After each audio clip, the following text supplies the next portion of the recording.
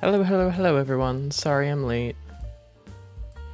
I've had a lot of things to set up and I got a little bit sidetracked.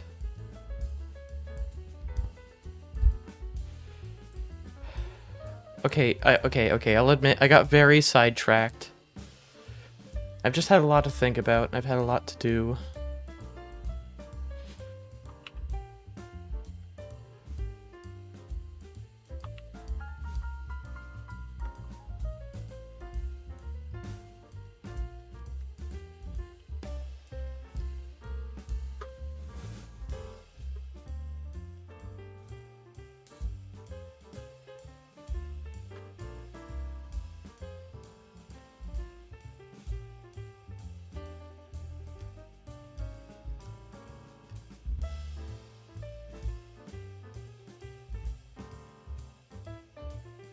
Hello, welcome everybody.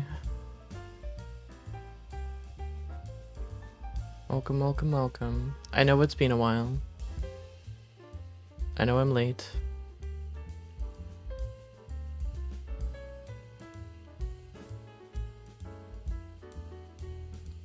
I ain't home, it's over. I know, you're not home for another 2 hours.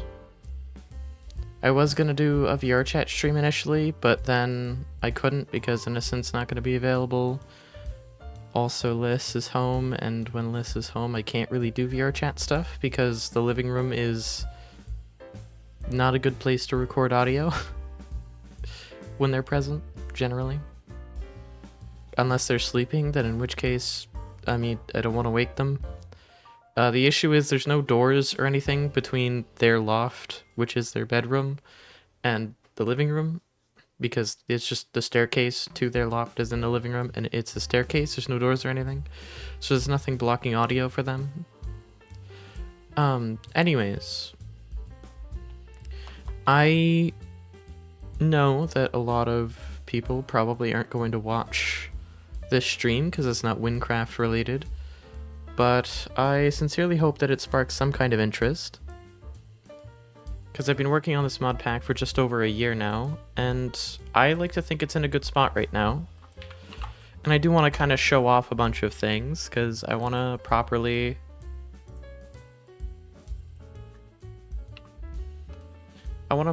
do some sort of advertisements here. I want to kind of spread the word of the mod pack a little bit because I want to get more eyes on it. Because there's still some things I have to change, but I think most of the things that people would have me change are things that likely aren't going to be on the list of requested changes.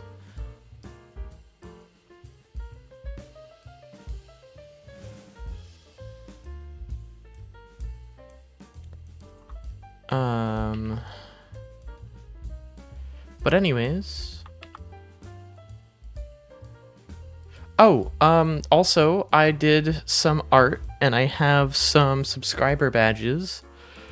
Apparently, subscriber badges are static to an extent. Like, they only upgrade every... Like, you get your 1 month badge, then 3 months, 6 months, 9 months, 1 year. I was hoping that I could do, like, a monthly badge change, so I have actually... I have 13 different badges that I have made up of increasing colors and then, you know, things of the logo, but unfortunately that that's not going to work out the same way I wanted it to because Twitch only allows for every 3 months or so, which I guess makes sense. They don't want to store too many of these badges that are at most 72 pixels by 72 pixels. And at their smallest 16 pixels by 16 pixels. So, you know, it's all about the 5 kilobytes of storage at most per badge. Actually, it might be less than that. Let me see. Well, no, they do have to be PNGs, so that might actually make it a little bit larger. But let me see what the actual size of these is. Let's see, 5 kilobytes, 6 kilobytes, and 8 kilobytes. So per badge, that's 19.2 kilobytes. So about 20 kilobytes per badge.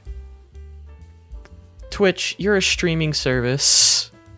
What do you mean 20 kilobytes per badge is too much? I don't know. Maybe they just didn't think that anybody would want to do more than upgrades every 3 months, but hey, whatever. I mean, I guess I'll just choose the best looking ones out of what I've already set up. For now, I have the first, like the base subscriber badge and the 1 month subscriber badge.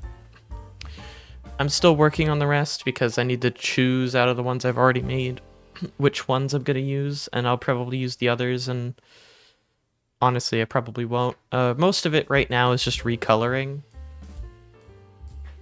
of the logo with some minor changes here and there, so... Anyways, ad break is being forced, so I'm going to play a 3-minute ad break. Doing that so that hopefully we can go without ads for a while. I know it sucks, but you know, that gives us pre-roll ads disabled for 63 minutes. So hopefully that gives me enough time to do something.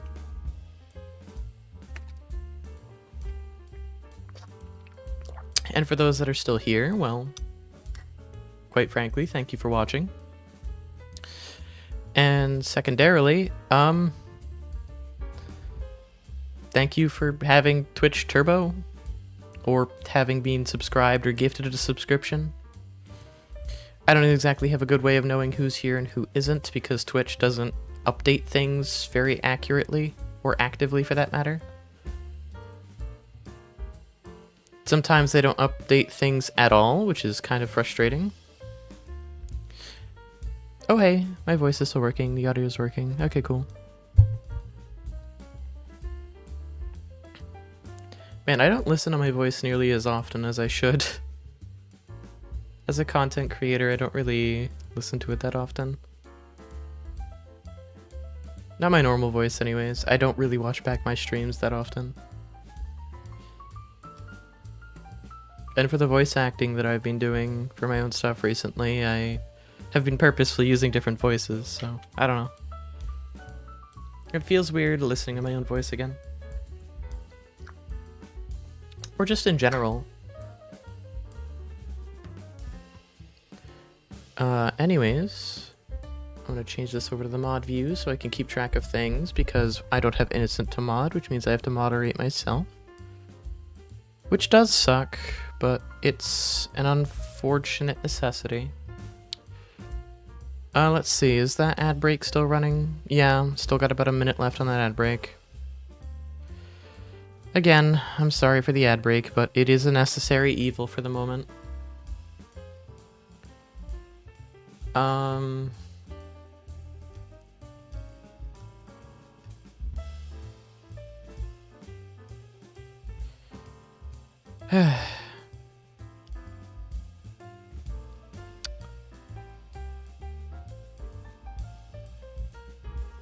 gonna test something. Oh hey, that's nice.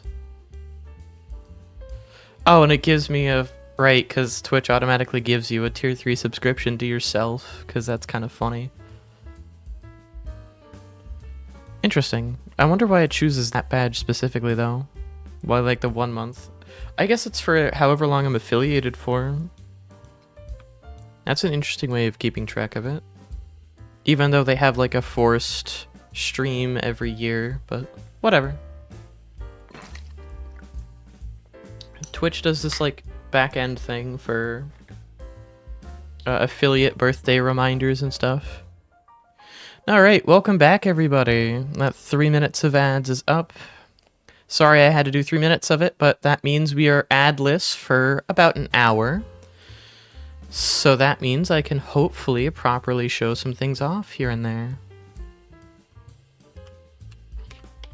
Now, the first thing I do want to show off is, while yes, this mod pack is in beta still, it is available on CurseForge right now.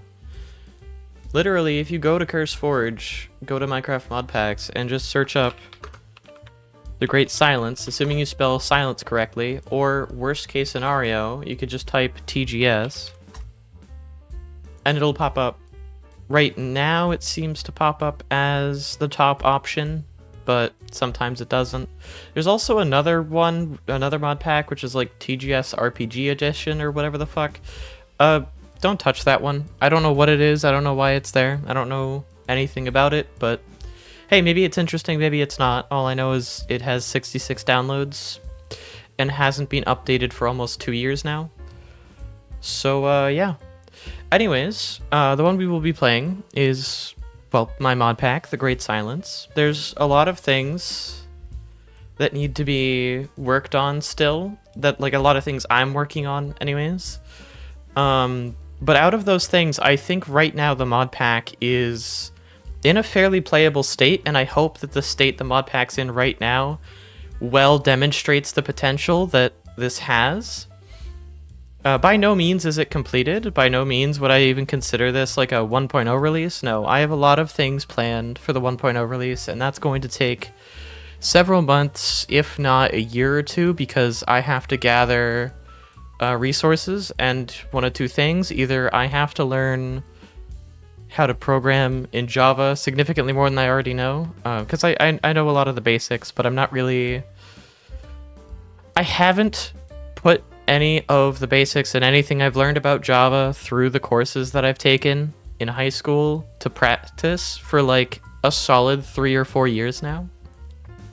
So I haven't really properly experimented with Java recently, aside from some minor things here and there. So there's still a lot of stuff I would need to pick up on that front. But there is a mod that I am starting to get the handle on that should help me implement a lot of the things I want to implement. I'm just hoping that I can use this mod called In Control to set up kind of the backbone of what I wanted to do with the TGS Tweaks mod, or at least partially what I wanted to do with it. Right now, the TGS Tweaks mod basically just allows for invisible name tags and I think one other fix for dynamic lights or something. And the other intention was I wanted to add a proper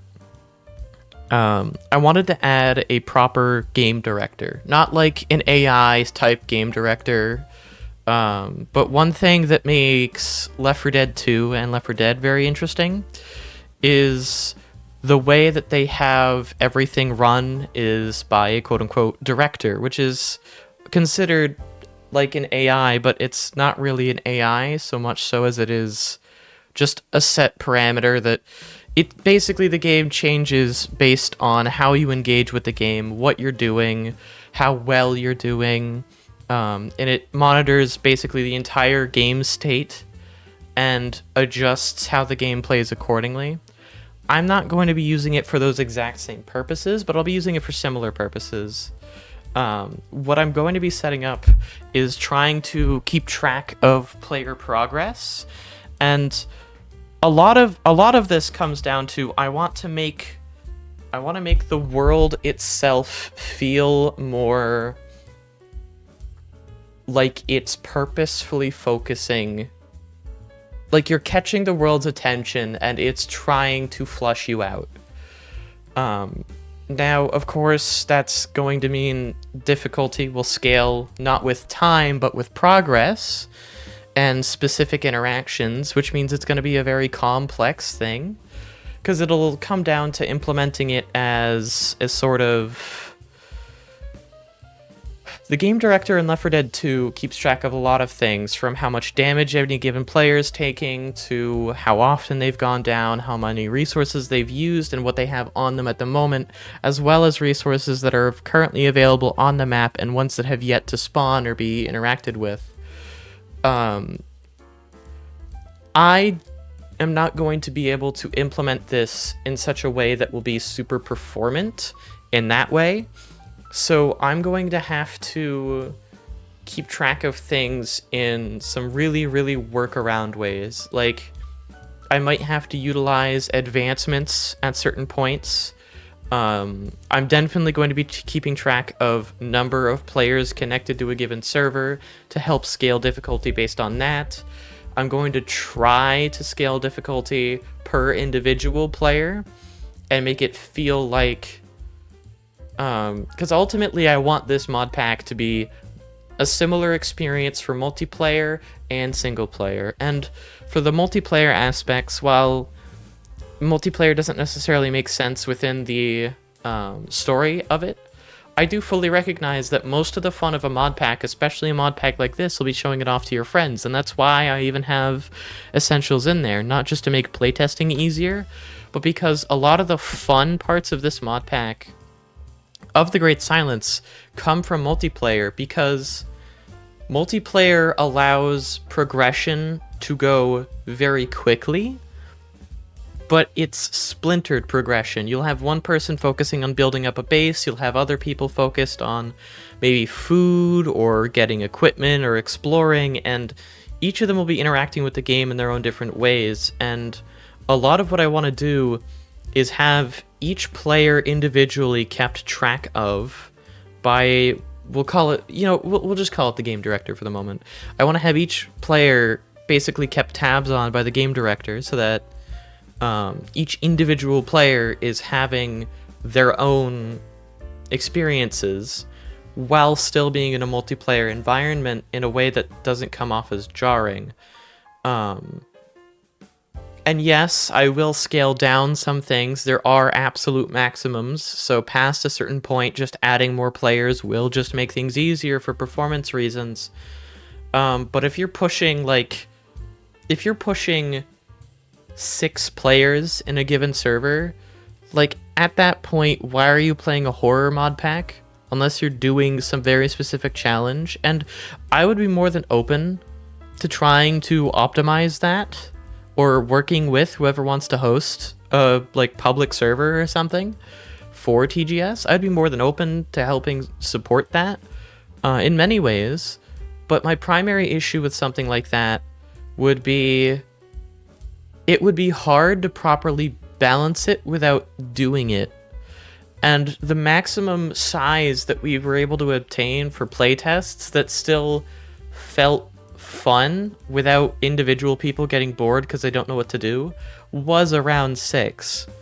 So for now, for multiplayer, I'm going to focus on scaling up per player up to 6 players, and anything past that will get blocked just to help give some extra performance overhead. Because I do have to implement maximums, because some mods really don't play nicely, and I need to make sure that there aren't more than, say, 50 husks or 50 zombies spawning at any given point in time. It's actually funny. One of the primary optimizations I have implemented was using in control to restrict spawns of mobs, because there were some structures that would spawn literally thousands of a mod, and the Minecraft vanilla mob, for whatever reason, vanilla Minecraft didn't do anything to restrict these spawners from just suddenly spawning thousands upon thousands of mobs, which was a bad thing for many reasons. And obviously not entirely, there we are, and obviously not entirely a good thing, because it would just kill performance, to the point of bringing servers to a crawl, which really sucks, because it means that those worlds become unplayable the moment certain structures get generated. But anyways, I've gone out of my way to make this mod pack as kind of accessible as possible.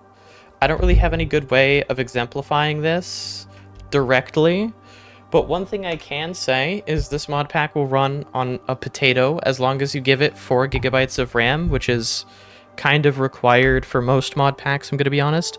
You can get away with less, but if you can't dedicate 4 gigabytes of RAM towards Minecraft, you're going to be struggling to push intended render distances. And yeah, you could play on low render distances, but I wouldn't recommend it, because exploration is kind of a key part. But hey, everybody can play how they want. All I can guarantee is that as long as you give it enough RAM to boot up, if you are able to reach the main screen with whatever RAM amount, you will be able to play the game with it, assuming you select the right settings. Most likely, anyways.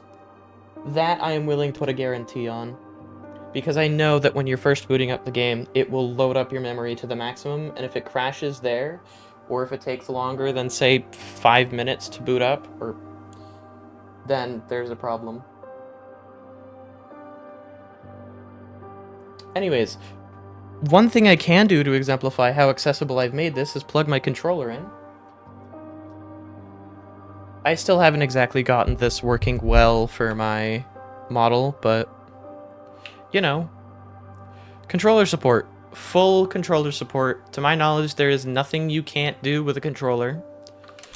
And I will exemplify that by creating a world real quick. Oh, I've also got some art that I need to do for the Great Silence. I have a beta trailer that I've been working on for a while. Like I mentioned earlier, I've been doing voice acting for that. So anyways, as you can see, it basically just works like the console versions of the game, where it gives you this pointer that slows down whenever you hover over things. And yeah, there is the option for this as well. If you use a D-pad, it will automatically find buttons. To my knowledge, this seems to work pretty well. I haven't encountered any issues with it, primarily because so far I've treated this mod pack as a vanilla plus mod pack. I haven't really added much that changes vanilla progression. I haven't added much that changes how vanilla functions, especially menuing wise. There are some menus that are a little bit bugged here and there because fancy menus updates and things change, and I've addressed as many menus as I can, but it does get very tedious sometimes editing these menus.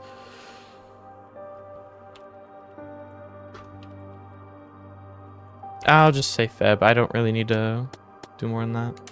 The difficulty is locked to hard. That is an intentional thing. Difficulty is locked to hard because that's what this mod pack is currently designed around, and lower difficulties break things. And they change the gameplay elements enough that I consider it not worth supporting, because like at the moment, at some point I will go in, I will make manual changes that account for world difficulty, etc. But for now, I'm just focusing on hard, and then I can make things easier later, or potentially harder later as well.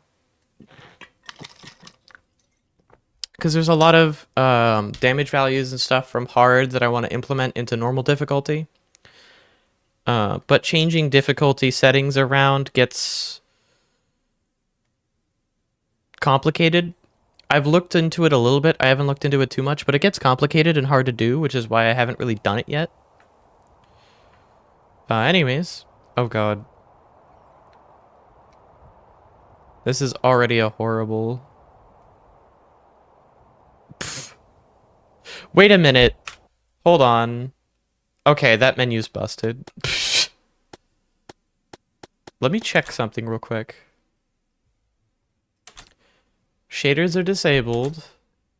Wait, is this sodium menu accessible via? No, yeah, you have to use the thing. Okay. I mean, it's still accessible. It's just a pain because you can't click around normally. It still works though, at the very least. As to why this is so... I don't know why it's acting up. Normally, this is fine. Wait a minute, is it because I have Distant Horizons on this one? Distant Horizons might be the problem. Yep, there it is. Distant Horizons. Let me get rid of that real quick. Distant Horizons is not part of the mod pack normally. I had it installed for purposes of making the beta trailer. So I guess this isn't really the release version of the mod pack. Oh, the Midnight Lurker is already active. Okay. Good to know that we've rolled an aggressive version of him. Also, this FOV is terrible. This menu is so broken. I don't understand why this menu's broken now. I've had to fix this menu like 20 different times. I feel like every time I update the mod pack, it breaks. You know what? You know what I'm gonna do? I'm going to...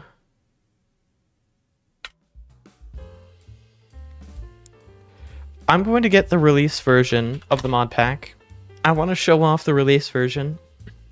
I think I've broken something in this dev version. I don't really need to keep it around. Anyways, so delete profile backups, yep. The wonders of working with CurseForge is if I ever need a backup, I have so many backups. The only problem is CurseForge doesn't really do well with, hey, I want to have multiple copies of the official release of a mod pack without having to make a copy by hand. Unfortunately, making a copy by hand does literally copy everything, including any edits you've made to a mod pack. So for my purposes, I'm going to have to just re-download it, which shouldn't take too terribly long. I have decent internet, believe it or not. At least for the moment. Depending on how money flows, that might have to change. Maybe not soon, but we'll see.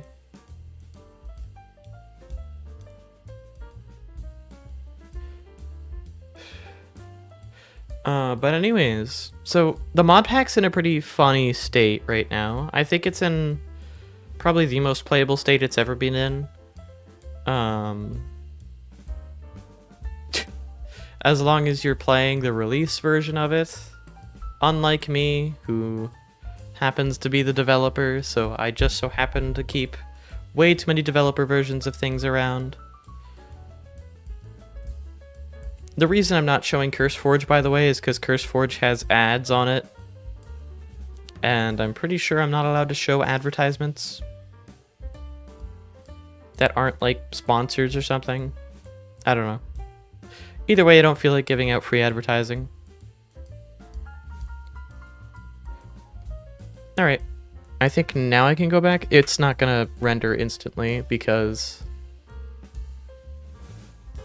Whoa. I hit the keybind. There we are. There it is. I was worried there for a second. Alright.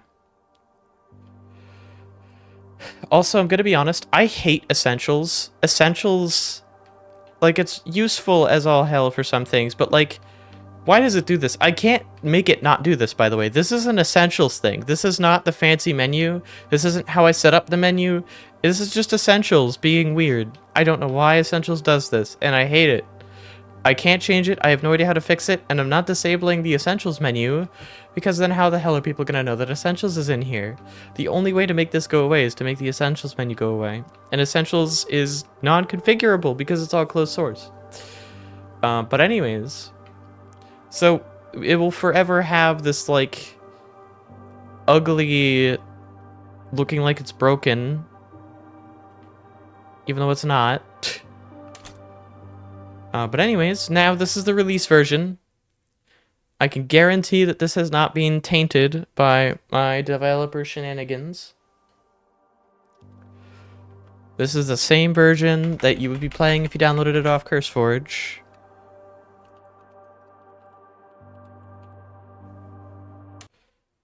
And again, controller and mouse and keyboard, it allows you to switch between the two almost seamlessly. Sometimes the switch to controller takes a second, depending on what kind of controller you have. But for the most part, you should be able to switch completely dynamically between the two.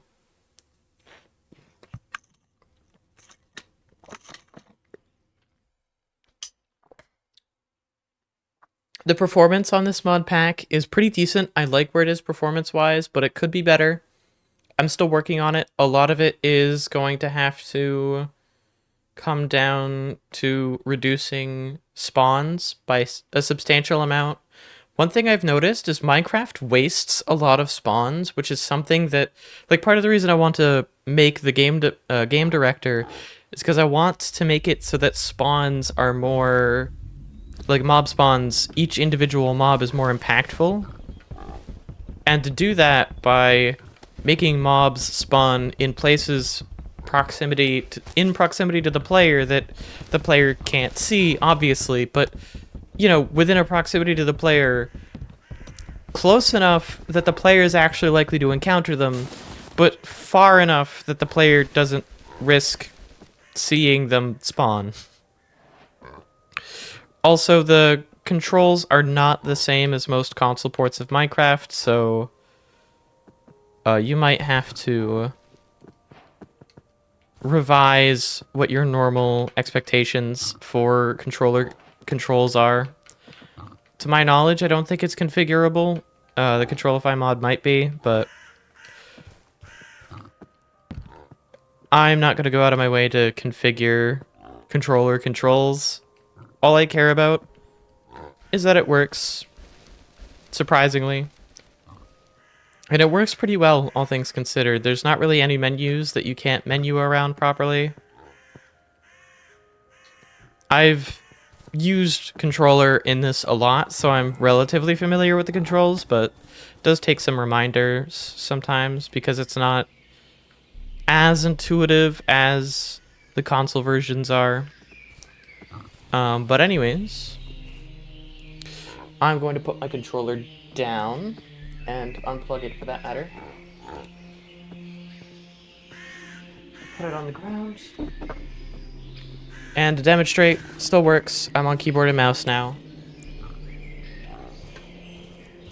Now, at this point, progression is basically the same as normal Minecraft. You can just play it like vanilla. Initially, anyways. There are some distinct differences, like you're kind of better off in the late game, or even mid-game, going for soul iron for a little bit. Which is a little bit of a pain to get to, but it's worth it because it lets you survive things that would otherwise kill you. And there are some fights that you cannot do without a soul iron chestplate, even with full protection 4 and netherite armor. That is not the best armor in the game, by the way. This might be vanilla plus, but there are still alternatives. The soul steel chestplate might not be the best, but the ability to tank hits that would have otherwise insta-killed you from full health will never not be useful. Especially because it lets you take up to 10 of those hits in a row without healing. Basically, it turns any attack that would deal your full health bar or greater into an attack that only deals one hit. There's also a couple quality of life things implemented because vanilla Minecraft is long and boring, and I don't want people to be stuck wishing that they could break trees instantly or spending time collecting trees when, you know, just get an axe. Axe does rest of work. Because unlike vanilla, there is actually more to this experience. I would absolutely consider making aesthetic changes to make this mimic earlier versions of Minecraft. Because right now, this is obviously running on 1.19.2, I think. Yeah, 1.19.2. And is currently using, you know, the most updated textures. Oh, also, items can stack above 64. Most items can stack up to 999. Items that were unstackable can stack up to, well, some of them. I've implemented specific exclusions for items that normally can't stack. So you can't stack tools or armor, period.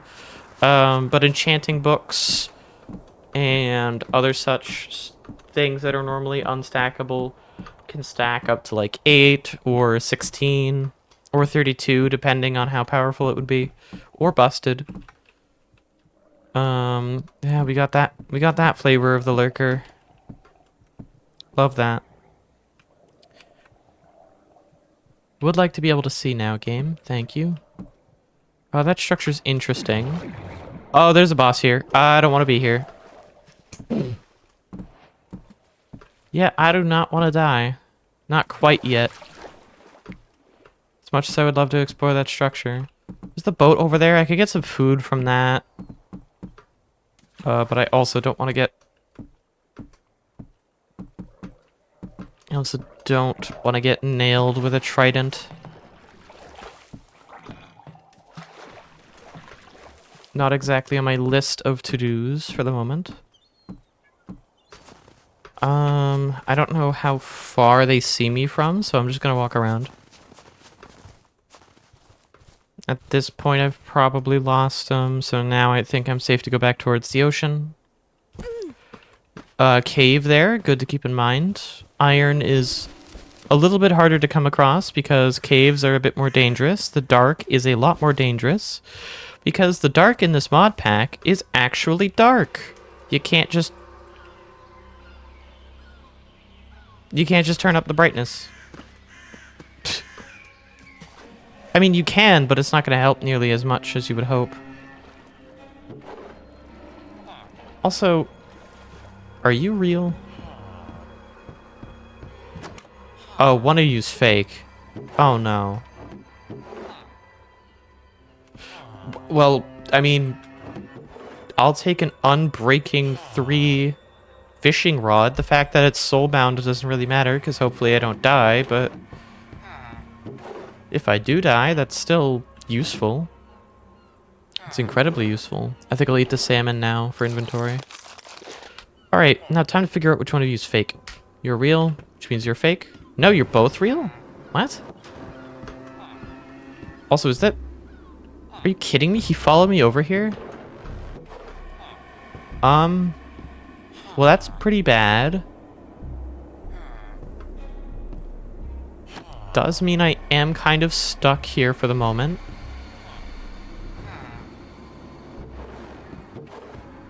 I need it over here. I need it to come to this side so I can make a break for the land. I would make a boat, but it's just gonna destroy the boat. Here. The danger is the trident's throwable. I won't know if it sees me until it throws a trident. And the trident can one-tap me because I'm not wearing armor. Hopefully he's moved over enough.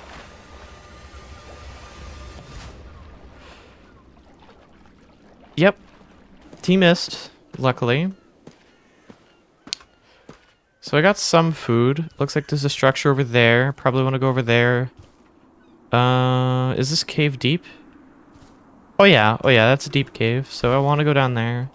There might be a dweller in there. The dweller, I should have some period of safety from the dweller coming after me if I were to go into a cave right now. I'm not really equipped to fight it. I have enough blocks to block it off in a strip mine, but that would kind of be best case scenario. That is weird generation. Might talk to somebody about that. Alright, where was this structure again? Yeah, over here. I figured it was in this area. What's over here?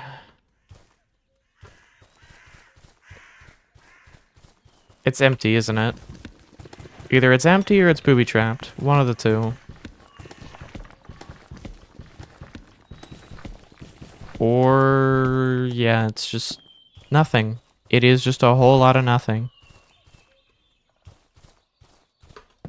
Make my way to the top, I guess? Maybe there's something in there? Okay, well, this'll do too. No. The zombies already spawned. Sun is setting, which is bad. I don't have coal or torches yet. I should have taken a lantern from that boat. Okay. This is getting bad quickly. I need... Okay, I'm gonna be in the dark for a bit. I need to get near one of those caves. Collect some logs. I need to get near a cave.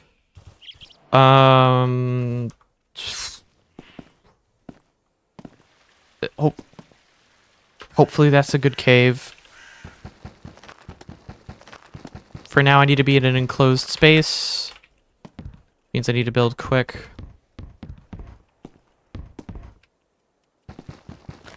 I want a little bit of room because I need to place stuff down.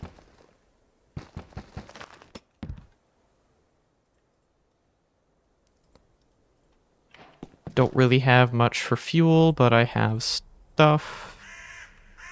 I need torches. Torches are very important because light is not global.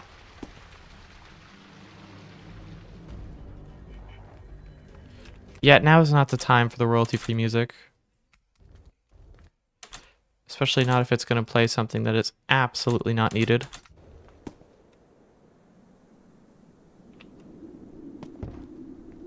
God. Okay. You know what?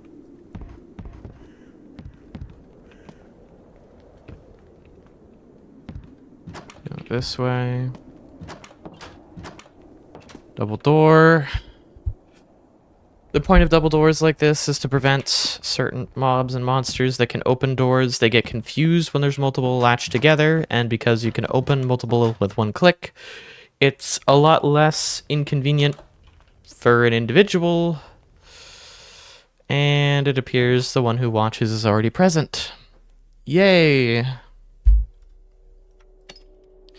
I was hoping I wouldn't get its attention very quickly, but yet here we are. I'm gonna get a torch in here. I need to secure the area enough. I especially want to start securing inside this cave. My only complaint about the current implementation of the cave dweller is it can spawn in lit areas, which is very unfortunate because I want lit areas not to be completely safe, but I don't want them to be effectively...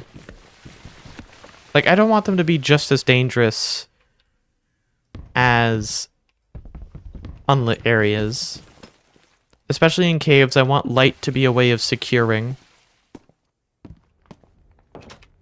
At least securing the potential of spawns from happening there.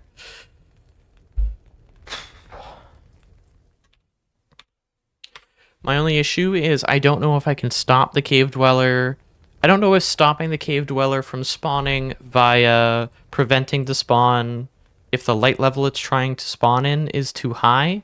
I don't know if that will allow it. Like, I don't know if it'll try and spawn somewhere else or if it'll just give up on spawning it entirely, because that would make the cave dweller virtually impossible to encounter. I still want it to try and... I still want it to spawn, but I want it to choose a low light level location. And I don't know how to make it do that by default. I could take the original by Gargan and start modifying it, but like I said, not really at that point yet. Man, the one who watches is really, really insistent on bleeding in that corner.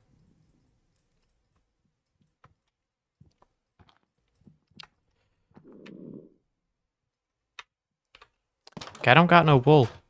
I'm sure there's a sheep out there. Also coal, very important. Stream is going well. There's food in the fridge if you want it. I had some comfort food leftovers from last night.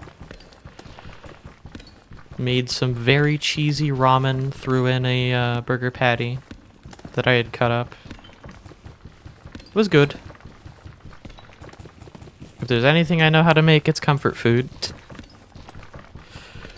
There's a lot of things going on with the mod pack. Right now, this is just a general playtest because, again, I want to show it off.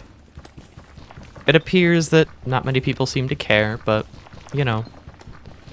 Hopefully, eventually, this will reach some portion of a correct audience. Because I've seen a lot of people talking about horror Minecraft and just horror within Minecraft in general. And I genuinely understand what makes Minecraft horror oriented, or what the horror elements of Minecraft actually are.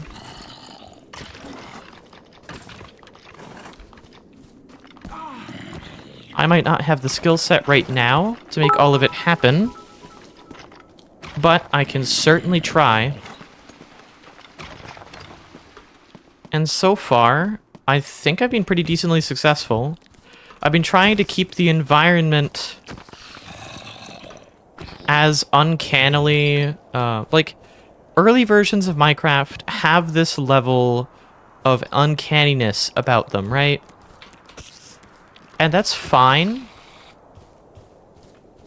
But what I'm specifically looking for isn't that level of uncanny for environmental horror. I'm trying to make the environment feel almost like a modern... Feel like a modern Minecraft, but with something else. Something extra. Which is why I've chosen some of the world generation and biome mods that I have to make things feel more extreme, more aggressive, less, you know, how do I put this? I'm trying to make it feel like modern Minecraft, but slightly wrong. Wrong in a way that puts people on edge because it seems fine, it seems normal, it seems like modern Minecraft, but it's just wrong enough. The generation is just extreme enough that it indicates that there's something wrong.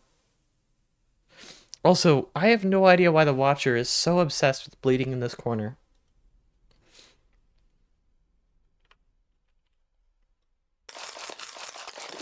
I know that the Watcher is not in a stage of attack. Or at least I certainly fucking hope it's not.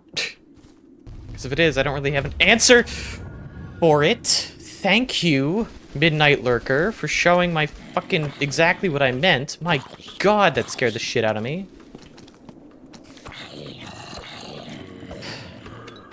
One thing I went on about in a comment I had posted related to TGS, the fucking fever dream,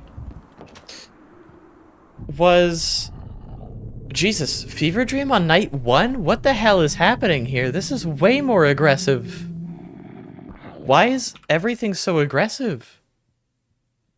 I've never had a fever dream on night 1. I've never had the one who watches become active so quickly. I've had the lurker become active this quickly. But anyways. Thank you for the biddies, by the way, Liz. Thank you for the biddies.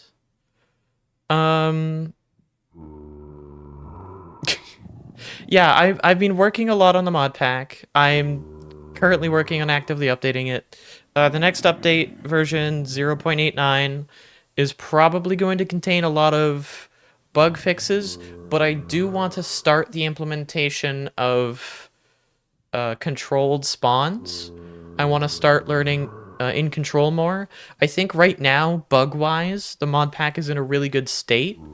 Moments like just there, though, what I was about to go on about was how the mod pack is in a state where it's less about the jump scares and more about your reaction to them. One thing that's always peeved me whenever people are like, oh, horror games are only scary the first time around, and when developers give up on that because, oh, but once the player knows everything, there's no reason for the player to be scared. My response to that is, yes, but what about tension?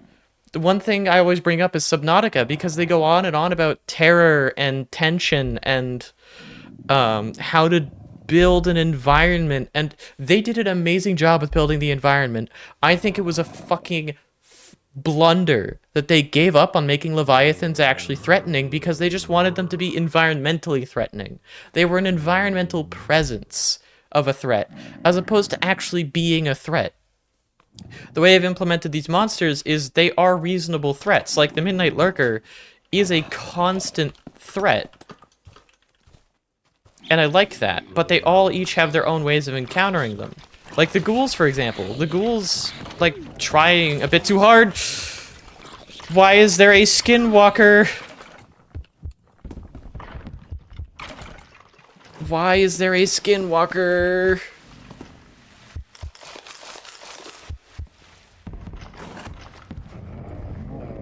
Fuck me.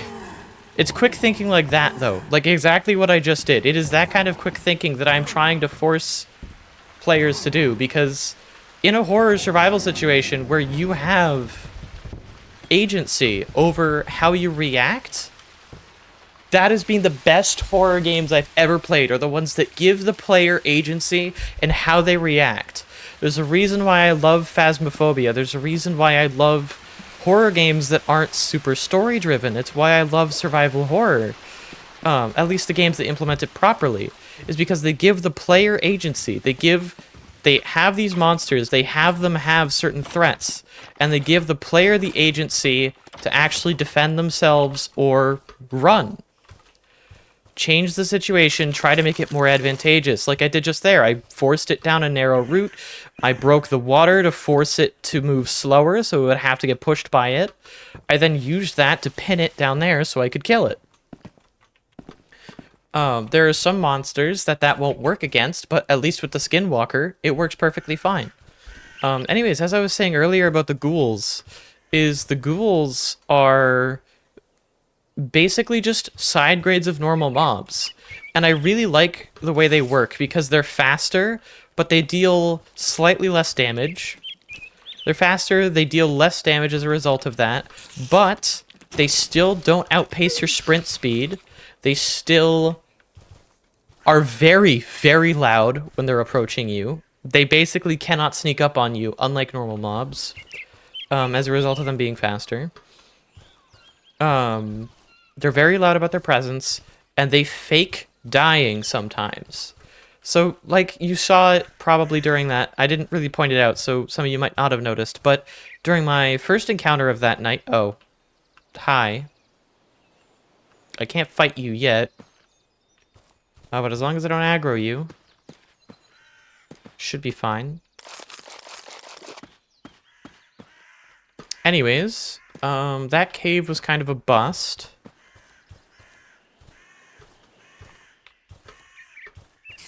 I'm hoping this other cave will deal slightly better. I don't know if this spider is going to be aggro.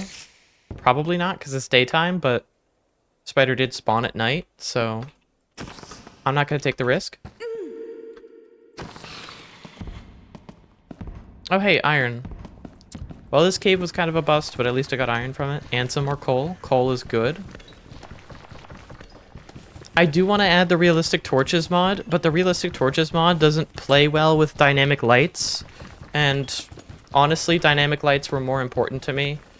The reason I wanted to add realistic torches is because light is an active tool. It is something you need to continue playing TGS. If you don't have light, you don't have information, and without that information, you die. Like, yeah, sure, you could rely almost entirely on sound if you really, really wanted to, but sound isn't going to tell you about the quieter mobs, like a creeper, for example, approaching. It's just going to tell you roughly where it is when it starts to try and blow up. It's not going to show you the environment, it's not going to reveal any monsters to you, it's not going to give you time to react before something is close to you. Whereas light gives you all of that. But there's a reason why I control light in certain situations. I make darkness actually dark. Because it's not just horror related. Like I said, there's actual gameplay functions to every horror element, which is key to making horror continue even if you know everything. I'm the developer, and I'm actually scared at night. There's a reason why I wasn't really... Like, if I was perfectly... Like, if I felt safe... If I do know, like, I don't know everything about the mod pack, but I'm the developer. I know most of it. I know how almost everything interacts with each other. And I was still basically just turtling that entire night. And yeah, there are some people that likely aren't going to be that way. Then they might not get entirely scared. They might get jump scared here and there. And that jump scare might come with some tension that was built up, etc. It's not going to terrify or scare everybody, but it's scary enough. And it's scary in a way that mimics vanilla Minecraft.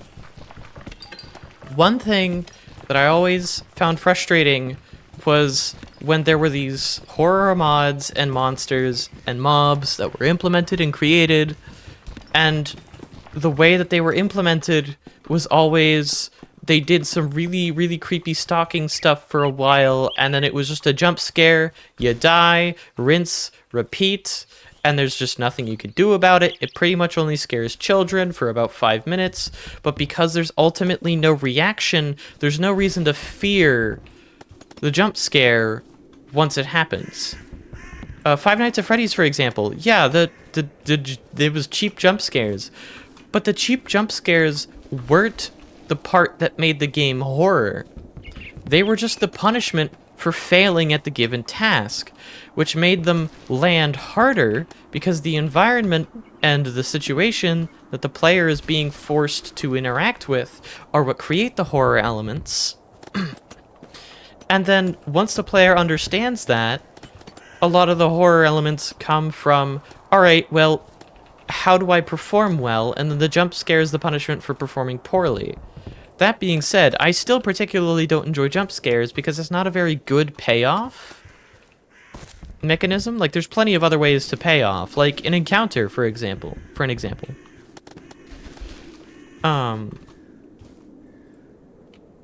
As I've shown there, I'm pretty decent at this mod pack. Again, I'm the developer. I know almost everything that there needs to be known about it.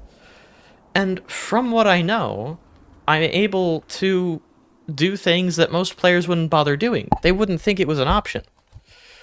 But eventually, given enough time playing, they start to get more confident, and that confidence lets them start to interact with the game differently.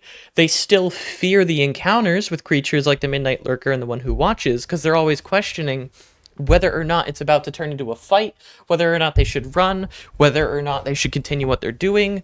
And it always reminds them, the stalking phases anyways, the stalking that these creatures do reminds them almost constantly that they aren't necessarily safe. And at any given point in time that they see these monsters, it might not be them stalking them. It could very well be the onset of a possible attack, which would be incredibly dangerous. So forcing players to keep that in mind by constantly presenting them with it will even keep players who understand the threats posed by any given monster and how to deal with them in a fight or flight scenario, like which one would be best for a given situation. Even the best players will still have, granted, a different type of fear because now they understand, but that fear will now come down to, will it happen at a time that will be advantageous for them, or will it happen at a time advantageous for the monster? And will they be able to react accordingly? They start playing fearfully, like they're afraid, like they're paranoid. And it is exactly that I am aiming for. They start playing paranoid. They start having to be scared of basically everything, because that's how you survive. The horror elements, interacting with them properly, will lead to your surviving situations you wouldn't have otherwise survived. Also, wait. Anyways. Yep, you're not attacking yet. I know that for sure, but that's still unfortunate. Like, for example, the fact that the One Who Watches is being so aggressive so early. Normally, he's not this active, which concerns me because that means he might move up the likelihood of an attack, and I don't want to risk that. The reason I'm clearing out these trees is because I'm basing up right here, and with these trees gone, I have more the ability to see, because these trees block lines of sight, so I'm trying to prepare the area. I'm playing like I'm paranoid. Because I am. I have reason to be. There is a reason to play like this. There's a reason to be paranoid. And older versions of vanilla Minecraft, they have their reasons to make you paranoid, but they aren't ever an actual threat. So you'll feel paranoid, but you won't really feel it because you're not playing like it. You're not acting like you're paranoid. You're just kind of feeling it in the back of your head. And sure, you might change what you do sometimes. You might stop and wait and consider whether or not to continue doing what you're doing, but ultimately there's nothing ever happens. There's no payoff. Having the payoff be fighting with something that you might not necessarily know how to fight and then having to run from it every encounter with these monsters and creatures, you learn more about how to deal with them. You learn more about their behavioral patterns. You start to gain confidence, but through that confidence, you start to be more paranoid, because inherently the way you counter all of them is by being vigilant, being paranoid, clearing spaces, being prepared for their attacks, being prepared for their stalking. Ultimately, minimizing risk by clearing and securing as many areas and as much area that you possibly can within some semblance of reason. And don't ask me about the arboreal colossuses. I have no idea why they spawn still. I'm pretty sure I disabled their spawning 4 updates ago, but yet here they still are. Anyways, it is a shame that every cave in this area has been a bust so far. This is night 2 for now, and night 2 is where shit starts to hit the fan. This is where shit starts to suck. Do I have any... I only have 1 bone. That really sucks. I could really go for a bone sword right now. Look how much my inventory is already filling, by the way. This is why I made it so that items stack so high. Because ultimately, I wanted to make the players focus a lot more on the gameplay and progression. Imagine how much slower this would be. Like, I'm not even at iron yet. It's night 2. And I'm not at iron yet because I'm too busy preparing my environment, preparing a base for, you know, keeping it safe, making as much of the area as possible safe. If I'm doing this with other players, yeah, sure, this would be a lot quicker. But I'm not doing this with other players. I'm doing this by myself, which means I have to spend time preparing the grounds. I have to spend time preparing for a fight that I might not be ready for when it eventually comes anyways. But I need to minimize that risk. Any player who is interacting with the mod pack needs to do that to survive. Because if they don't, like I said, they don't survive. They get punished by dying. And dying in survival means losing everything in your inventory and being sent back to spawn. Also, I made it so that players can't skip the night. You cannot sleep. Sleeping will only set your spawn point. It won't let you skip the night. Do not pass go. Do not collect $200. You do not get to skip these night terrors, and as a result, phantoms can spawn. However, there can only be 1 phantom per player spawned at any given point in time. So deal with that as you will. I think phantoms are fine alone. I don't like how they work when there's groups of them, because groups of phantoms are just annoying. An individual phantom here and there is actually kind of fun to interact with, but they don't start appearing until night 3. They never amp up in spawns also. They only spawn more frequently on higher nights. They don't actually spawn in greater numbers, because like I said, they are restricted to 1 spawn per player, period. So you will only at any specific time have to deal with 1 phantom, but the moment you kill a phantom, the slot for another phantom to spawn opens up. So yeah, sure, you might kill a phantom and then another one immediately spawns, but at least it's spawning in the air, not actively swooping down. And it's not guaranteed, because the spawn timers for phantoms are, you know, night-based. So the longer you go, like the more you go without sleeping, which unfortunately you can't, so the further into the game you get, the more you progress, the harder it gets to do that kind of thing. Anyways, I do actually really need to go to the bathroom, and we're running out of time before it plays another ad anyways. So I'm going to go to the bathroom. I'm going to give us another hour without ads by playing 3 minutes of ads. So for those who are here, please stick around, watch through the ads. I will be right back. It's only 3 minutes. You can watch through the ads. You don't have to if you don't want to, I guess. But hey, if you subscribe to the channel or you have Twitch Turbo, you can not have to watch these ads and be supporting me significantly more than having to watch the ads in the first place. And also, if you want to support TGS directly, you can do so through me, because I'm the sole developer of it at this point, or you can do so over at Patreon. If you want to support me directly, please do so over on Patreon. I will see a significantly more of that money than I would if you subscribe to me on Twitch. Anyways, I'll be back.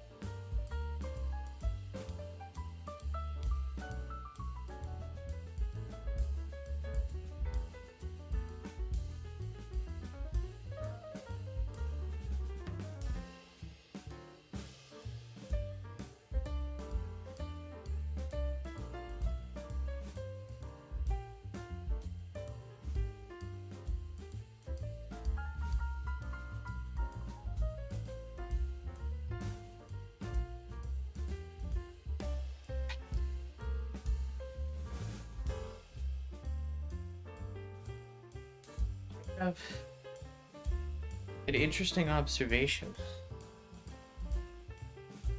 Les, I don't know if you're still here, but... Oh, hold on. I need to readjust my chair. I was wondering why that wasn't flopping over. It's because the pillow shifted. So the pillow was fully supported. Interesting. I don't think I noticed that before. Anyways, I have an interesting thing. Somehow, Liz managed to find toilet paper brand toilet paper. Nothing special. It is literally just unbranded, just in black toilet paper. Black background with white text. That's it. That's the brand. And yeah, it's toilet paper, all right. It's somehow not the worst. I think the most interesting thing I could say about it is that I have nothing interesting to say about it. Usually when it comes to toilet paper, like paper towels, there's like a complaint to be had. Usually there's like something bad about it, whether it be not comfortable or it breaks too easily or something like that. I have no notes on this toilet paper. It didn't break too easily. It wasn't uncomfortable. It wasn't actively comfortable, but I don't know. It was like hotel grade.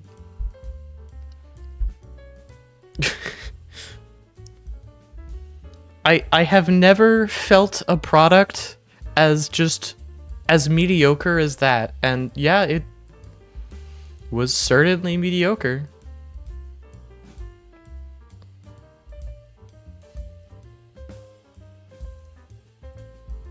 Anyways, whatever, I guess. I'm back, by the way. We are continuing now. I don't entirely remember what I was saying, but anyways, like I said, this mod pack is focused on the gameplay elements of survival horror, kind of like implementing what Minecraft always felt like it had. That's kind of been my approach, is implementing what Minecraft felt like it had. By actually implementing genuine threats that require certain reactions. I should make a shield. That would be smart. Do I want to make a vanilla shield or a wooden shield? I think a vanilla shield would be better. And yes, you can make a wooden shield. The major reason I didn't is because I'm not playing super aggressive. Believe it or not, this is me not playing super aggressive. This is me playing relatively passively. This is what passive play looks like. And the primary reason why I'm even being passive is because I have concerns with how aggressive some of the other monsters are already being.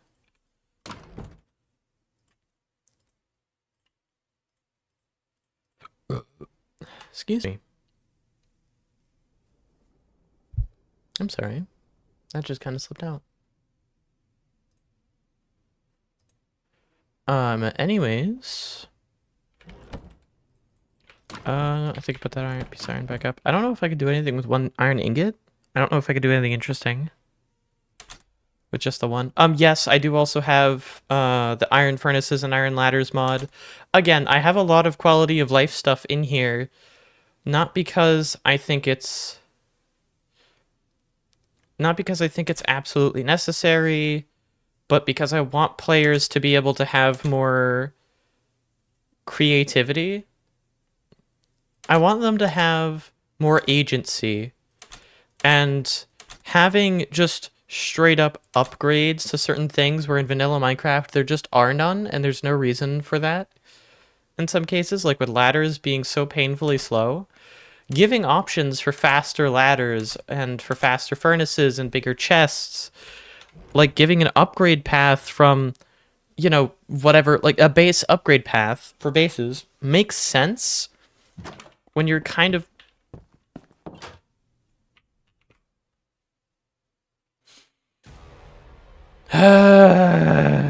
This is also a downside. Like I said, the performance is decent, but there are some monsters that are not the best optimized. And I can stop, like, the major problems when I notice them. But noticing them gets hard.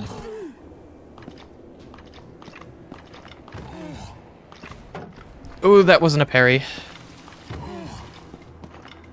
That also wasn't a parry. And yes, I did actually add shield parrying. There's different windows it shows on the shield thing. 0.25. Thank you, Lurker. A 0.25 window means you have 250 milliseconds after you put up the shield, where if an enemy hits you or a projectile hits you, instead of hitting you, it will parry back. So for projectiles, it'll send the arrow the direction of your cursor, so you can actually take arrows and use them as weapons. In multiplayer, it can actually get pretty funny, because you can ask, if you get a shield with a decent parry time and you're good at parrying, you can have somebody shoot, like purposefully shoot you so that you could parry the arrow back at a mob for extra damage. It's a little bit, it's very tricky to pull off, but the extra damage bonus is like a guaranteed crit. It like doubles the damage, which can be worth it, especially in situations against monsters or bosses with high health, that kind of thing. Like if we were doing the Arboreal Colossus, I would absolutely have another player with a bow and arrow, and I would be trying to parry it into the Arboreal Colossus. The alternative would be both of us with bows and arrows trying to take it down, but that gets expensive in the early game because no access to infinity and no easy access to arrows. Bows are just string and sticks, but arrows are a bit hard to come across because they require feathers and flint, and feathers are probably going to be the primary restriction there because, as I'm sure you've noticed, a distinct lack of passive mobs in the area. They don't respawn that often, and they will get actively replaced sometimes by skinwalkers, who will also hunt them. Oh, also every... I don't have another weapon. Okay. Also, every spawn, when you first spawn, you're guaranteed to be in a cold biome.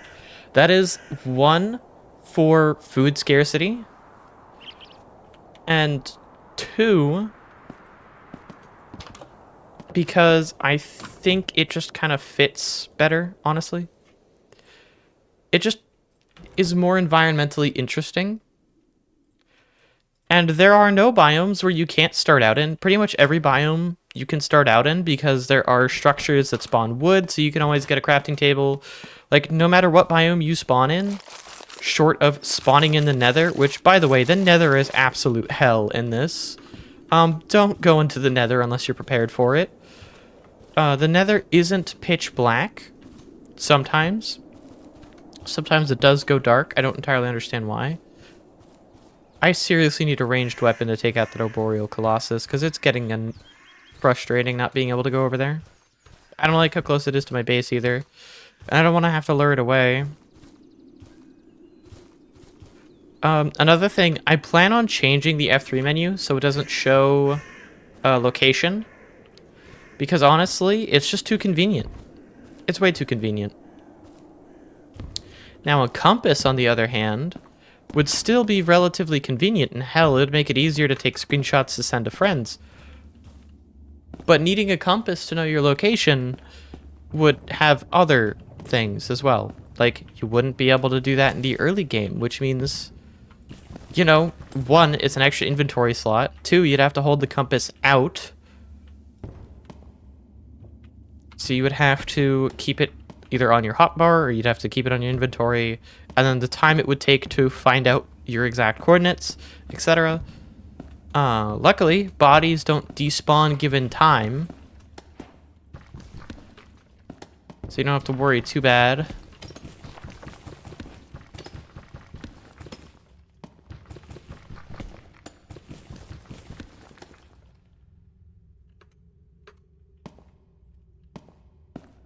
Another thing I plan on implementing is, like, kind of heat levels. So there's... I already am going to be implementing, like, a system to keep track of... Oh, copper's also really useful for base upgrades, because you need to get copper chests, copper ladders. Like, you need copper to start upgrading things. Because you can't go past it without the copper variant. So copper is useful.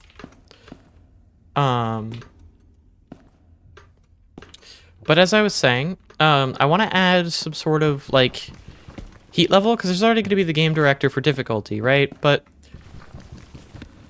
I also want to add some kind of heat level, like, per mob, so that things never get too terribly intense, and obviously the maximum and minimums are going to scale based on what the game director thinks is best for a given situation.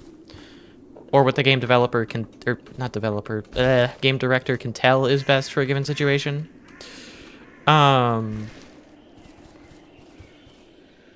Which, to clarify, the game director isn't going to be an AI. Oh, hello. Lava. I can't help but notice that the skinwalkers keep coming from this direction.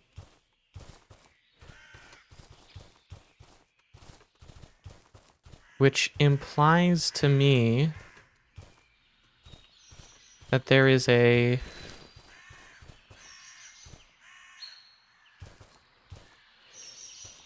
Wendigo. Yep.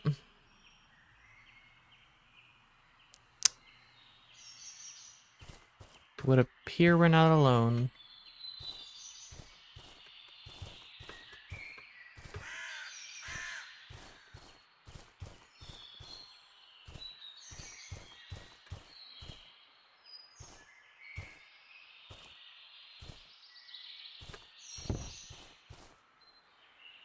Oh, well, there's a decent looking cave.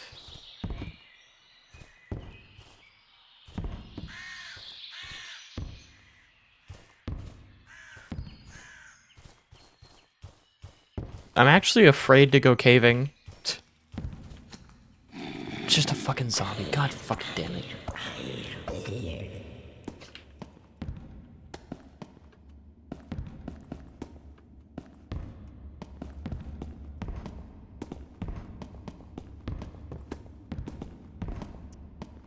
I'm the developer, and I'm actually kind of afraid to go caving. Because I don't entirely know how the cave dweller works yet. I really don't have that many interactions with the cave dweller, so I am not very confident with encounters with it. Like, I haven't practiced fighting it. I haven't practiced engaging with it in a like fight or flight scenario, aside from, like,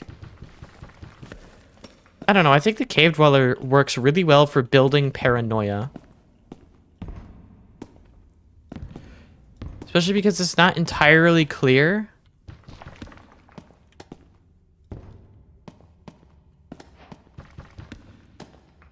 when it spawns and despawns during an actual attack.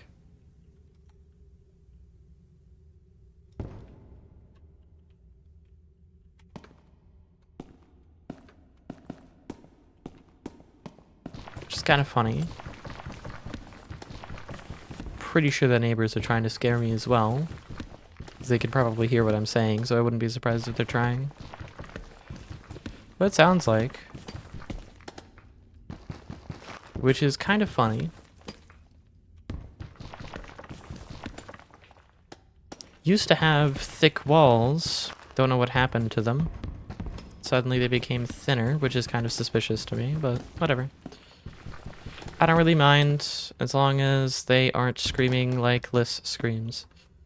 I guess that kind of makes us the bad neighbors. Which, to be clear, I don't want to be. I try to be quiet when I can, but for as quiet as I can be, Liz is the exact opposite, and unfortunately I am kind of broke, so I don't really have the option to get soundproofing yet. Which I will probably get at some point. I mean, I do have some makeshift ways of doing soundproofing, but I don't really have the equipment to make it happen anyways. Right now, everything I have for that's already being used for other things. So really, just honestly a money flow problem. That's all it is right now. Which can be fixed.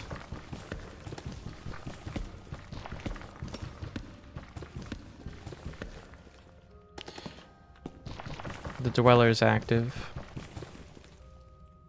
I need to be ready. I'd prefer to have armor because the dweller, when you have armor, does a lot less damage. Gives me a lot more time to react and a lot more room for fuck-ups. I don't have armor, so I have very little room for error in an encounter with the dweller. I know what's here, though. I hear it digging.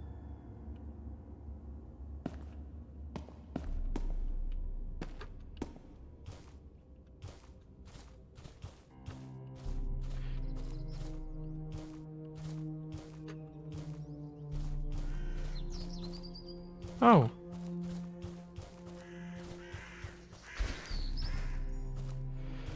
Well, I kind of chose a terrible spot. I think everything is hyper-aggressive because the Wendigo's in the area. I think the Wendigo is increasing the local difficulty levels.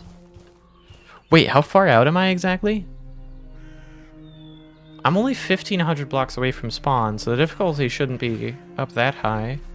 From that, I think it is genuinely that. I still need to kill that thing, but I really don't have any ways of doing that on hand. Oh, hello, Herobrine. It's a cool building block.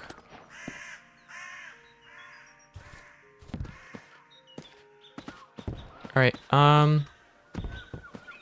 exploring at night is kind of a bad idea because your vision's extremely restricted down to whatever you can light up and whatever light you can carry with you, which does suck. Give Twitch points. I cannot give people Twitch points, believe it or not. And no, I did not die. Oh, I don't want to be in here either. Okay. That's... Ha ha ha ha ha ha ha ha ha ha. The undead sorcerer is nearby too. That's great. Or the lich, sorry. Man. This is like the weirdest playtest I've ever done. I just so happened to build up at a spot where the Arboreal Colossus spawns between me and anything interesting. There's a Wendigo hideout over there that keeps spawning skinwalkers to attack me. And because of that, I keep getting harassed by the one who watches, who's now way more aggressive than normal. Yep, he's already progressed to that stage? Fuck me. I need an action plan for when he attacks. I need a solution. I need something. Not die? I don't think I'm in survival, so that doesn't really make sense, but Jesus Christ, you've already put 1.4k stocks on me dying? God damn it. You know what, just for that, I'm increasing my FOV to 95. Also, I have 82 raw copper, my god. Maybe I shouldn't add copper armor. If only somebody voted no. Yeah, true. No, I hope somebody votes no, because they're gonna be making all of your points back. There's no reason for you to vote no or yes so often to those, Innocent.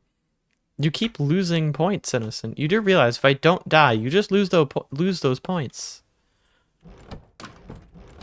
Yeah, tier 1 insanity.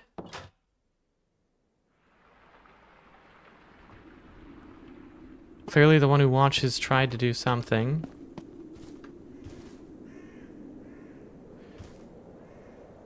Hi. I know you're not particularly happy you couldn't do your hallucination. Oh, there's 2 of you? Oh, you motherfucker. You motherfucker. They're not aggressive. There's just fucking 2 of them. You cheating son of a bitch. Okay. They're not aggressive. There's just 2 of them. Okay. That makes things more complicated. That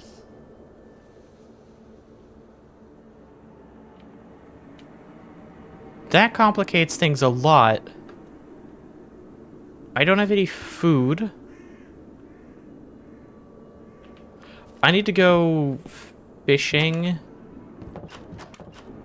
Oh, it can open doors, and I know that it can still make it through those 3 doors.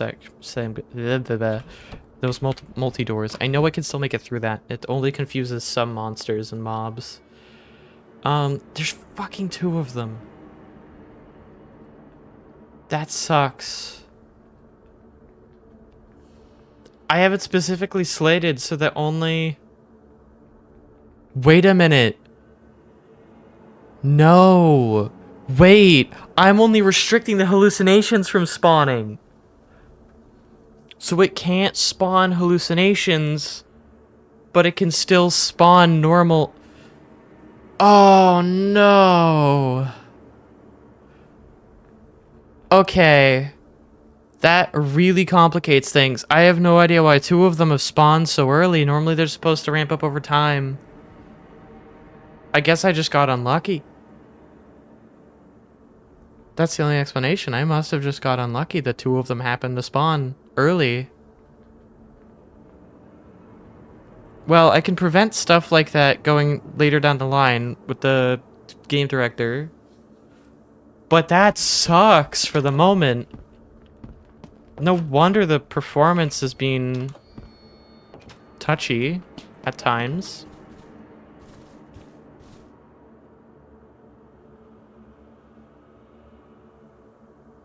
I think it also comes down to they're more active during the day. I think they try to be more active at night, but they can't be because spawns are limited. Yep. Thanks. I needed to hear that. Thanks for your input, the one who watches. Thanks for your input.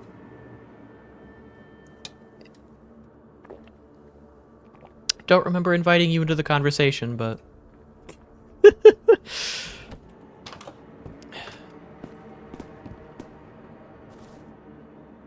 What do I even do if it attacks? Because I can't attack it. Like, there's no defending myself against it because it literally doesn't take damage for some reason.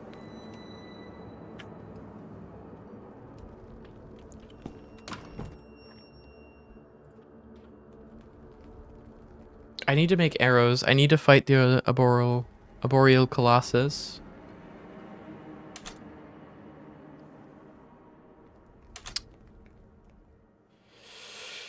I could go to those villagers, make one of them a Fletcher.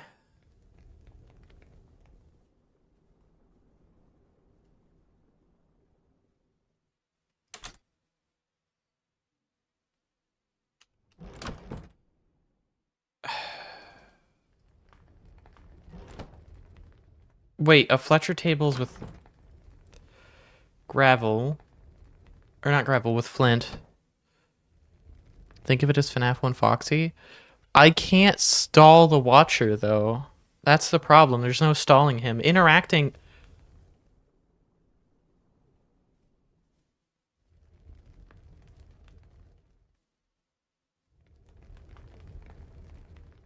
God fucking damn it, Innocent. You make a joke and that becomes actually interesting.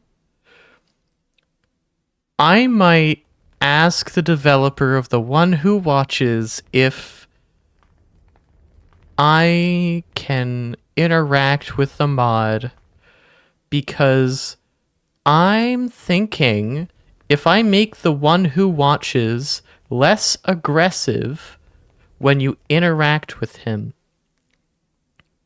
as in he won't attack you if you stare back. The more you interact with him, the less likely he is to start hunting you. That would be fascinating. That would actually be an interesting way of engaging with him. And make him stop disappearing when you look at him, and instead do the opposite. Have him stick around. The longer you stare at him, the less likely he becomes to continue attacking. Also, that is... Where the fuck did you come from, bub? Can I have some of that armor? Shit.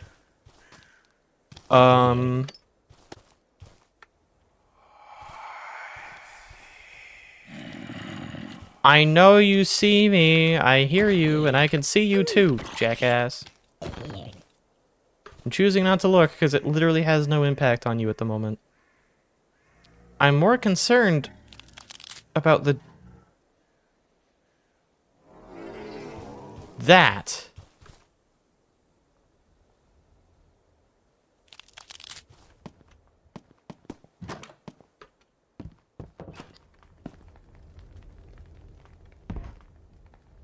Oh, but it can crawl through... Wait a minute. I tested this. It can't do this. Emergency plan. It can't go through 1 blocks. Not like this. Not anymore, it can't.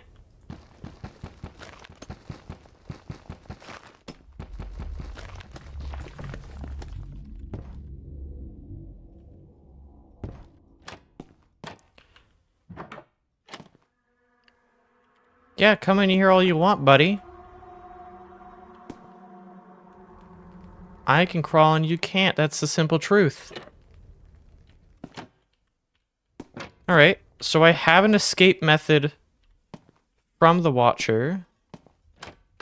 If it hunts, it's not reliable because this turn could get me killed. I'm too slow to get out of his range, even when I'm crouched. Unless I turn and look at him and move backwards.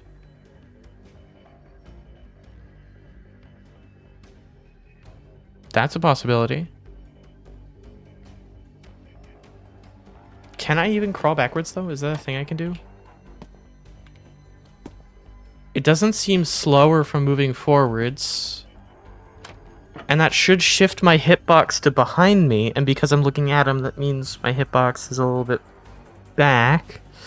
So theoretically, that works. My only concern is it's still not a very good option, because I'm still open to attack. The issue with the Watcher is he's fast.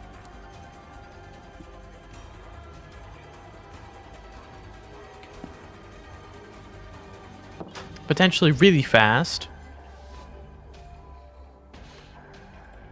And I need to be very precise with blocking him off in here. Because he can't go through 1 blocks anymore. He used to be able to climb through 1 blocks. He can't anymore.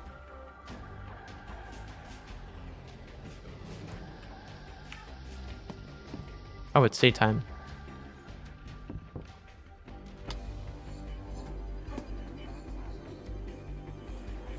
What the fuck? Oh, hi!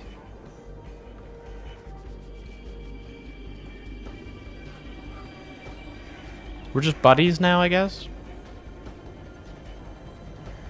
You should do some aerobics. Ah, there you are. There it is.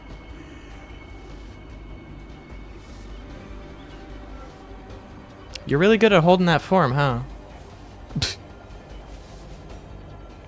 Oh! He's gone. Oh, hi. No, see, you need to make your hands touch the ground. That's what you need to do. Your hands need to touch the ground, bub. Oh, shit! So soon?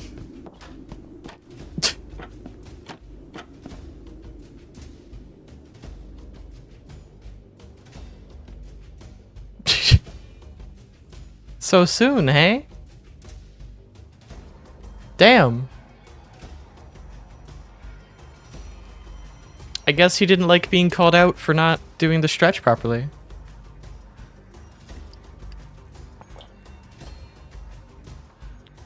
I guess he didn't like me being too critical of him. The only downside is I don't know when he stops hunting.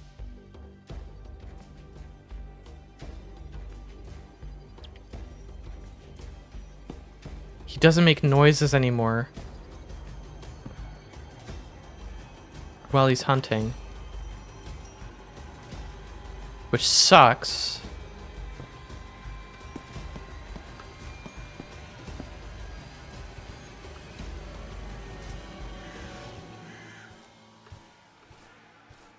Anyways, I'm gonna go make a hut, and I'm gonna pray that that was a hunt that I just avoided. I came way too close to the arboreal colossus there. Anyways, I'm gonna pray that that's a hunt that I avoided, because if it was, and I was correct in guessing that, then he's not gonna be active for a bit. If I'm wrong, and he hunts me now, I'm dead. I don't really have many options. I guess I don't really know how good he is at swimming, but I don't want to take that risk. I guess it's the only option I have is if he's a slow swimmer. My issue with the one who watches is you can't reliably fight him, as in you can't fight him at all. He doesn't take damage. So if you hit him, no matter what you hit him with, creative mode, survival mode, it doesn't matter what you hit him with, he just doesn't take damage. At least that's my understanding.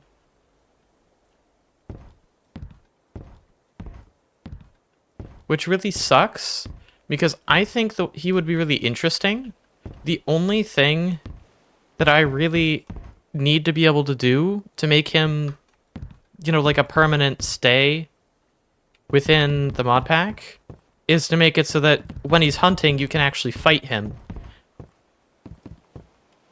Hell, maybe have it like the Midnight Lurker, where he's always damageable, and damaging him provokes him to attack more often and sooner. Hell, maybe even with some micro hunts, so to speak, where he will attack and potentially even kill a player, but the likelihood of, like, he's not going to be as aggressive, or the likelihood of him doing it is going to be directly tied to how aggressive you are towards him. And potentially to his health if they want to make it something where it's like a permanent health bar for the one of them, but honestly, I would probably go the Midnight Lurker route of making it a per encounter health bar, and then during hunts, like outright hunts, any damage you deal is permanent, and if you deal enough, it can just permanently kill that instance. And I get that being able to permanently kill does detract from the horror a little bit, but it doesn't make the fight any more easy. It just makes the fight possible. And making the fight possible doesn't make it easy, and it certainly doesn't disengage from the horror of actually... Oh, I did the wrong side. Of actually engaging with the fight. Or terror, I should say.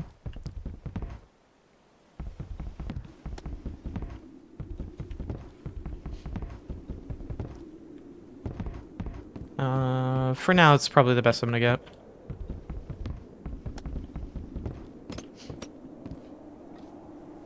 Now I'll fill in some of the floor. Again, I am going to be using this for fishing, so I don't really want to fill in too terribly much here. If I remember correctly, 5x5 with... Oh, shit. 3 blocks above. Well, so much for this fishing hut. Well, it should be good. Actually, no, worst case scenario...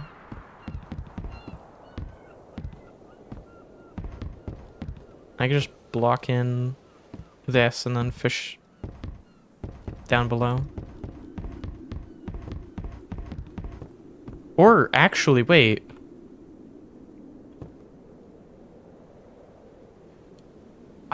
It's hard to get covered on all sides. Whatever. The hard part of fishing is because drowned exist and they're aggressive. It is kind of hard to fish safely in a non-enclosed space. And making an enclosed space that you can fish in is challenging. Because it has very specific requirements that I tried to meet here, but I couldn't quite make it. There we are. Fishing's going to be the primary source of food, at least for this specific environment, because passive mobs and plants are kind of hard to come by, and they take a while to grow. And yeah, I could go and like manually kill salmon by hand. It's not exactly going to be the most reliable source of food. And fishing is fairly reliable. And Fishing Fanatic exists, so fishing is not nearly as tedious as it used... Sorry. It's not nearly as tedious as it used to be. Okay, rain complicates things a little bit. Rain complicates things a lot a bit.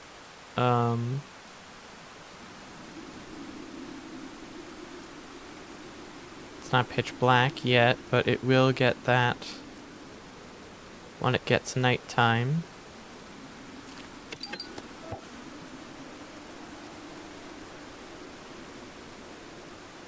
I don't like that noise.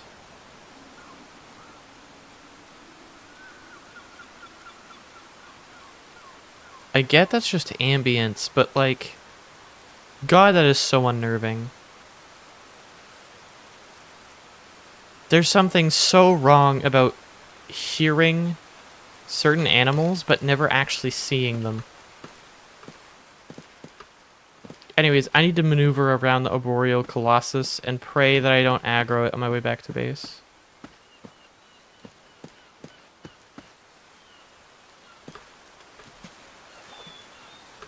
Because if I aggro it, it destroys blocks, so I can't really hide from it.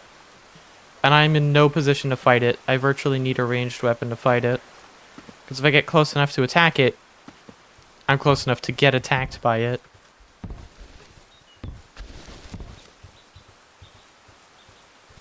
You learn to get terrified of that sound very quickly. Also, I think that was a hunt, because the one who watches hasn't showed up this entire time. So I think I was right on that call. Which is very good. Before I do anything... Copper furnace.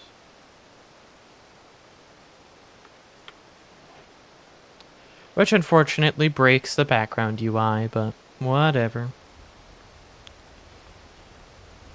Yeah, fuck it. I'll do 2. Why not? And 2 copper chests.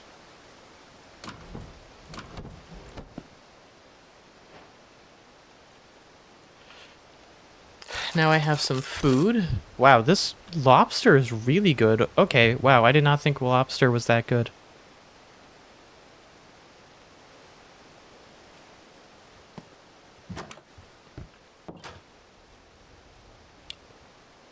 Hello again.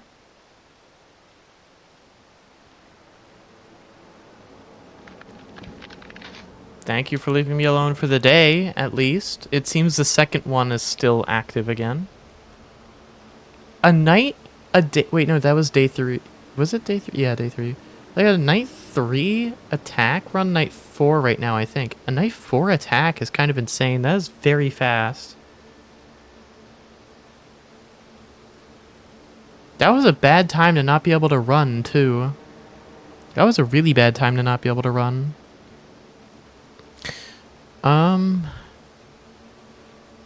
I could go mining, but that runs the risk of encountering the cave dweller, which will probably kill me, but honestly, I need to progress, and that's kind of the only way I'm going to progress. I do need to outpace. I do need to try and outpace the monsters getting more aggressive here. Like, a lot. So I think we start doing this.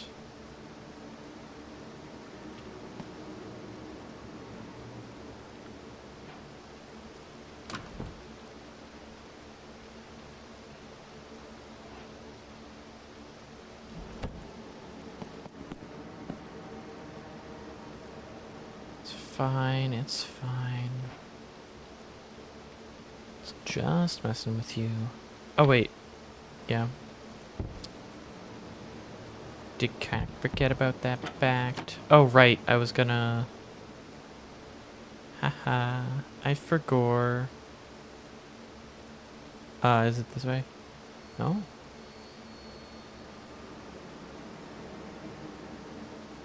Well, that's an upgrade. That's not creating...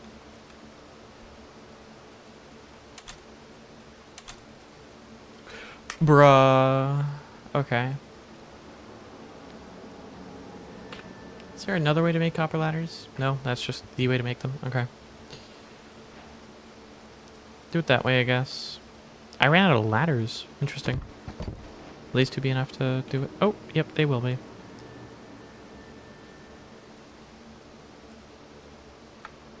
It gets me 7 extra copper ladders.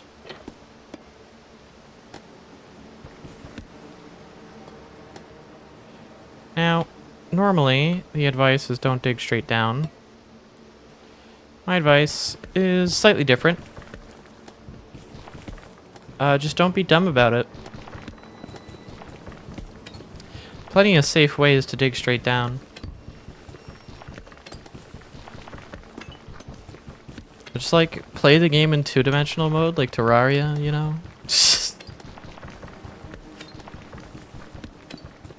No reason not to. Also, I'm collecting coal still because coal is really important. Like I said, torches are life or death, basically.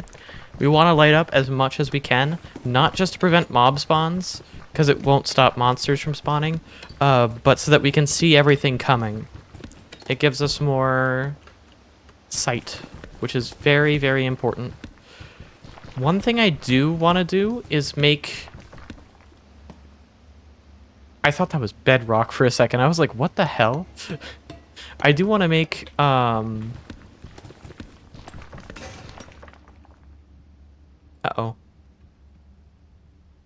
Always carry a spare crafting table on you.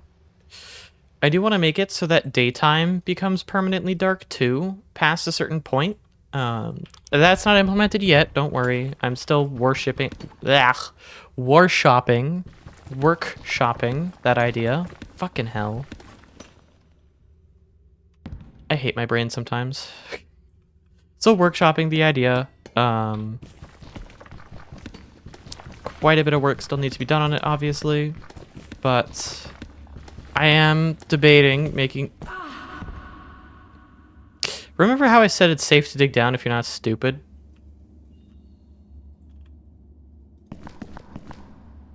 Yeah.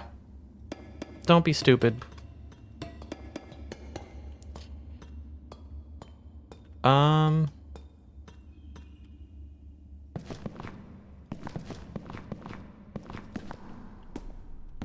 Secure as much as I can safely, I guess. Okay. I'm not alone here no more, so now I want out. I will mark this level with trapdoor. And we keep going down. Maybe up there. By the way, trapdoors will act as a continuation to ladders when they're open, usually. So you can just, like, pretty safely use them in ladder systems like this. Again, because base building is so important for controlling environments and trying to gain advantages, I don't know, some kind of home court advantage against a lot of these monsters, I've allowed for a lot of extra things. I know I'm pretty sure it's still a vanilla Minecraft thing. I don't know if they changed that or not. But, you know, a lot of my approach with this mod pack has been very much so that. Also, I need to start doing that and then this.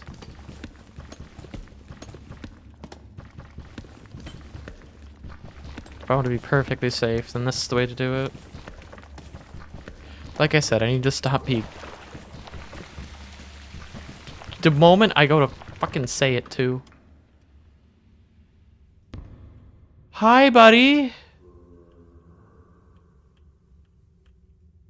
What are you doing down here? I do believe you're supposed to spawn on the surface, right?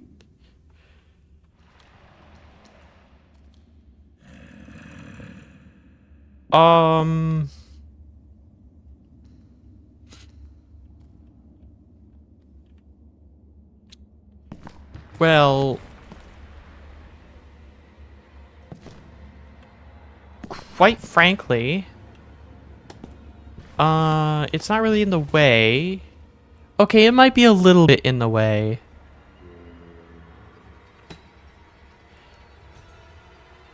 It might be a lot of it in the way. Toss one torch down. Okay. That's why I like dynamic lights, by the way. It is being able to throw torches and having it in your hand and stuff. Dynamic lights is such a useful thing. In this case, it's not done using shaders. It's done using Minecraft's in-game lighting system, so this will work with or without shaders. It doesn't affect performance that badly. It is a little bit performance... I mean, it's not performance heavy. It does lose a little bit of performance, but not nearly enough to matter. I am going to place enough ladders and set up for an escape because this one's in an enclosed environment, which is going to make fighting it worse because, again, this thing breaks blocks. I don't know how I'm going to fight it. They're completely idle until they see you, like until they're fighting you. But I have no idea how to fight it. Here, in this circumstance. Normally I would fight it in an open area with just like a ranged weapon, like a bow and arrow or something.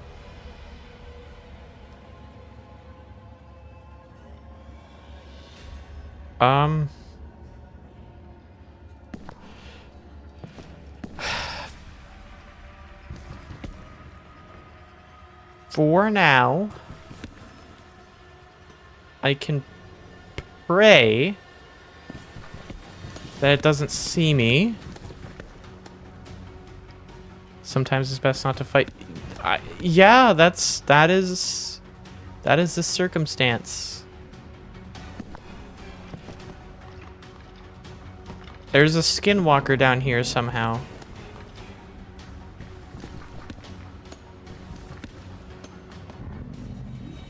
God, this is getting complicated. That skinwalker might cause problems.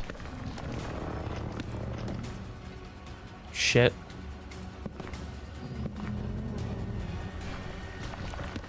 There's a fucking warden?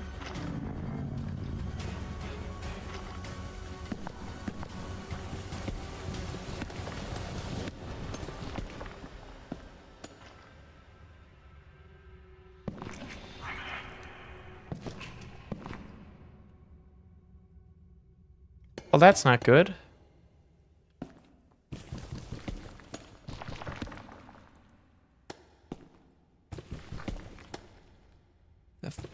Wow, what a wonderful spot for iron, huh?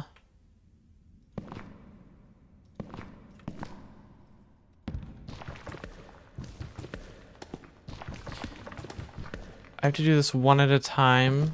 I need to be very careful. That cave dweller could not have started...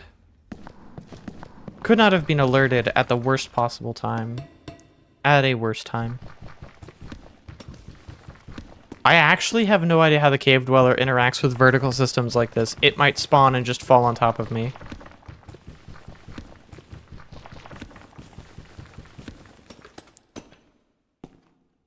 I actually have no idea.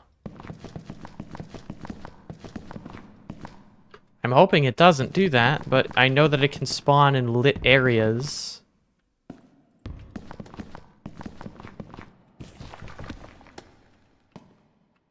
All I can kind of do is just hope that it can't spawn in this. Okay, well, we've made some progress. It looks like an ad is about to be forced. So our hour of ad-free time has run up. I am going to... I guess we'll just take a break. I think that's how we'll do our streams from now on. We'll just take a break every hour or so. Anyways, 3 minutes. Have fun watching the ads. Hopefully I see you guys back here by the end of it. We will continue going down into the mines, and yeah, until then, I'm going to be paused. And yeah.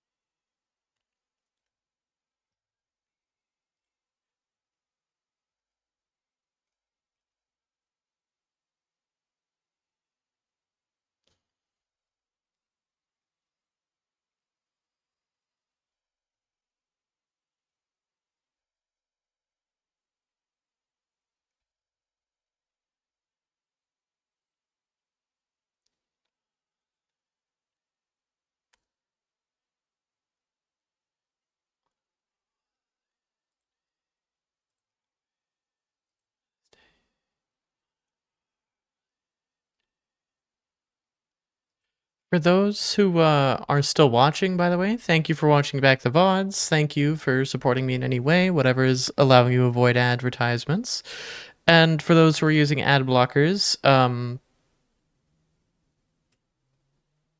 please use a paid method. I mean, I use an ad blocker myself a lot of the time, but please go through the paid methods. That way we actually can play, like, get support from it. Because if you just use an ad block, then we don't get ad revenue, we don't get anything from it. Whereas if you use YouTube Premium, Twitch Turbo, whether it be a Twitch subscription or a YouTube membership or any method of paying to get out of ads, will support the creators directly. So please do favor those methods for avoiding ads for creators that you want to support. Now, of course, if you're questioning, I do go out of my way to avoid playing ads generally. Like, for example, how I'm not doing anything. I'm just playing 3 minutes of ads every hour. Not on the hour, but whenever Twitch is going to force ads anyways. Just because I want as few interrupting ads as possible. Anyways, Welcome back, everybody, from the ad breaks. Hopefully, everybody's back. I hope I didn't lose any of you to that break. I didn't do anything during that. I've just been sitting here thinking, strategizing, decompressing.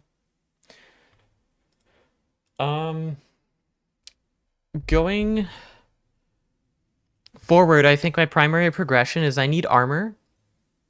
Like I just need armor. It needs to happen if I want to survive, just generally. I also need a reliable way to get good food, which is ultimately going to come down to farming, but I can't do farming reliably quite yet. So until then, I'm going to have to be fishing more. Fishing to get food, and then spending the nights in the mines. I'm probably going to have a lot of interactions with the cave dweller. I do need to get wool. I don't know if wool is craftable. If wool is craftable with string, then I might be fine.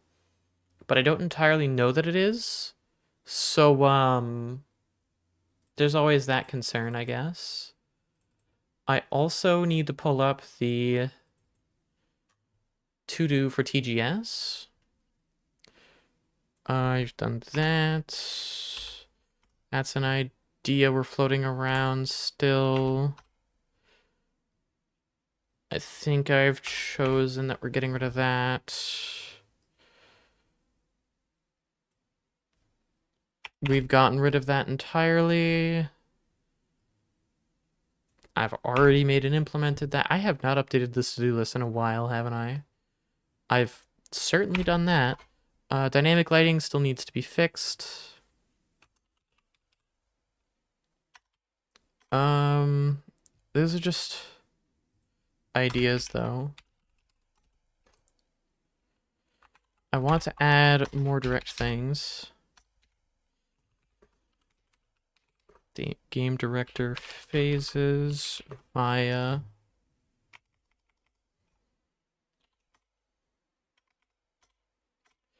Okay. I also need to make the one who watches damageable.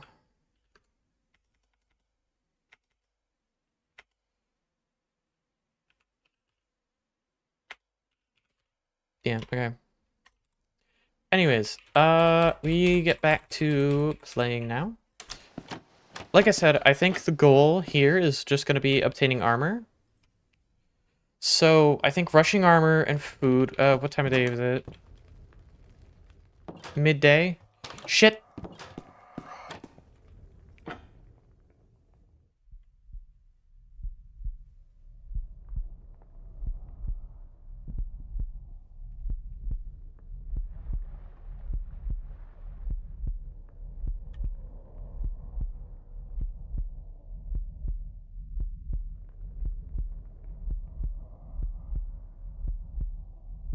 Choose a side.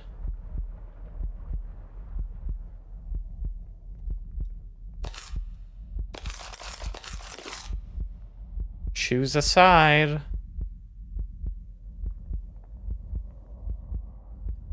Which side are you gonna spawn on? Which side are you going to spawn on? I need to move to the other side.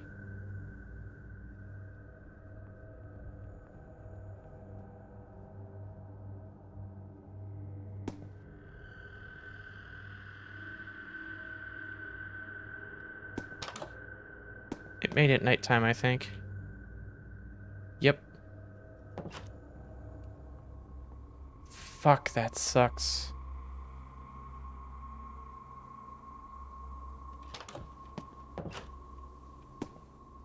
Okay.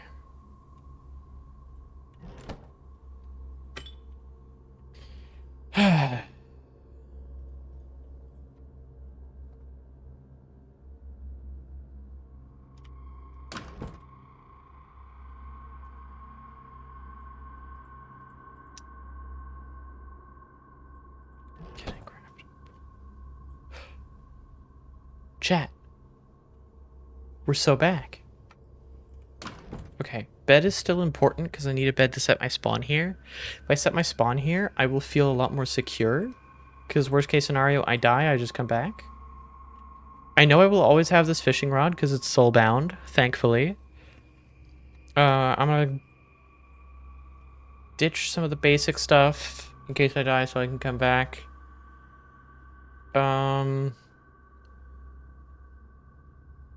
I'm gonna keep a bone. I'm gonna keep a piece of string. And I think I will take a wooden shield with me. Just so I can deal with arrows. What is the parry window on this? Oh, it's the same as vanilla shield.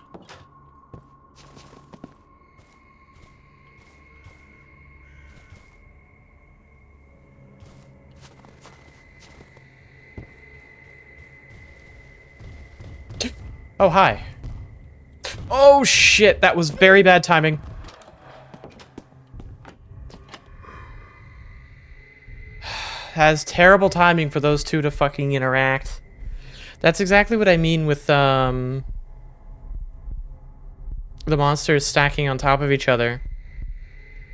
Like, I could have handled the Midnight Lurker there, because I know how to fight it. But the moment I can't see because the one who watches is getting aggressive, I needed to back off.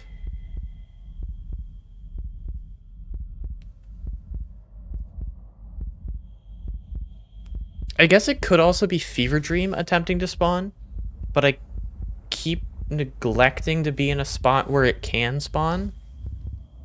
Like, there could be an enraged Fever Dream in the area, and it's just not spawning because I keep hiding.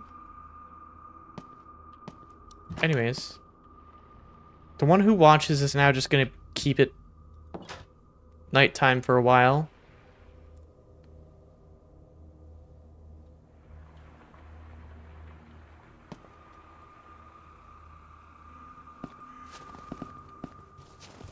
Which is both a good and a bad thing, because I need to kill things to progress. But, you know, I need to fight to progress. Like, I could get more iron, I could go to the mines, I can make more iron, then have enough for the soul steel stuff as well. But personally, I'd prefer to have the soul stuff, soul stone, or soul iron stuff out of the way first. Because it's significantly more powerful.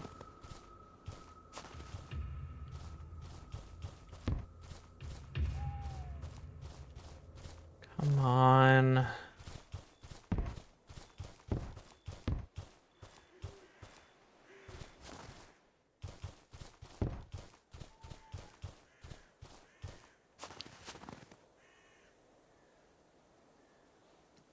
Make a mob farm, but... Oh, hi.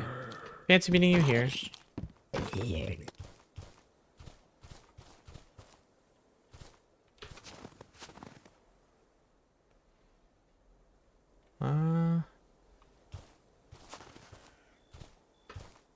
Yeah, I know I'm being watched.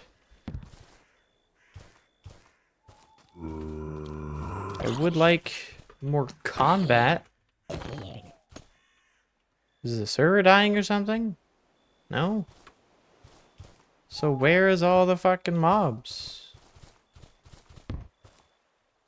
I'm not fighting the Arboreal Colossus, because I will just die. A Skinwalker. I don't want to fight you guys. You guys don't drop anything good. Or anything at all, for that matter. I really need to go kill that Wendigo. Priority number 1, once I have Soul Steel armor, build up a bunch of food and... Asshole! Build up a bunch of food. Go kill that goddamn Wendigo so it stops spawning skinwalkers. Oh. Is that what's happening to the dynamic lights? The dynamic lights are getting destroyed. It gets destroyed by the lurker. That sucks. Or is it the one who watches? It might be both of them. And then it never spawns again once it gets destroyed. Unless you force it to reinitialize. I need skeletons. Skeletons, not zombies. I need skeletons. Where are all the skeletons? Bro. Oh,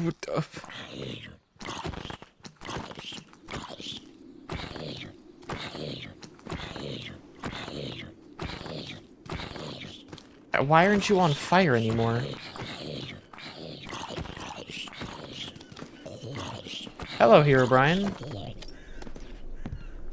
Care to join this brawl?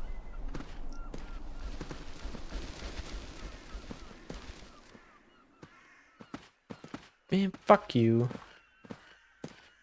You could have been a skeleton, you could have been anything else. Ooh! Give me good seeds. Oh shit. Finish eating! Whew.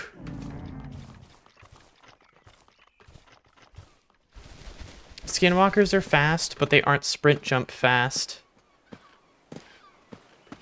Without a weapon, it's kind of hard to justify fighting them because they have a lot of health.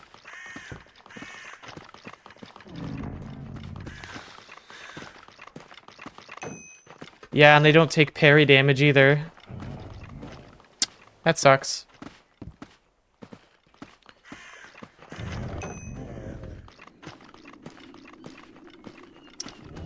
Though it is satisfying. I mean, it leaves them open for punching. Isn't really useful. Okay. You go swimming, bub. Oh yeah, water. Not so good for you, huh?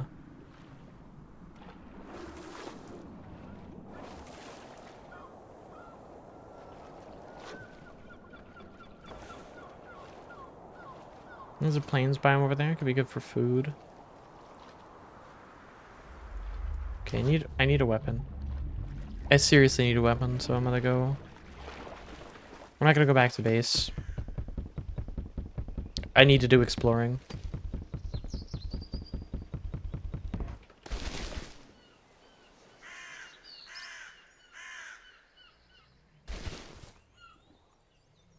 I do have a pickaxe already. That Wendigo is gonna chase me down.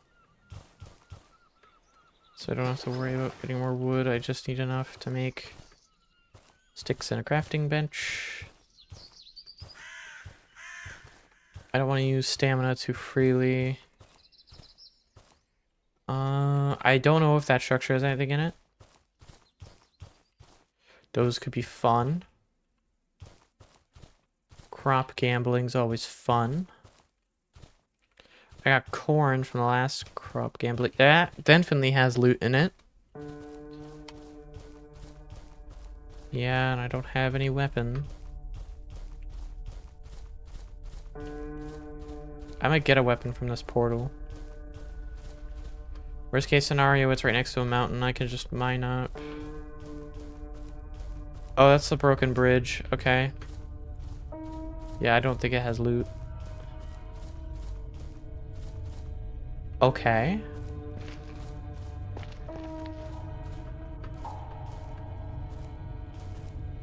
Interesting little camp. That's string.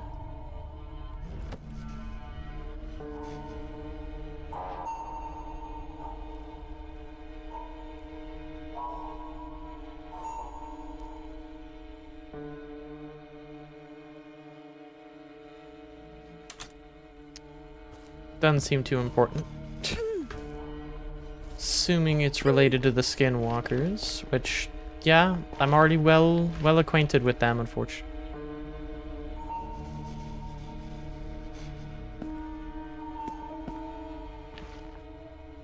Yomic the Toxic.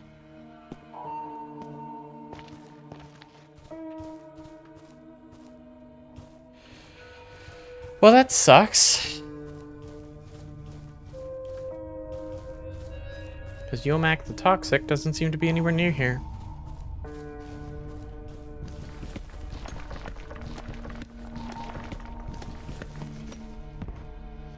Normally I fight with axes, but might be beneficial to have a sword on hand.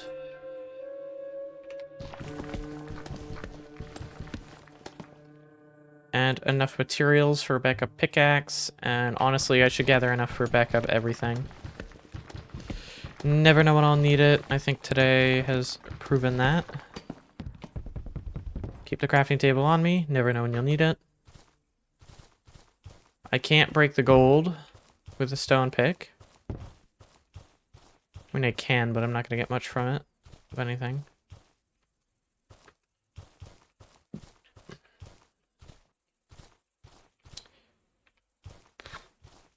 Chickens. Take the egg.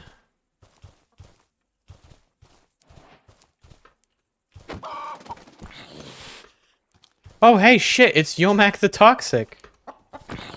Yo! I need to kill you. Ow! Fuck! Damn, they don't call you Yomac the Toxic for nothing. God damn.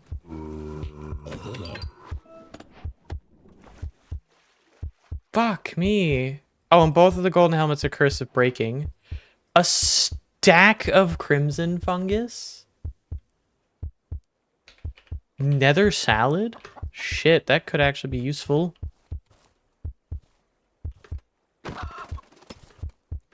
Fucking hell. Ah. Damn near killed me. If poison actually was lethal. I thought that was a wither rose for a second. I can't touch these magma blocks. Oh, glistening melon. That's what I get from this.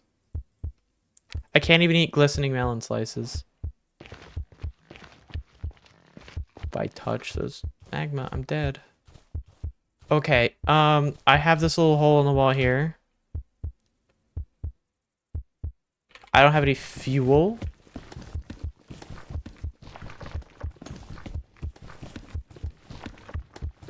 Luckily, because of structures, I'm not too far away from some wood.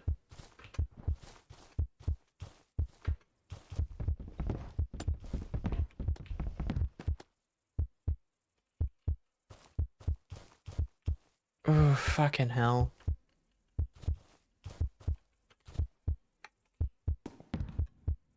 I do need to cook this chicken now. Fucking hell, this is disorienting.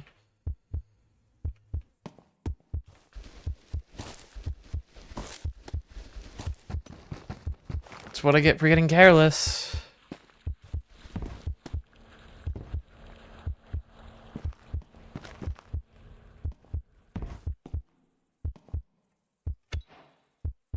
I need one more to start healing.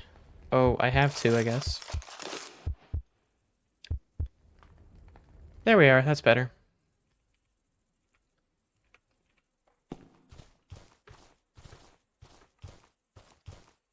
Jeez, that was way too close. Well, I killed a boss, a mini boss, I guess. I don't know, I would call him a boss, surely because he damn near insta-killed me. So, I mean, danger levels boss-wise, yeah. A little bit weaker because he doesn't have any ranged attacks or anything, but I don't have any ranged attacks either, so... Village. This could be really good, and it could also be really bad. And sheep. Village and sheep mean I get bed. Bed means I go back base. Base spawn and safe. Sheep and cows mean food. Last I checked, cows still aren't aggressive. Curse of Breaking 3 on golden armor is kind of horse shit, but I'll take it. Not really the best, but I'll take it.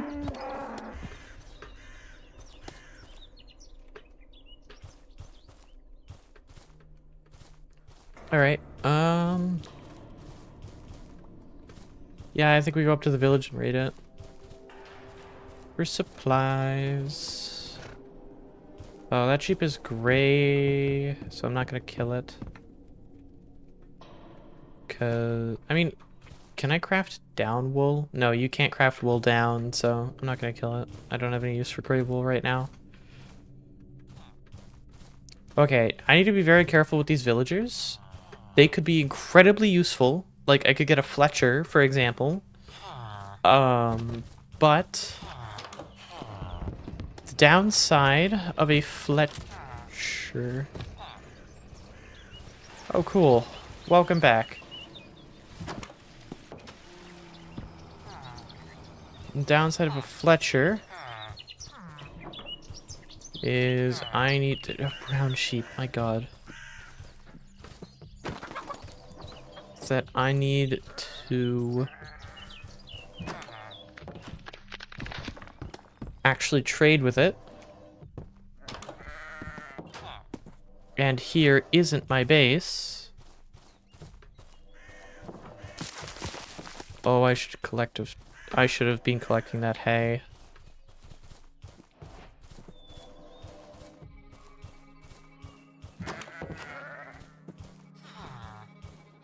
Yep. You're doing a fine job of making me feel vulnerable, one who watches.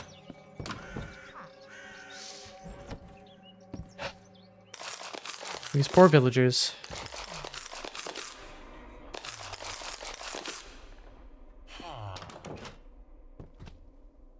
Are you even a real villager? I'm not gonna test it. I'm in a horrible spot.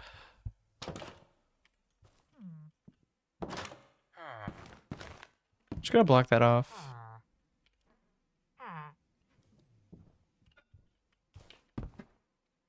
Hello, bub. Look at him stanced up there.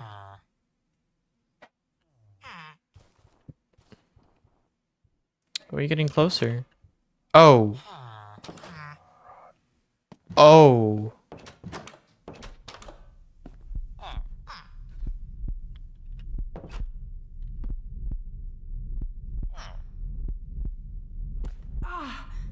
Oh, shit. I can't place blocks because he's hunting me? Hi, bub. Oh, and we're doing hallucinations. This will affect performance. It shouldn't, though. I have it minimized. This is with them disabled. Hallucinations can't spawn. How are they here? Uh-oh. Yep, hallucinations are still killing the server. Even though I disabled it so that they can't spawn. So this world might not function for much longer. Which would really suck, but maybe it'll make it through it. Because I did put limits. Like, I put some very harsh limits on the one who watches hallucinations from spawning. Anyways, what is really bad is that happened. That implies the Wendigo is here. Like, right now. Like, it's actively here. So, going outside, potentially deadly. I know, kid. I know. Are you even real? Are you the fucking lurker?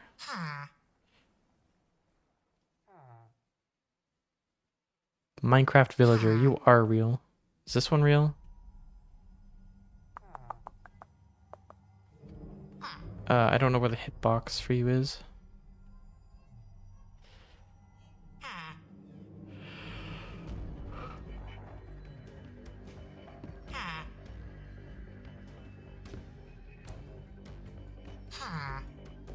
It's probably real. I don't know if the imposters can sleep. Probably not.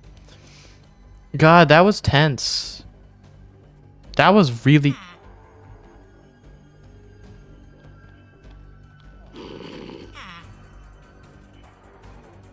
That was potentially really bad.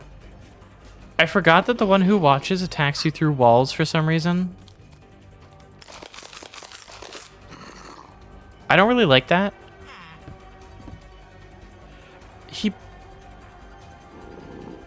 Oh, the one who watches is scratching those. Oh, shit.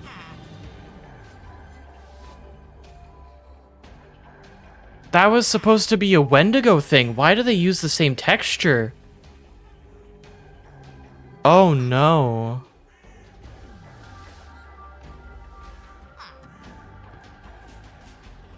Man. Why does he strip the damn logs? It's so over.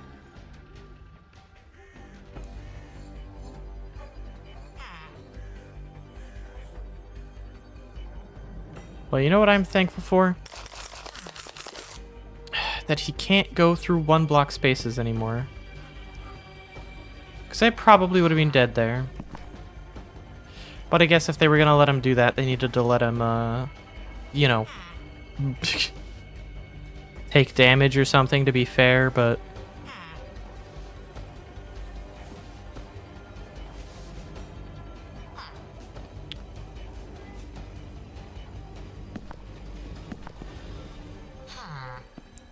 I know, kid, I know. I'm not exactly happy with this position either, but we're safe in here until morning. At least, I hope.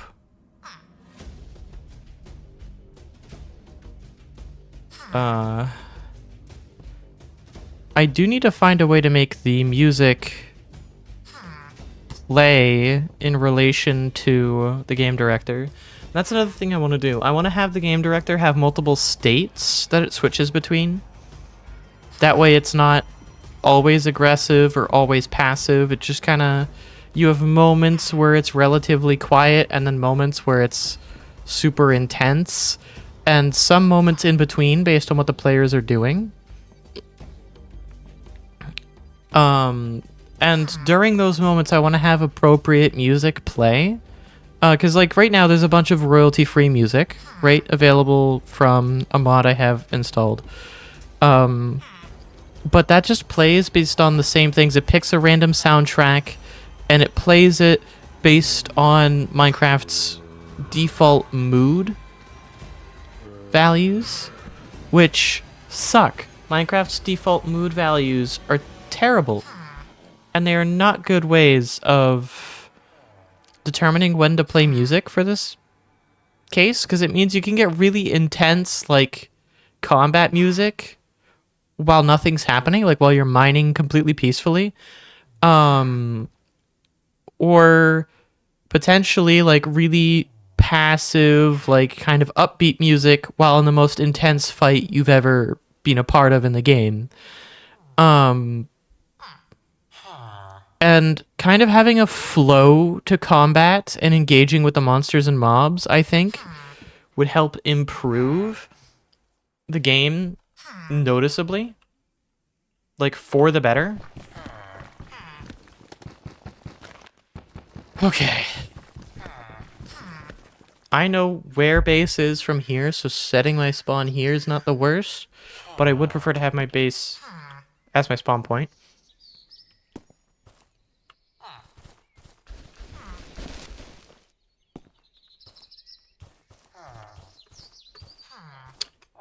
Anyways, I'm going to go... I have so much random stuff in my inventory. Tomato seeds are good, corn seeds good. I want to keep stuff diverse. Gunpowder I don't need, rotten flesh I don't need. Feathers I'll keep for arrows. I swear to God.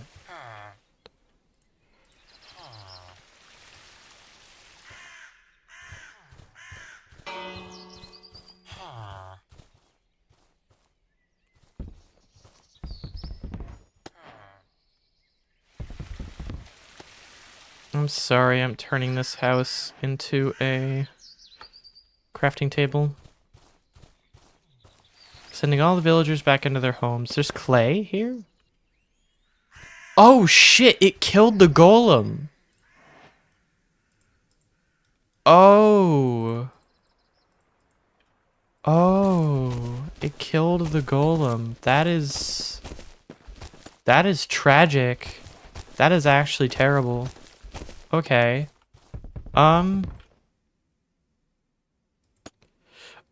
should probably turn these into string.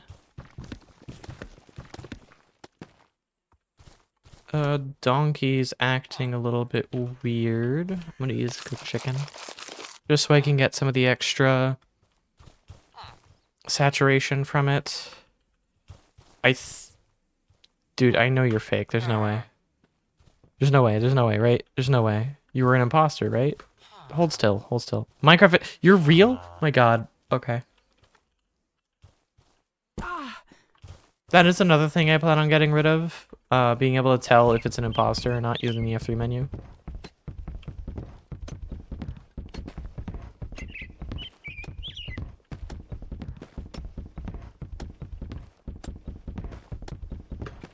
I will say, I might add clay buckets. Are they already a thing? No, they aren't. Yeah, I might find a clay bucket mod.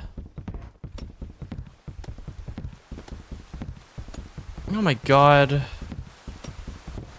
The Watcher really just wants to fight.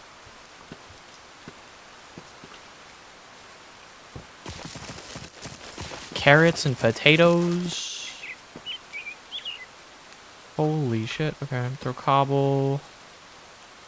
I'll throw the wool. Whatever. Glistening melon, actually. I want the wool over the glistening melon.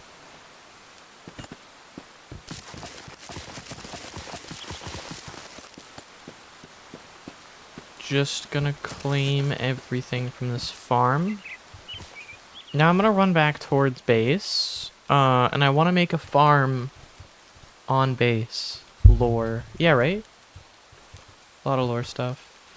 This direction's not back towards base. This is. I think the other way over there, right? God, I certainly fucking hope so. Don't attack me, snake. Yeah, because I saw the edge of that, and I was going this way, so yeah. Yep, and then there's the ruined portal. Wait, yeah, so it was that way. Wait, yeah, no, my instincts were right. Yeah, following the shoreline, that was the good idea. Okay. I'm gonna start placing torches so I can reorient myself at night. Just as a worst case scenario. Grave robbery. Bones, I needed these. Bone blocks cannot be turned back into bones.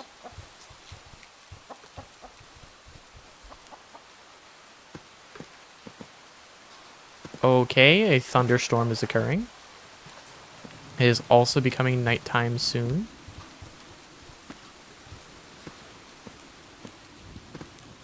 Are you kidding me?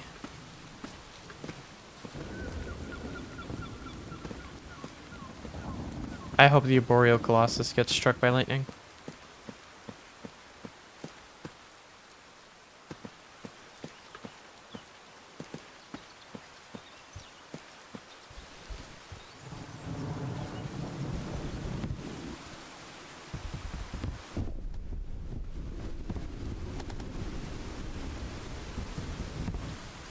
Ay.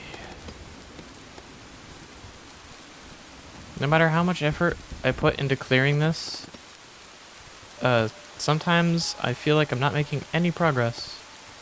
Is that a fucking zombie in full leather armor? Okay.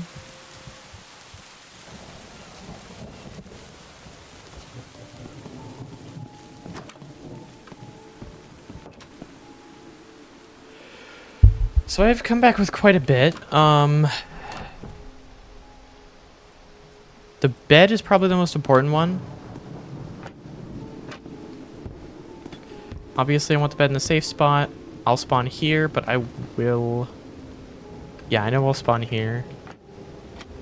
Wait, no, I won't. The trap door will block it. It'll be obstructed. Okay, I need to make a little bit more room here, then. I should be able to spawn here unobstructed.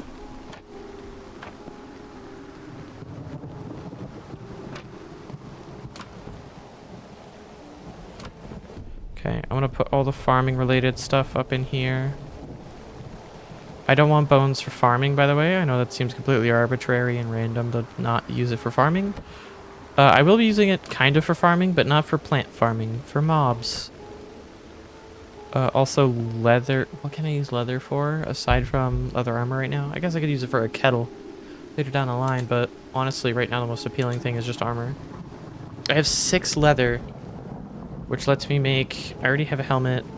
It's a shit helmet, I'm gonna be honest, but is leather gonna be any better? Probably not.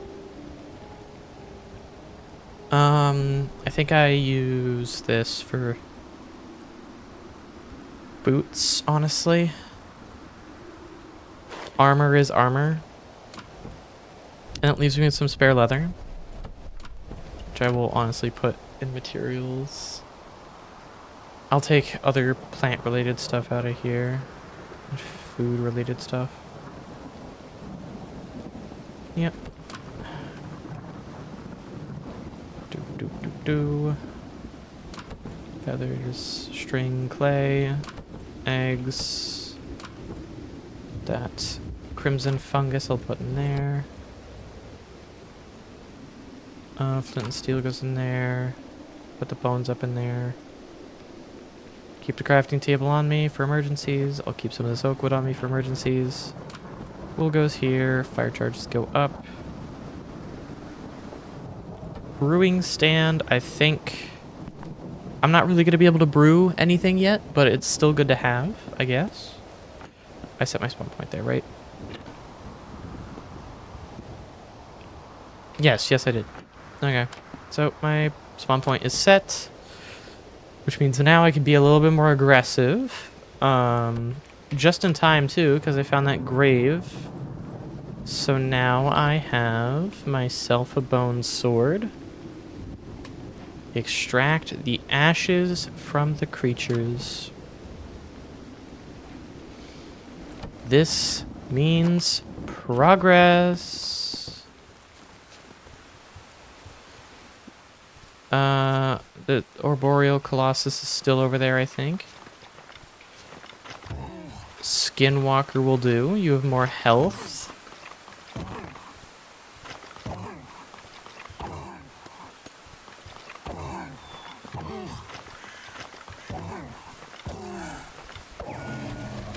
Give me all those ether ashes. Dust you are, and to dust you shall return.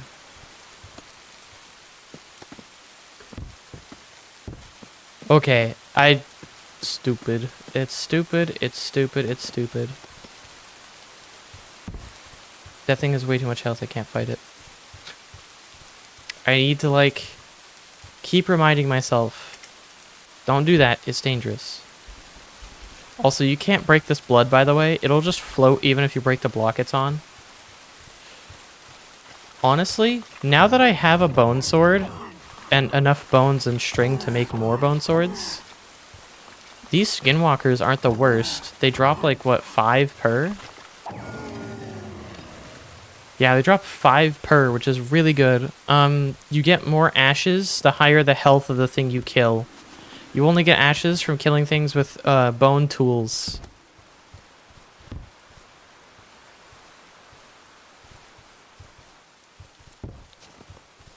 Which will become very useful later. It'll be very apparent why it's useful later as well.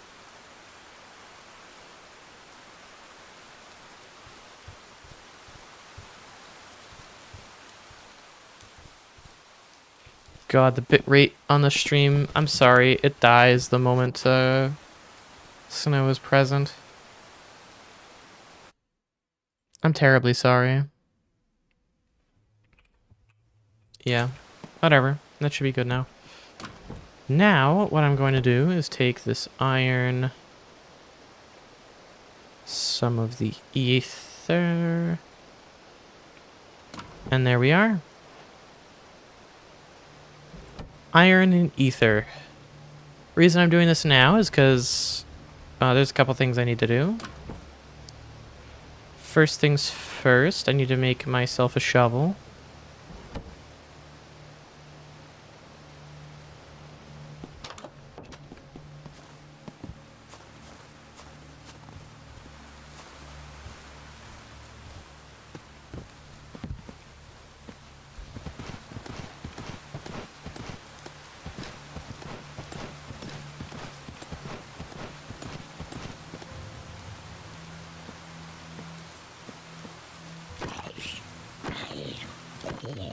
Yeah, you only get 2 ether ashes from a zombie. And I need a lot of ether ashes. Oh shit! Oh shit! Oh shit! Oh shit! Oh shit! Oh shit! Oh, okay. Okay, we're fine. We're fine. We're just not going outside for a bit. It's fine. I got the sand I needed anyways.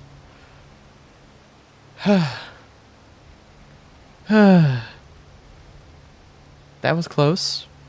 Closer than I would like.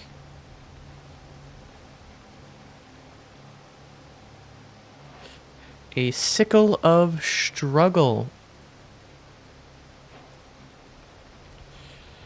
Now, I know that seems like a waste of soul steel because what? I could use soul steel for armor. But the only piece of soul steel armor that's super important requires this for progression. Using this plus some empty bottles in my inventory, I can collect the blood of things that I kill. And with that, plus some ether ashes, I can make a bucket of blood, which I can then use to do many things. It'll heal wounds, most importantly, but it lets me progress through the Sons of Sins mod more, which is good because I can use it to turn ether ashes into crystallized ether, and crystallized ether is what I use to make all of the soul steel stuff, including the soul steel chest plate. Now, it's not used for every piece of soul steel armor.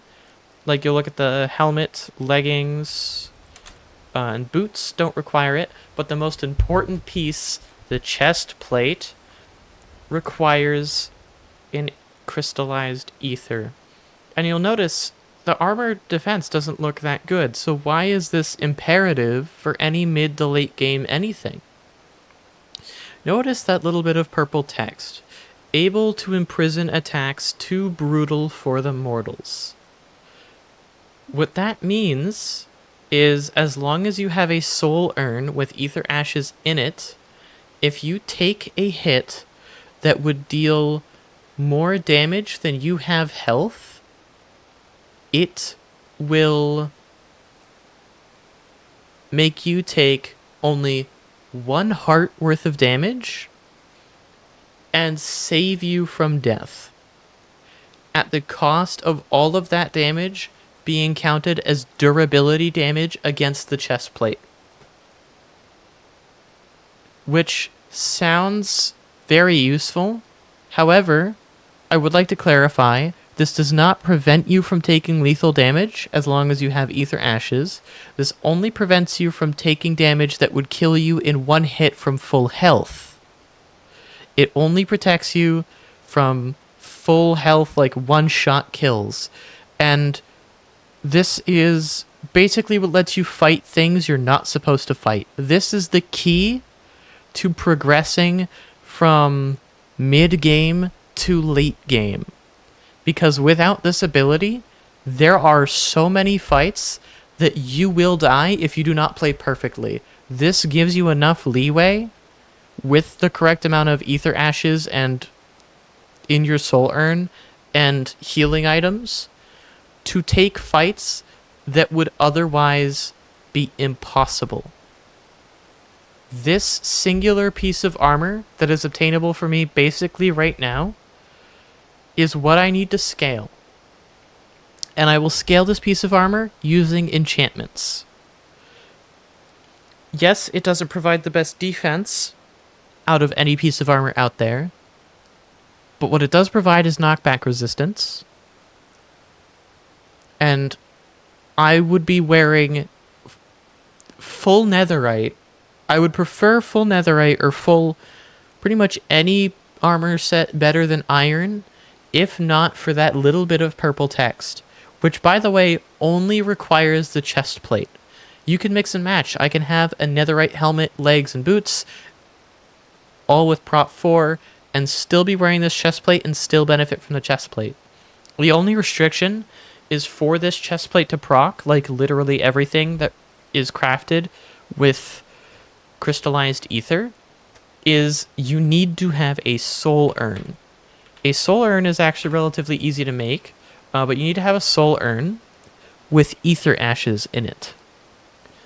And it starts with 0 ashes. It's pretty easy to craft, but you need to keep it full up on ashes, which means you need to keep killing stuff with a bone sword, or Ozies sword. Or tool of any variety. I think all the Ozies tools have a chance to get you ether ashes from various different things. Like, I'm pretty sure you can get it from mining, etc. I think. I could be wrong, though. Don't quote me on that. I haven't really tested that far. But what I can say is it is very, very useful. Fortunately, the Sickle of Struggle, which gets you blood, you only need for the bucket of blood. And yeah, there are other parts of the mod you can focus on. Like, once you get a bucket of blood, you can use the sickle to get various different organs from creatures that you kill, and you can use those organs to craft. You can basically craft creatures and then bring them to life by throwing them into the pool of blood, and then the blood heals them, brings them back to life, and lets you fight mini bosses that you basically craft the summoner for yourself. And it's really cool, and it nets you some pretty interesting things. Like, it lets you get some pretty interesting drops and some pretty interesting equipment. But personally, I'm not going to go down that route just yet, because those bosses are actually very involved. I do really, really like the concept, because it reminds me a bit of what makes Terraria so interesting, is the bosses, you have to summon them by crafting the thing, instead of them just, like, being lying around. And I love the concept of having to summon bosses, especially in this world with how the lore works here. The idea of basically killing a bunch of things to make basically a sacrifice to then summon a being, all so that you can kill it, is very interesting to me, because it makes sense if you think of it from the perspective of somebody or an adventurer's goal being to kill as many potential threats to humanity as possible. So yeah, you're going to get your hands dirty. You're going to summon potential deities with the explicit purpose of challenging them. Like, it makes sense in lore. Like, why wouldn't you? If you're trying to make this place safer, then yeah, basically challenging whatever local gods are present, and with the intention of killing them, it makes sense. Especially when those beings typically aren't deserving of the titles. Why are you here?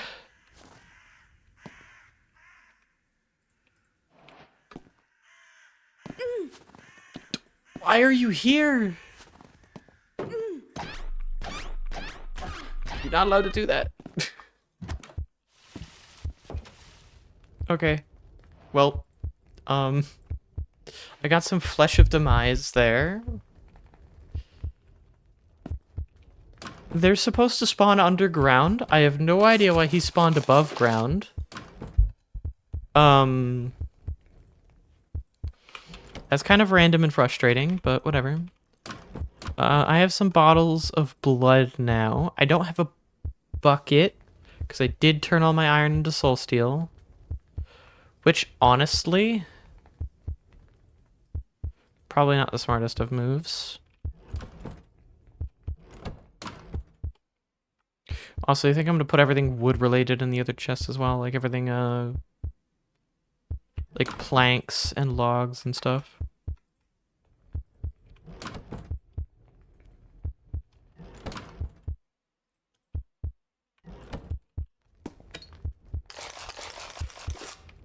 Okay.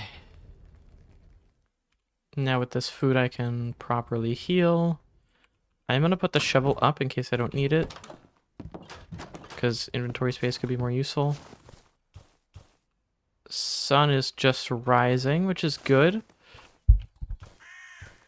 The only potential downside being... I mean, I would love to kill the Arboreal Colossus with this sword. Maybe once I have a full set of soul steel. And an urn. This gets me both food and ether ashes. This is why I've been holding off on going mandatory, like, fishing by hand.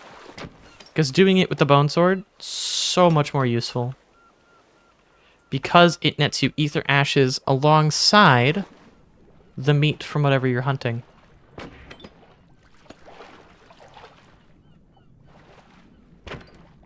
Which kind of sucks, but honestly... there are worse things. I'm using these fish as life force for, you know... helping to cleanse the world, so... I don't think they would mind if they were sentient. Probably not.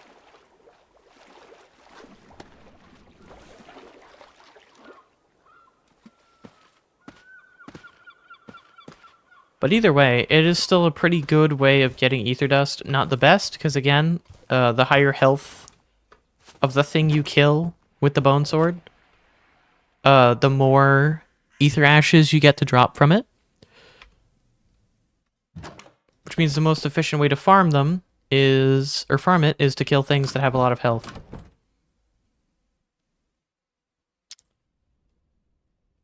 I'm going to turn these clay balls into... I'm going to turn these clay balls into bricks, and then these bricks will go into the urn.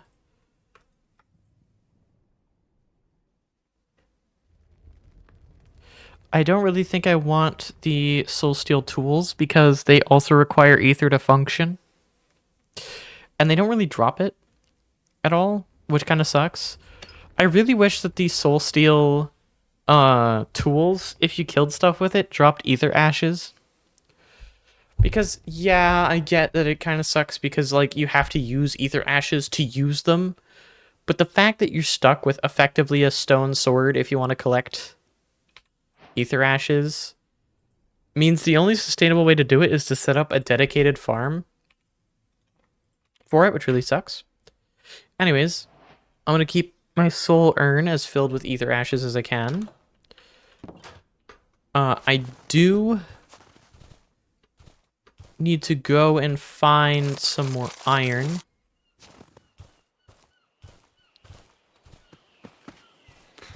Because at this point I'm being held back by iron more than I am almost anything else. But I would like to get more ether ashes so that I have more...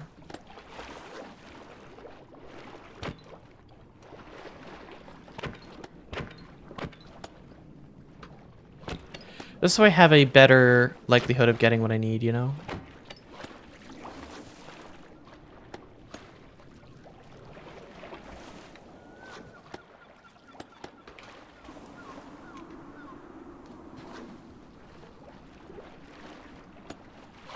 The hope being that I have more than enough. Also, squids are kind of hard because they fly. They really do fly.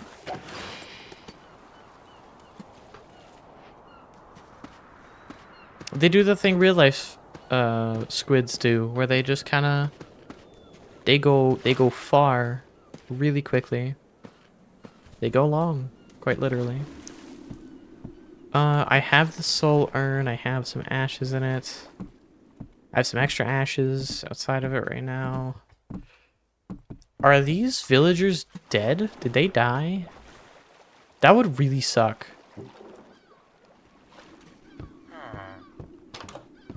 Well, the one in here didn't, at least.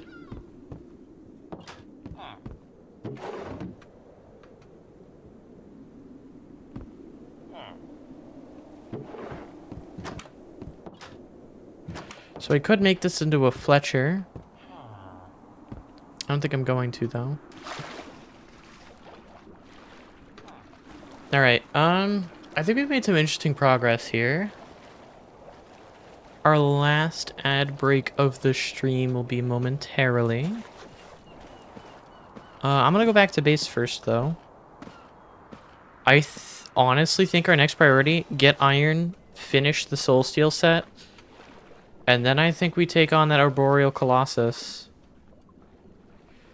It'll be a very hard fight, especially because we don't have enchanted anything, but God, the amount of ether ashes we could get from killing it. I mean, we'll probably be set for a good while, honestly. I don't even know how many it's gonna drop. I just know it's gonna drop enough. So yeah. Be back in 3 minutes. Okay, and for those who are still here, unfortunately, there's not really much entertainment I can provide because I don't want people to miss out on anything, really. But what I can do is sit here and continue to talk about stuff. For one, I'm going to pause the game. And for two, I'm going to Alt-Tab out. And I'm going to look at my to-do list here. So right now, I need to implement the game director phases. I need to make the one who watches damageable. I need to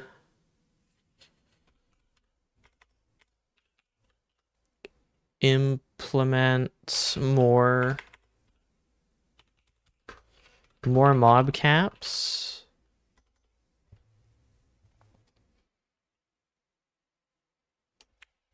Because right now I have some mob caps that are required for performance reasons. But those mob caps aren't entirely set in stone. Because they don't apply globally quite yet. They don't apply to everything quite yet. The Ender Dragon fight in this mod pack is insane, genuinely. So for anybody who gets the Ender Dragon, please do like at me in it or whatever.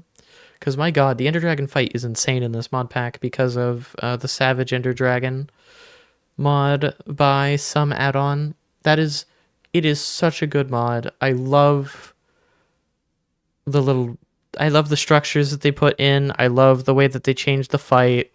It's so much more interesting. Makes things so much more difficult, but in a way that feels like an actual boss fight. It's just fun.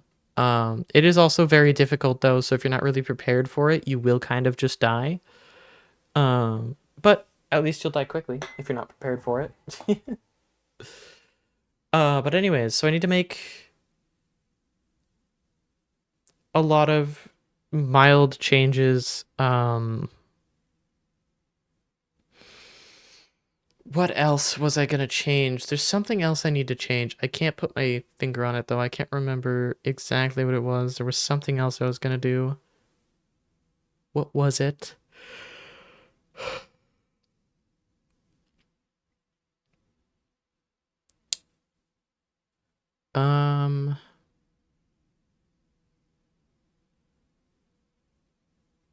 Other than these...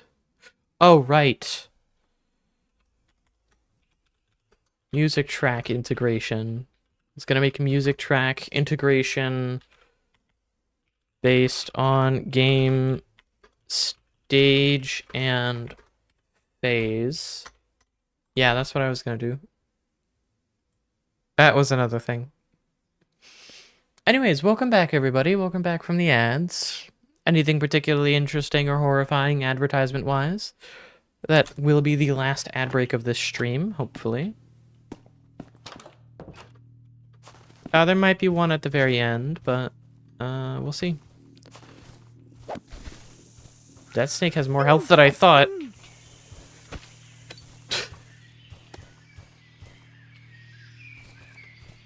Why did that snake have that much health? Alright, I need to go, yeah, I need to go mining. That's what I was gonna do. Mining. I don't know why I came out to grab more ether. I have more than enough ether. I have 24 ashes right now.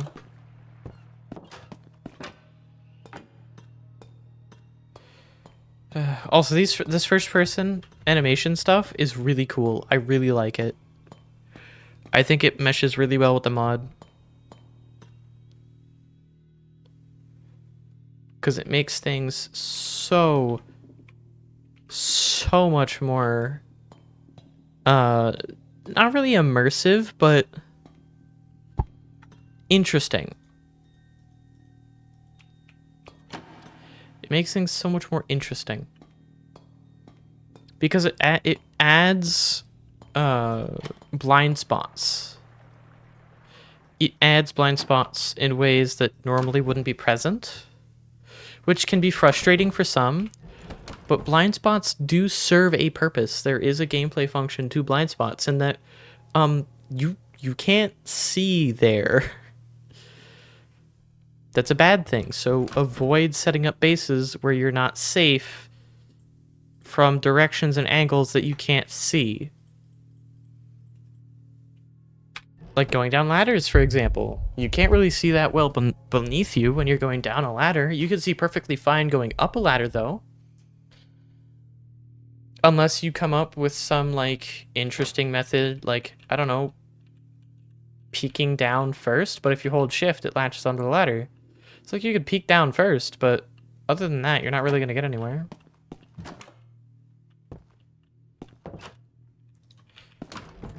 Right. I'm going to put the blood up. I'm going to put the sickle of struggle up because I really only needed it to gather the blood.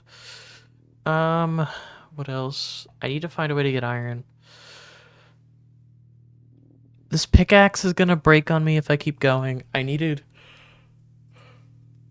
the ladders and the trapdoors. That's the primary reason I came back up. Ladders and trapdoors. I'm also going to grab more torches because I'm starting to run low. I have decent amounts of food on me. I have some more ether ashes in there, which honestly I should probably keep up there. I don't really need the urn right now.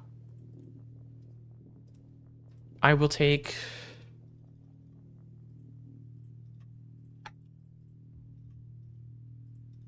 Bruh. Enough for another pickaxe. And we'll go down.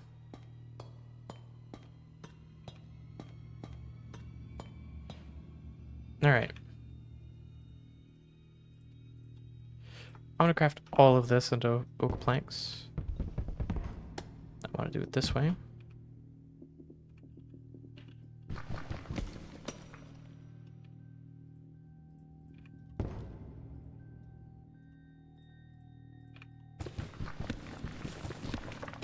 Hi.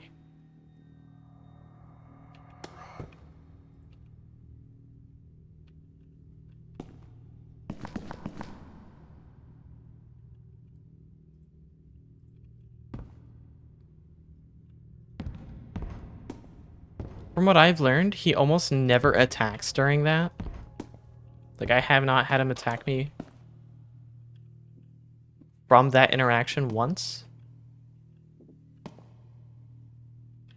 So, oh, you're gonna give me a decent amount of ether ashes. Okay. Through the door? Okay. Well, there's the first death of the run. Through the door. I'm still kind of mad about that.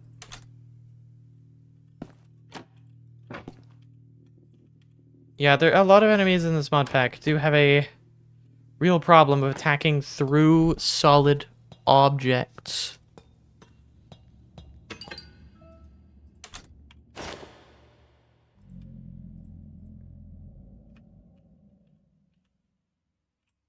Fine, fine, fine, fine.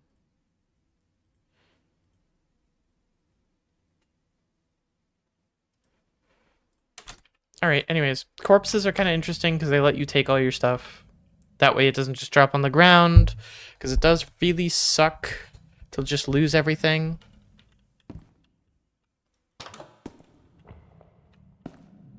Especially if it isn't entirely your fault. One hit away from death, too. That really sucks.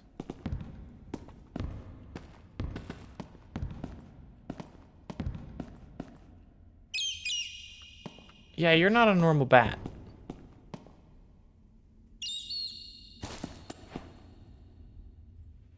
A cave carrot?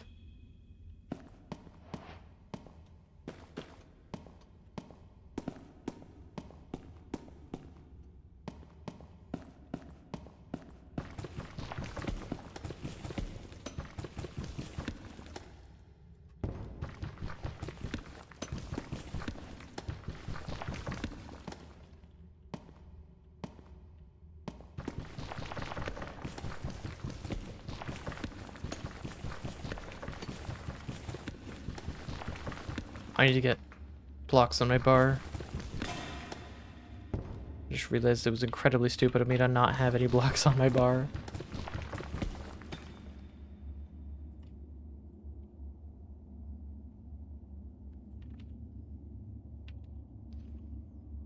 $11 iron, that's progress, but not enough.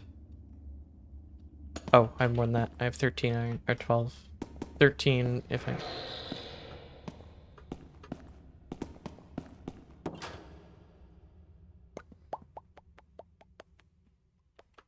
Yeah, I'm not risking that. Again, I really do not want to risk an encounter with a cave dweller right now. Enclosed close quarters combat is not something I can do right now because I don't have any defense. A close quarters combat situation will just kill me. Unapologetically. So I'm gonna wait for this to keep melting. This will get me a chest plate and leggings. Because I already have 4 soul steel here.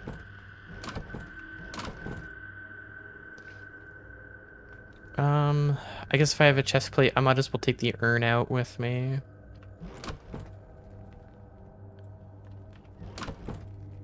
I really don't remember what I do with this corruption. A dark iron ingot? Oh yeah, and then you use dark iron for crafting the coffins and some assorted decoration items.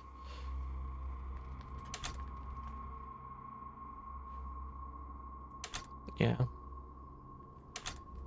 But corruption you can trade with like a random villager somewhere. A villager type thing. So I have 16 soul steel ingots, which gets me a chest plate. I'm gonna make a bucket. That way I can make a bucket of blood right now.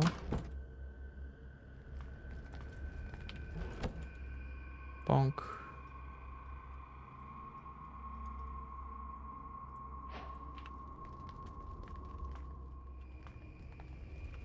It's nice that it gives you your bottles back after you craft the bucket of blood. That gets me 10 soul steel.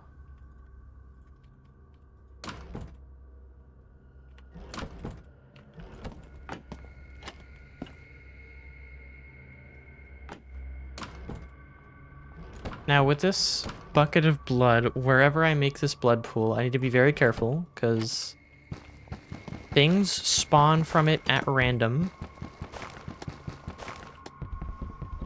Or things can spawn from it at random. So I do need to be careful with it. So I'm putting it in its own little room in a corner there. Hopefully it won't be too big of a problem.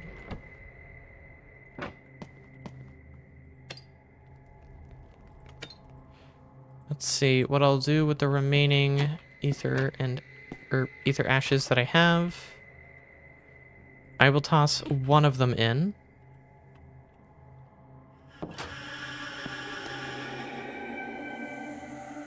Missing too close. I need to wait for it to finish.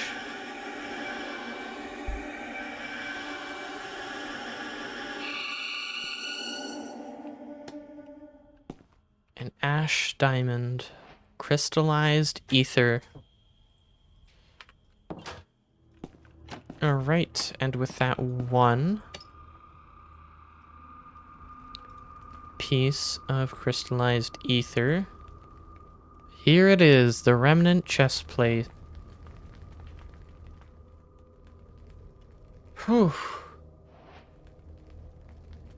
Not exactly the most protective chest plate out there, but it is better. If I could spell. It is better than an iron chest plate because it does have that extra knockback resistance. Anyways. We are one soul steel ingot off of leggings. Which sucks, but that will be what I go for next. Now I don't need any crystallized ether for any of the rest of the items that I will want.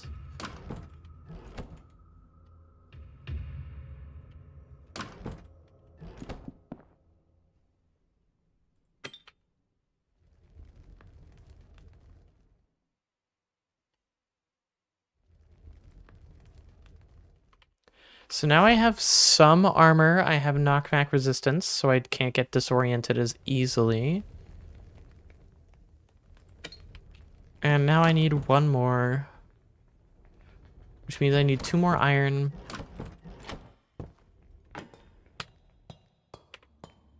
Because the iron I put into making the bucket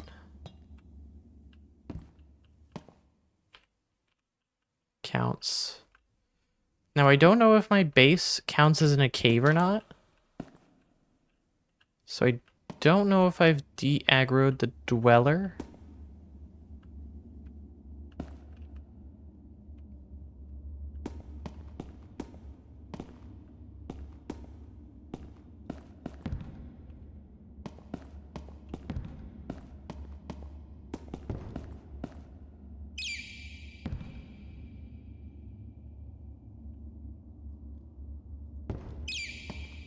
The answer is ultimately probably not.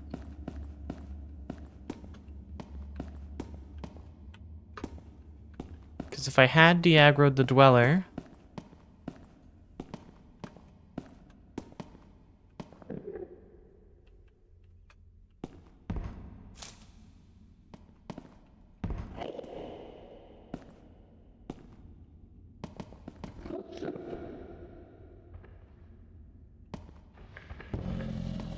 Yep, there it is. Heard it lying around here. We're walking around.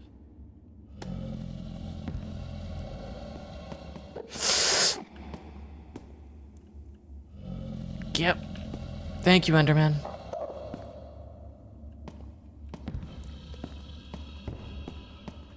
Go this way. I'm gonna let that ghoul... I don't know why that ghoul didn't come at me.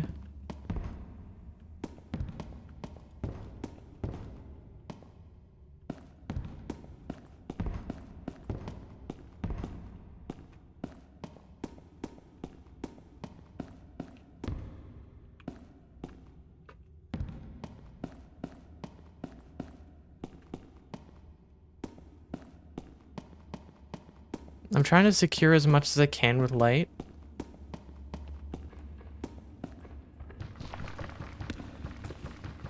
Because if a cave dweller does spawn, I would like to be able to... Hello, Herobrine. I would like to be able to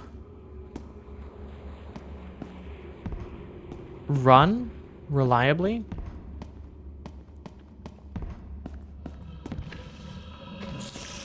Why are there so many ghouls?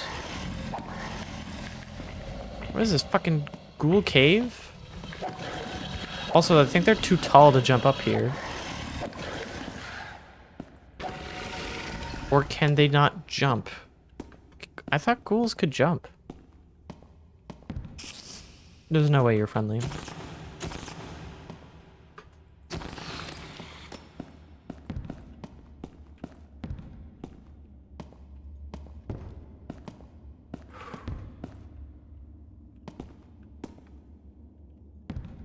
I'm actually paranoid IRL right now. What the hell?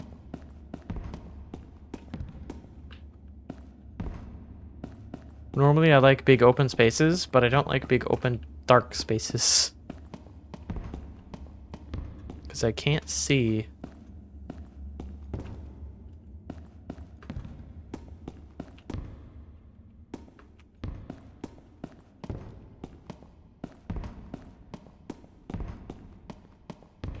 Oh, thank God, that loops around, so that secures that.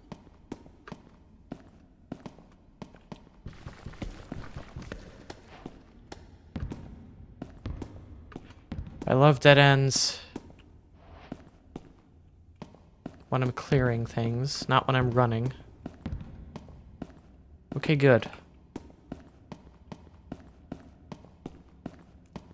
That means if a dweller comes at me, I know where it's coming from. Hi. You know, you think that encounter would imply that it can go into 1-block spaces? Even though it can't?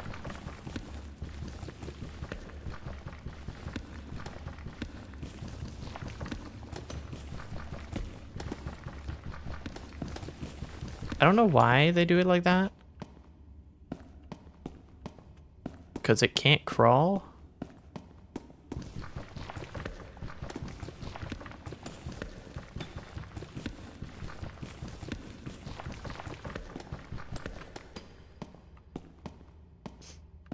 I'm gonna be honest, I think the one who watches just needs to be dialed down in general. I think it's the scariest when it's not so prevalent. Like, I think the stalking stuff is prevalent, but certain, like, events like that should be a lot less prevalent. Like, it should be a very, very rare thing.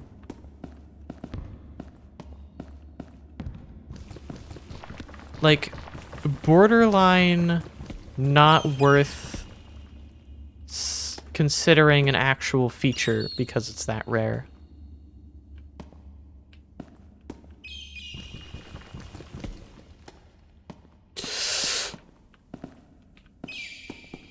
Oh, I don't like fighting these bats because it's so... Shit.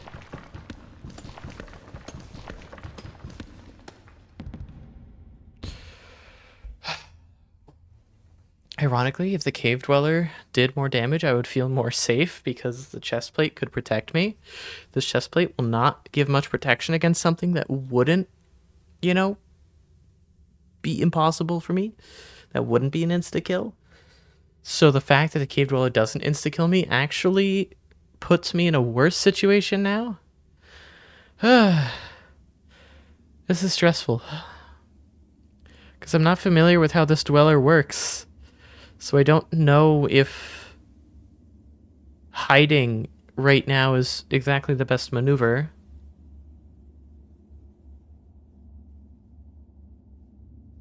I know I can fight it. I know I can kill it. I just don't know how practical those options are, which really, really sucks.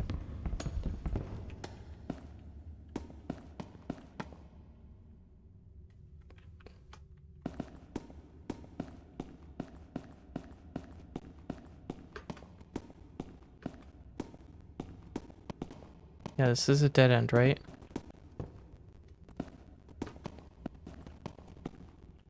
Yeah.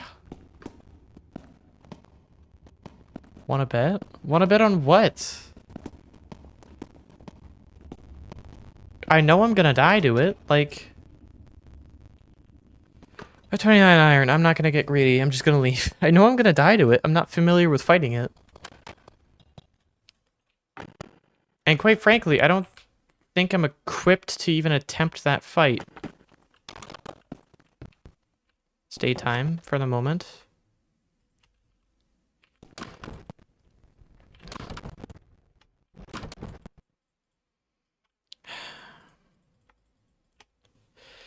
The upside of having all this extra iron is at least I can upgrade this chest so I don't run out of room so fast.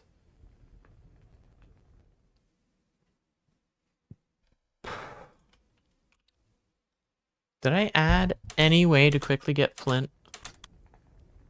Ugh.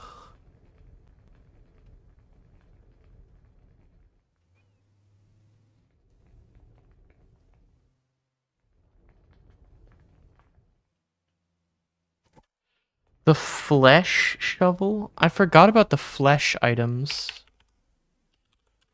Oh, wait, no, wait. These are the drops from dropping a flesh carcass into the thing, isn't it?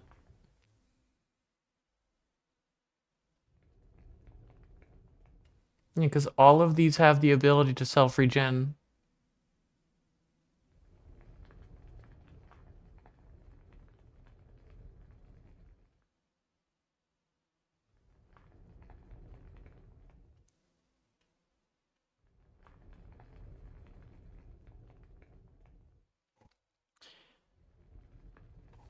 I think a flesh sword would be most interesting, but...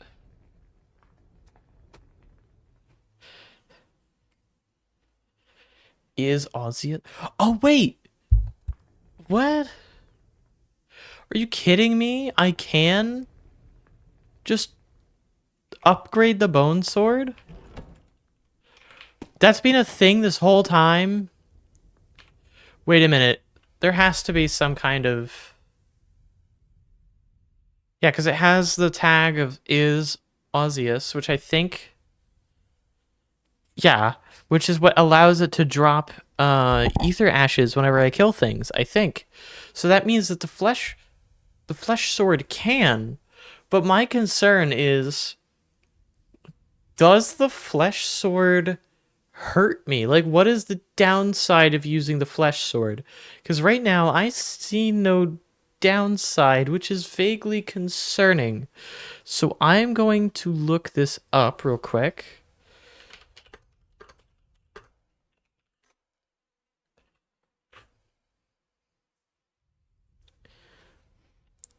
I'm going to scroll through and I want to look at what the flesh items do.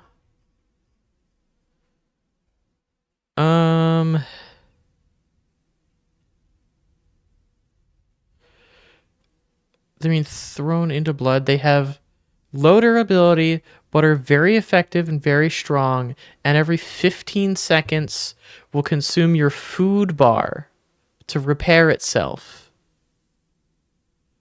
Oh. That's not so bad as long as you have good food. Okay, that's actually pretty decent. Okay. So, there is an upgrade to the bone stuff.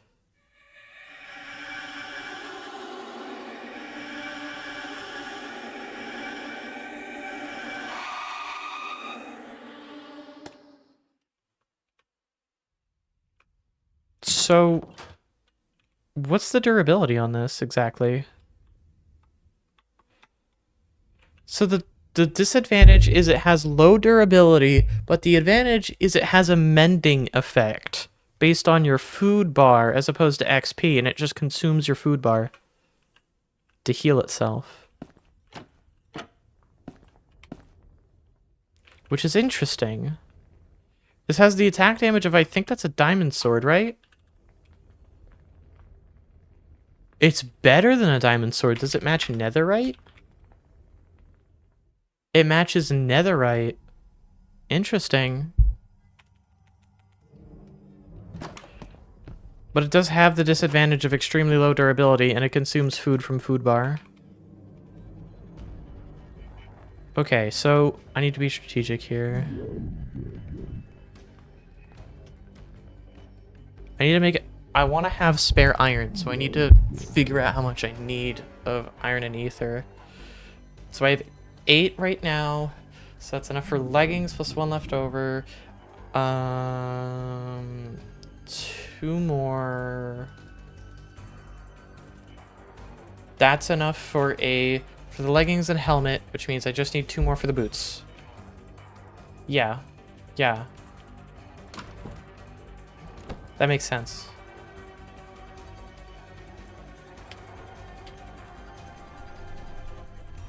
One, two, 1, 2. 10, 16. Yeah, that math, I think that math adds up.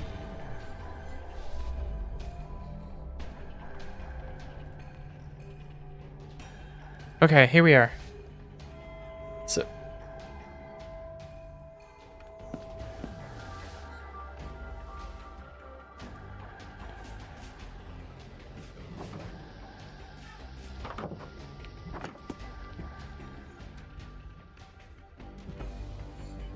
what the fuck?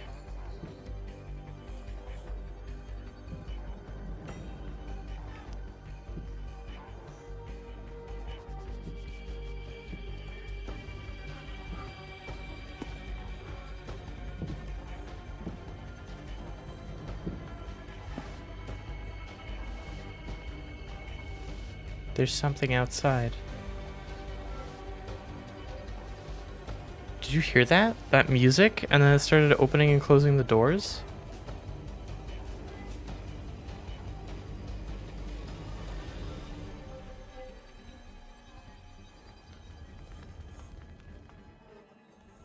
It started playing 13.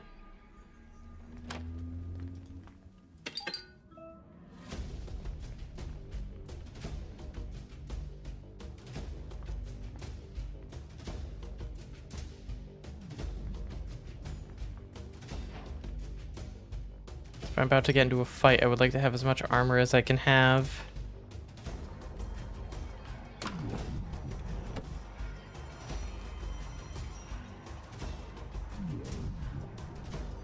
I'm about to have a full set of Remnant, which is good.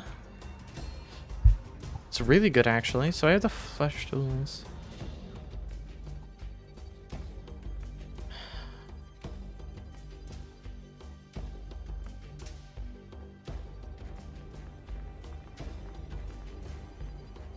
I basically just have a netherite sword that I can only swing so many times, and every 15 seconds it heals itself using my food bar.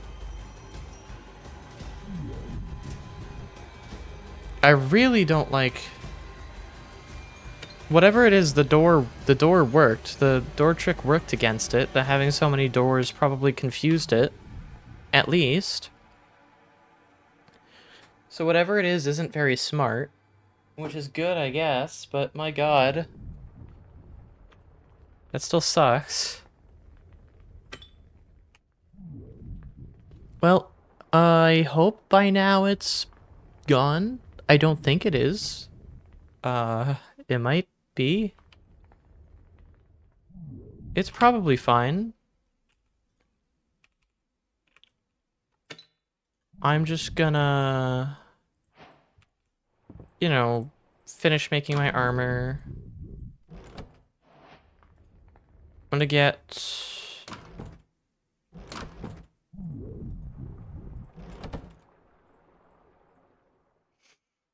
a shield upgrade real quick. So get some blast resistance, parry damage.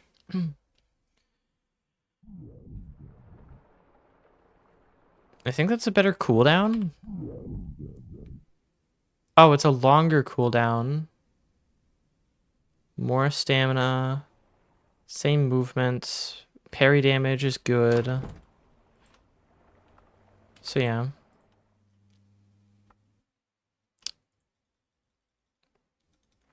I think it's 8 iron and then 1 plank. I don't know if it has to be a specific kind of plank, though. This is a wood to iron chest upgrade. God damn it.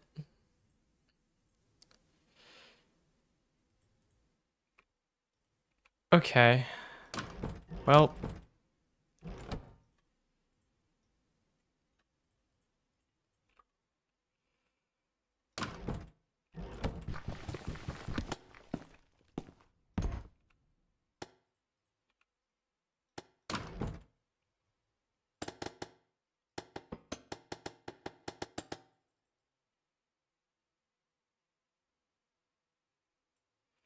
I will take out the stuff that I need.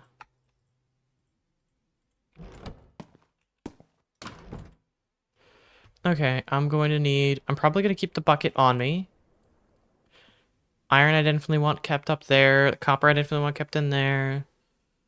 I don't really need that shield anymore because I have a replacement one, which is better. Yeah, everything in there makes sense. Good to have it in there. Now, these don't have protection on them. Next step is going to be getting enchantments, which is going to be potentially sketchy.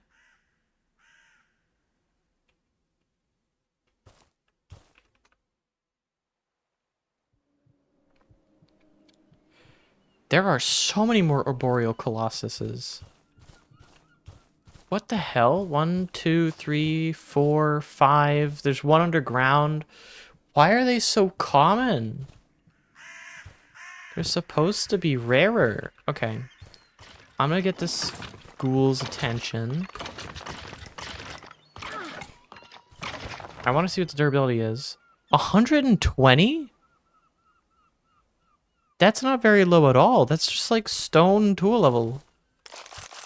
So I guess it's low durability for what its stats are, but that's not bad still. Oh, I pissed it off. Okay. Jesus. I need to get to the other side of it, because I need to get around it. Alright, here we are. So I want to pull it away from my base. I don't know if fighting it's even worth it, because I have no idea what its hitbox is. If its hitbox is even fair.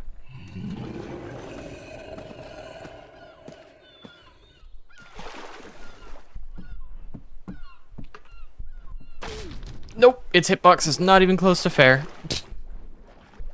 You should never have a boss of this size that can attack you and you can't attack it. Also, my god, that did a lot of damage. That was with armor. Okay, now theoretically...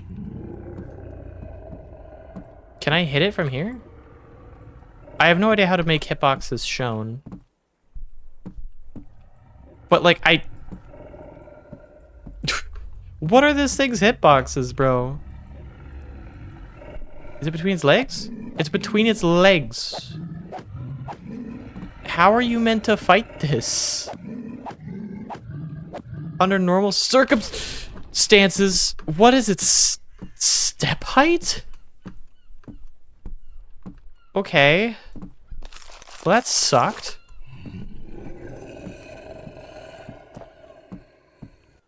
It just canceled its own attack? Okay. Hello, Hero Brian. Good to know that you're here to witness this fight. I know. Not very impressive. Not my proudest fight so far. So evidently I need the ocean to be deeper. Well, now it's just trying to go back on land the moment it touches water.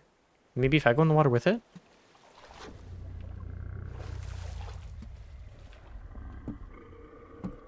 I don't like this. Because I know it's just going to step up. Yeah, like that.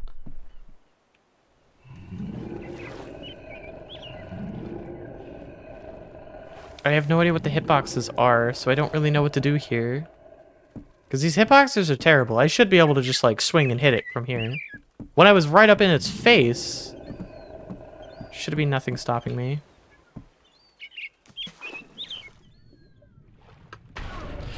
Okay, that knockback should not have knocked me towards it. By any means, you should never get knocked back towards the thing. Yeah, so you just can't fight it without a ranged weapon. This is stupid. Why do I have to get a ranged weapon to fight this? This is exactly why I disabled their spawns in the first place, and I have no idea why they're even back. I still have it disabled in the config. And let alone why they're so common all of a sudden. Their spawns are disabled.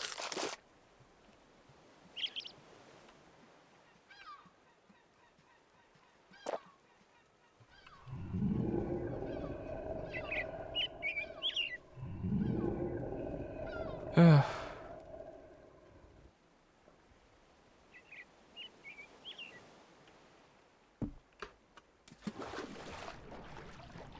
Listen, bud.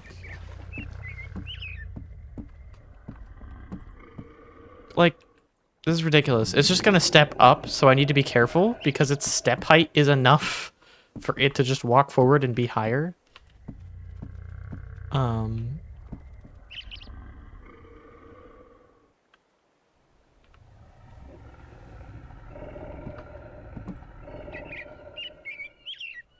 This is with increased reach distance, too. Not by much, but it's still increased.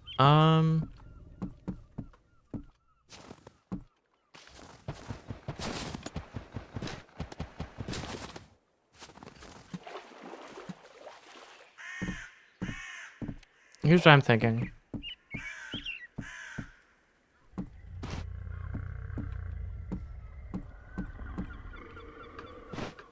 If I go up...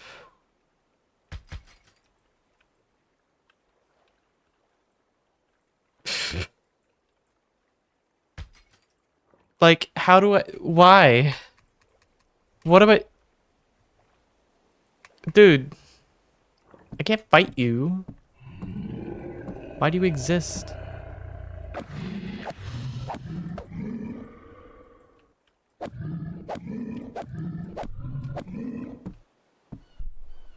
They bothered to put in step assist so that he's harder to cheese, but then they made cheesing him like the only fucking way to fight it. Like, I could get up close and go for parries, but I don't even fucking know if it's immune to parries or not. The only way to fight this thing is cheesing, and that's terrible. Because the animation of it doing the kick does not match up with it actually doing the attack. At all. It does the attack before the animation completes.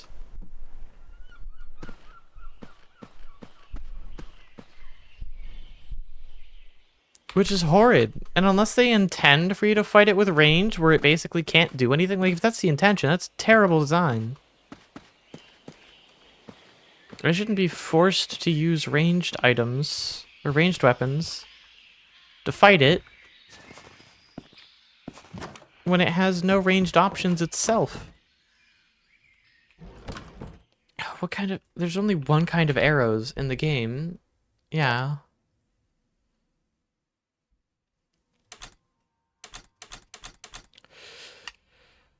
Maybe I make arrows more fun to make.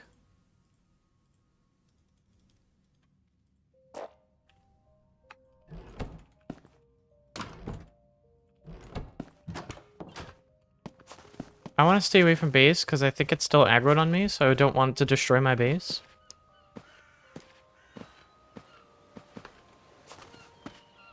I guess it's not aggroed on me still.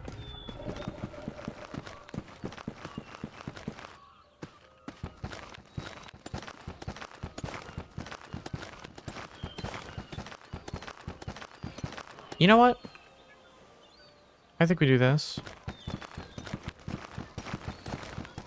Pull a old-fashioned RLCraft style. Flint farming.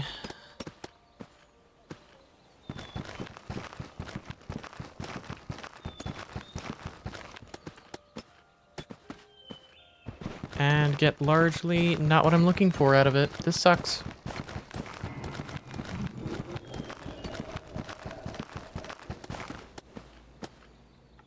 Okay, well.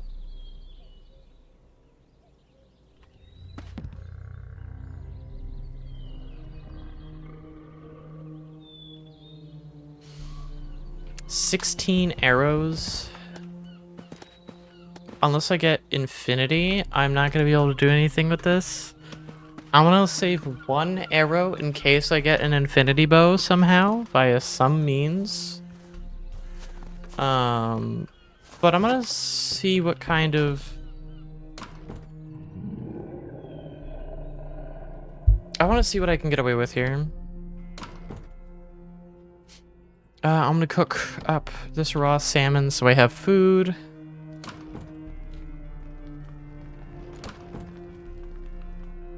Let's see what the other flesh items do.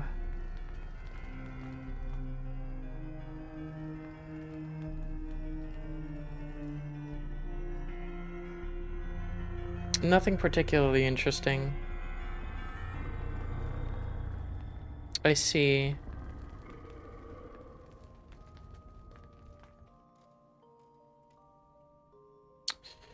Yeah, the sword's kind of the one I would be looking for.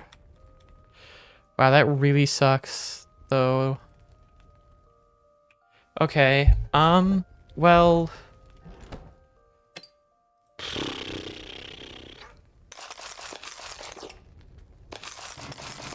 Right, I'm gonna put up one arrow in the chest so I don't waste all my arrows. Are there any other... If I could type... Are there any other type of bows I can make? Glow silk is way later, and I have no idea if it's even better than normal.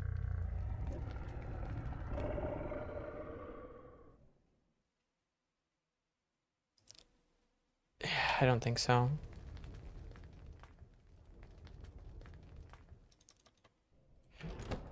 Yeah, so I just have a normal bow and then I can enchant it later. I don't have an enchanting table or any way of enchanting yet.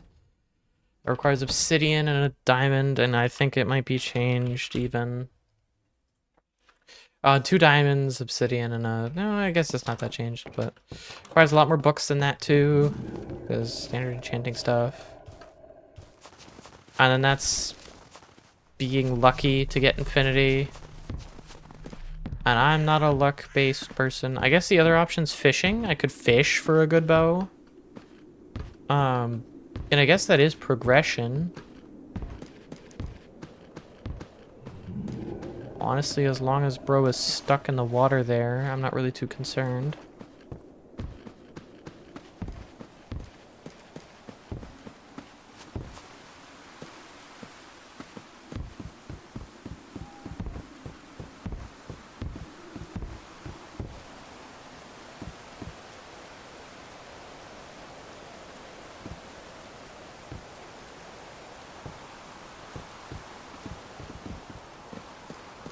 Oh, for fuck's sake.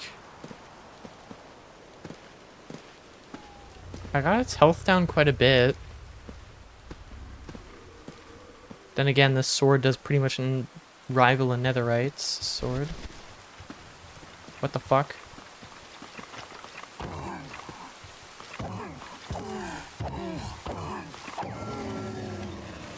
Yeah, it still drops ether ashes.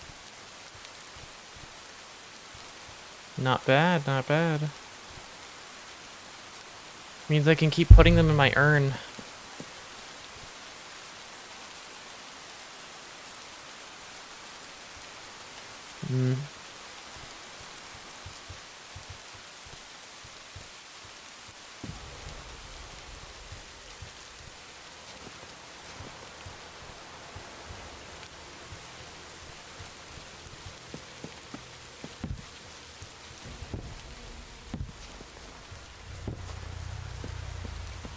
Fucking hell.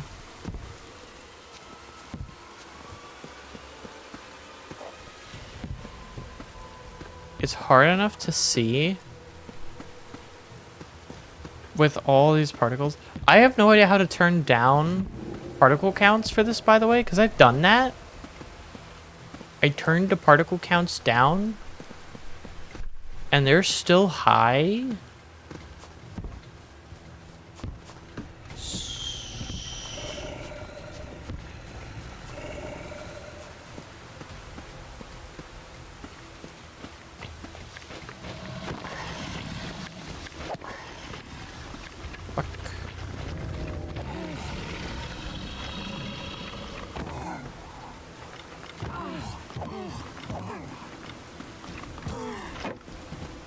What the fucking hero, Brian? Oh my god. Hero Brian tapping my shoulder almost got me killed. I didn't fling my viewer around, by the way. Hero Brian did that. Hero Brian forced me to look at him.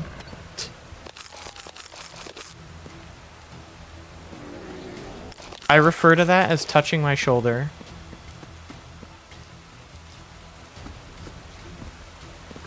Like, that's what I call that.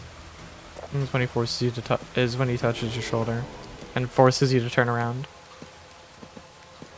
And I hate it when that happens for obvious reasons. Like just there, that almost got me killed.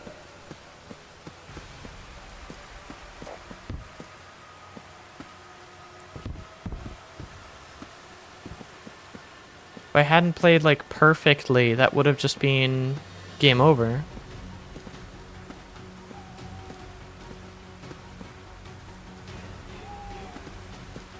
Or if I hadn't played well.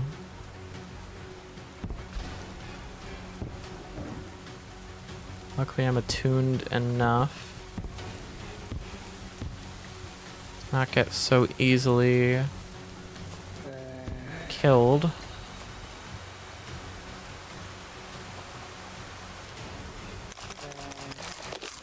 The fuck it. That is a lot of zombies.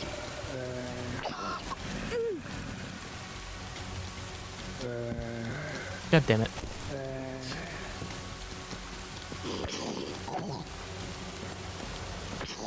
Oh shit.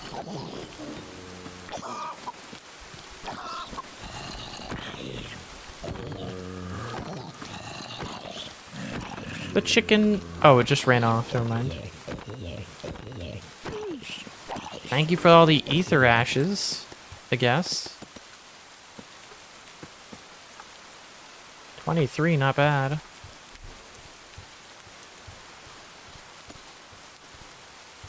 The chicken I'll let roam around for a bit.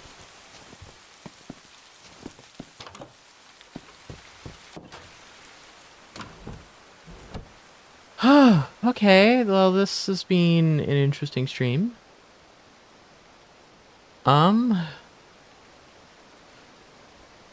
I've made quite a bit of progress in this playtest. There are still some things I obviously need to change, like the fact that the Arboro Colossus even spawns. Because honestly, as scary and interesting as it can be, it's just not a well-designed fight.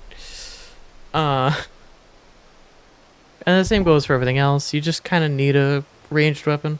I was aware that it was kind of busted, but I didn't think it was this busted. I didn't think it was this bad. I thought it was maybe fixable or like maybe like doable at this stage. Like I have a flesh sword. I have full remnant or full steel shield. What the fuck?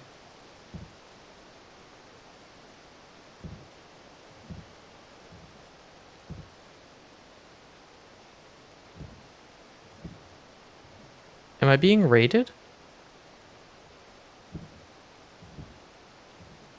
What the fuck was that?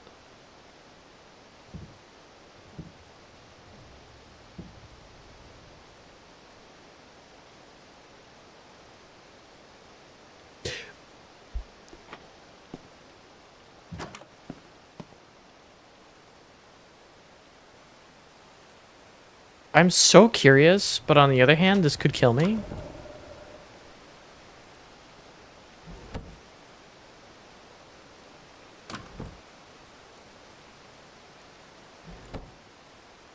If I don't have enough ether ashes for this, then whatever.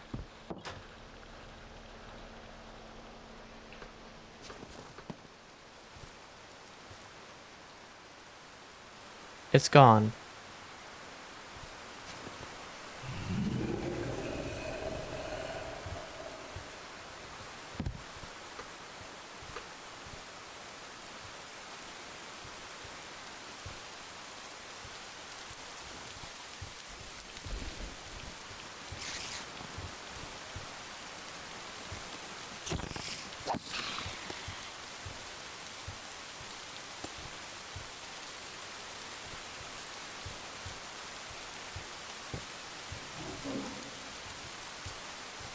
Oh shit.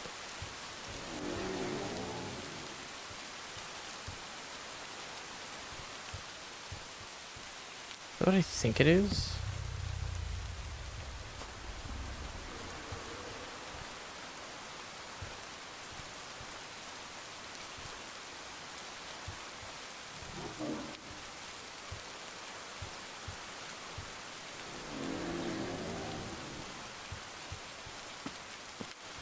I mean, if it is what I think it is, I have the remnant chest plate.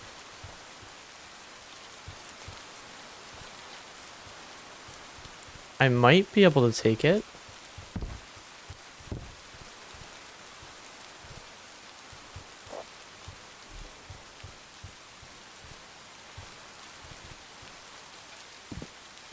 Wait, was that a... Maybe it was from the village. The village is over here. Is the village being raided randomly? Is that a thing? Oh, shit.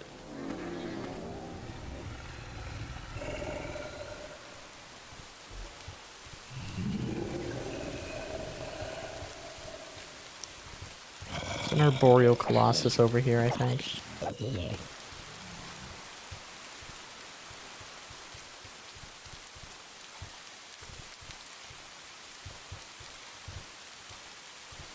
I'm gonna go check out the village. If the village is being raided right now, I need to get over there.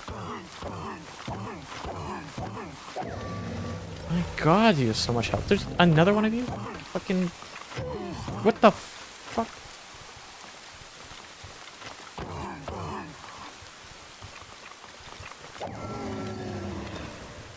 Oh, I didn't bring any food with me.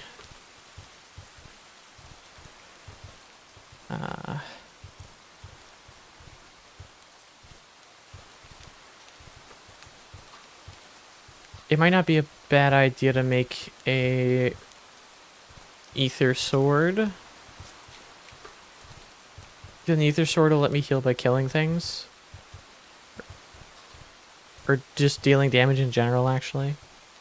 Which could be good for many reasons. Gather these for onions, I think, right? Yeah, onions.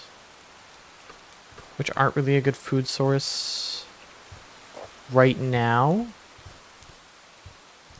But they could be. Came as soon as I reasonably could. Were there any survivors? No, it doesn't look like they're being raided. Somebody lost a door, though.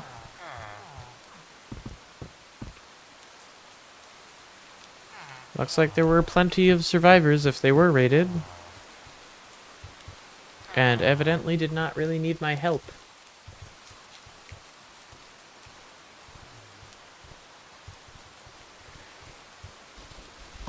So the one who watches is definitely present here.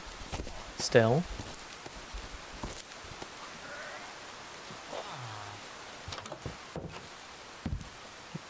Be in here long enough to make some bread. Which is decent food. Decent enough that I can heal if I'm able to pull out of a fight. Alright, I could...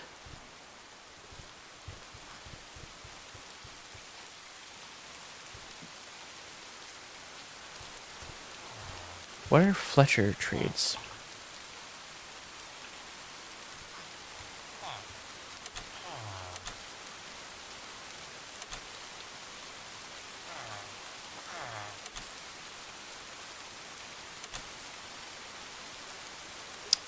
Well, yeah, I want to know what the Fletcher trades are, but okay, whatever. If I get flint, I can turn... There's a villager on that boat right near base that I can turn into a Fletcher. And maybe I can use him as my primary source of arrows. Which will be good for fighting against Oh, this is corn, right? Yeah. Should be good for fighting against the boss.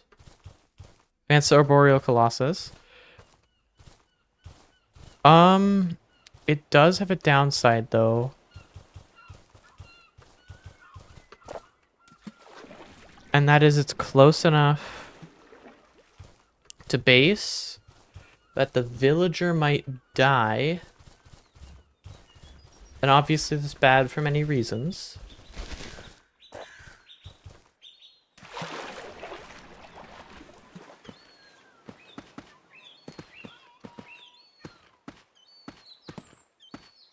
Oh, I didn't consider this.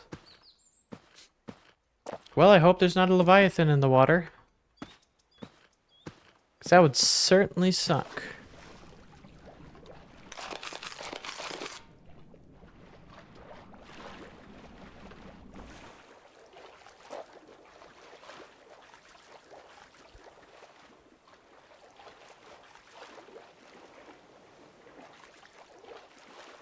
Oh, that healed up quickly. Oh, it's an ad break. Shit, sorry. I missed the time frame on that. Playing ads now. 3 minutes. I'll be in base.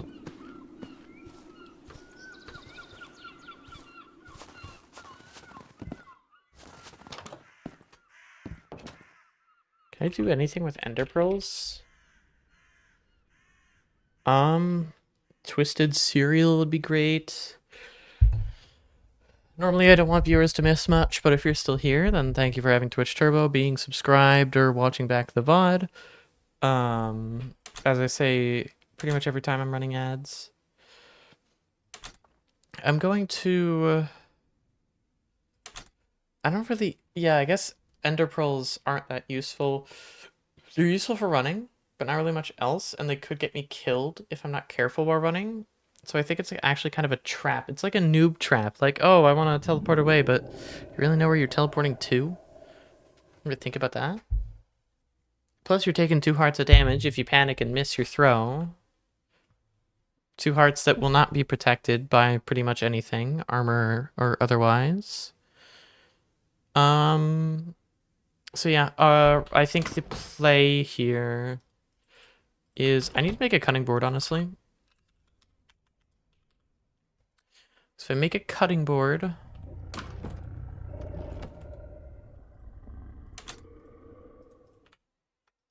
put it somewhere, like right there. No, I don't want to put that on it.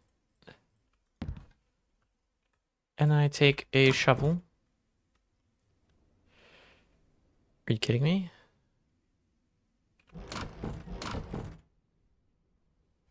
There it is.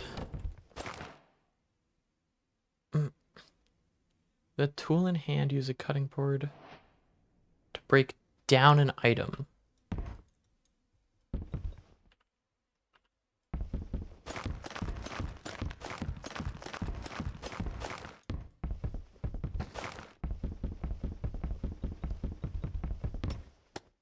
What? Oh! Wait, I did get flint from that. Wait, that did kind of work. Wait, what? I'm so confused. It gets you flint even if it doesn't break the piece of gravel? So this is just an unlimited flint strategy? Wow, that's kind of crazy. Okay. Well, I didn't know that. That makes getting arrows so much easier. Alright, well, here's the fletching table. I mean, buying them is going to be quicker anyways. Welcome back from the ad break, everybody. I've made it back to base, and I figured something out. I could turn almost endless amounts of... Honestly, that makes me want to make a,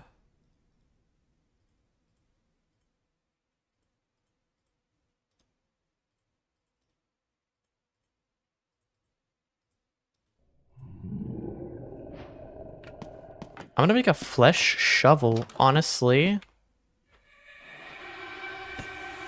No, I don't want to pick it up, game.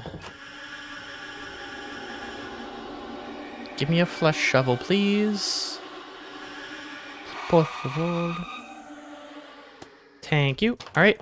Now with this flesh shovel, I can take gravel, right? I can put the gravel in my offhand. And not because of the flesh shovel, but with cutting boards, if you break down gravel by just holding right click on it, have the gravel in your offhand and a shovel in your main hand, you can keep breaking down gravel endlessly until it gives you flint. And it will not break the gravel when it gives you flint. So you can just get endless flint this way. The only downside is this is very durability heavy.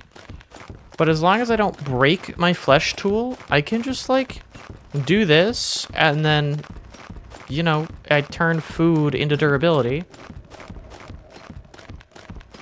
And while this is a slow way of getting it, like, it just passively eats again. So I have a reliable way of getting flint. Now the question is actually getting feathers. So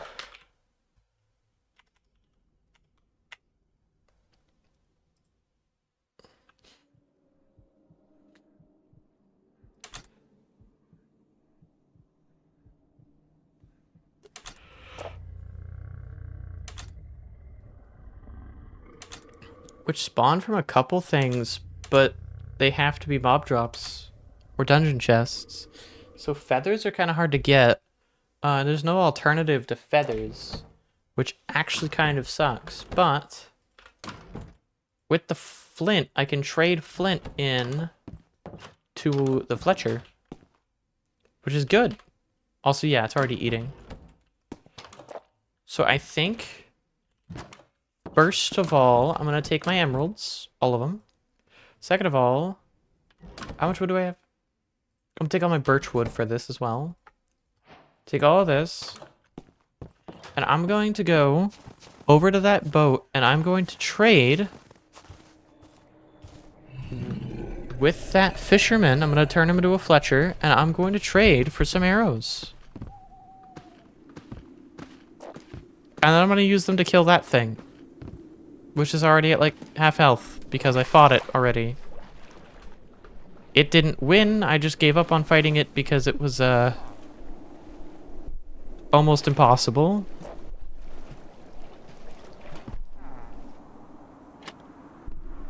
Oh, I left that trapdoor down, which let things get on, which is probably how the other villager would have died. The other villager died because of my actions.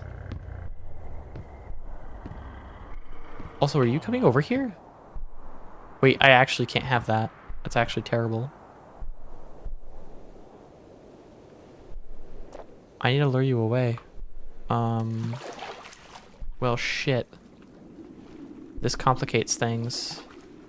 I need to run this in the blind, basically, then. Fuck! There's another one! Okay. Okay. It's fine. As long as the Leviathan doesn't spawn in the ocean here, I think maybe... yeah, there's two of them.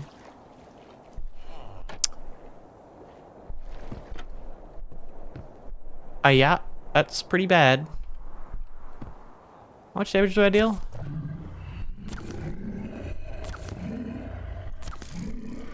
No likelihood that I kill them with the arrows that I have.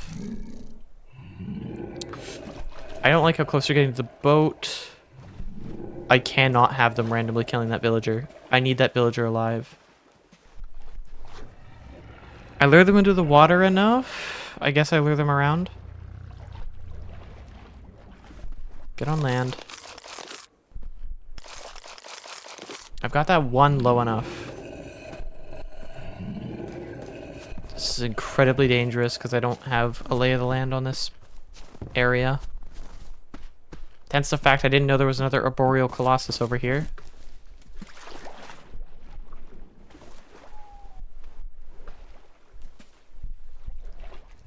Come on in the water over here. Oh no.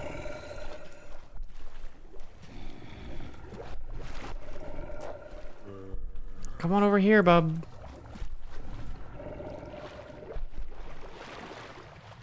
Hopefully break line of sight by going down.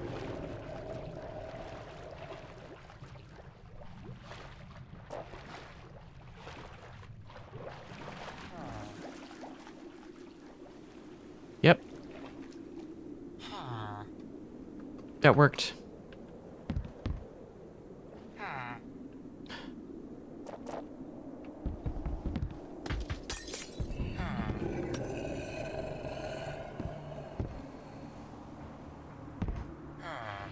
Okay, sorry to break in on you like this, but I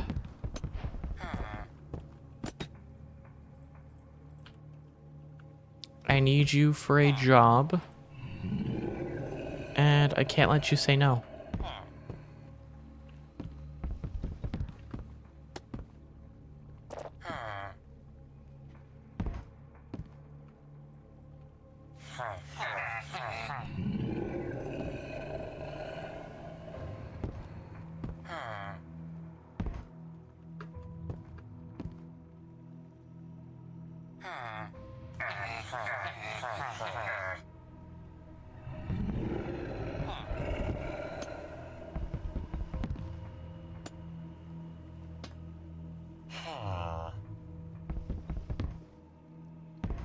Here, I'll give you some mobility. Not the ability to go outside.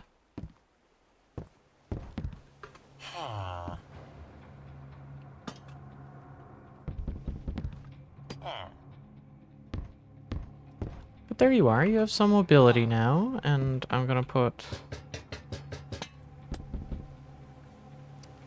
this lantern, like, not there. Put this lantern, like, I don't know, right there. That still lights everything up in there, right? Then I'm gonna put the fletching table there. How about that? Will that do? Is that enough for you? You're not a fisherman anymore. You can grab that.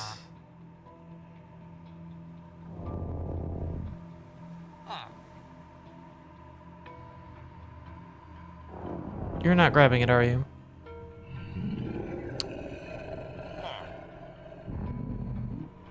Can they only, like, change professions during the day or something?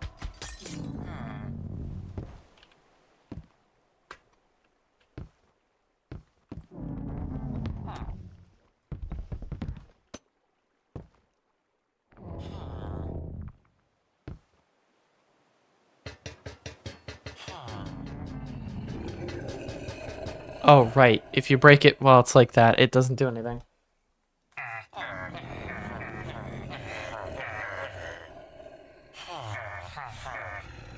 Can you, like, become a Fletcher?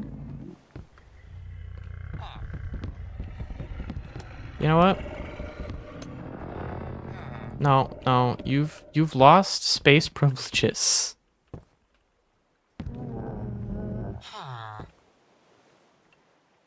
You know what?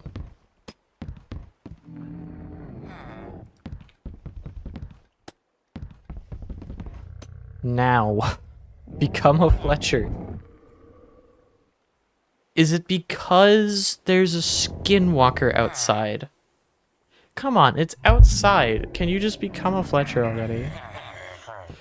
Dude. You were a fisherman. There's no way you can't become a different thing. There's no way you're a village idiot, right? There's no shot.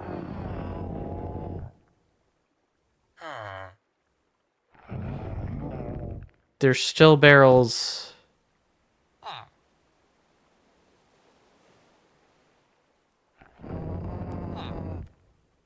Green hat. It was a fisherman. Did they restrict what types of villagers can become what?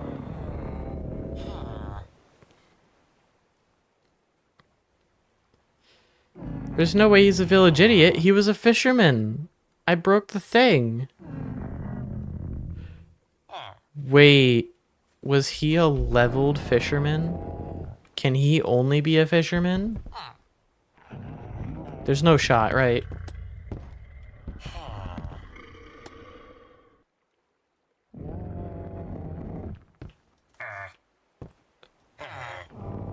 There's no shot, right? Yeah, he's not becoming a fisherman either. So he's just a village idiot now? What's the point? It's a fisherman boat, and then you're like, oh, I don't really need a fisherman. I'll turn you into a Fletcher, and then that just you can't do it because they just turn into fucking. That's stupid.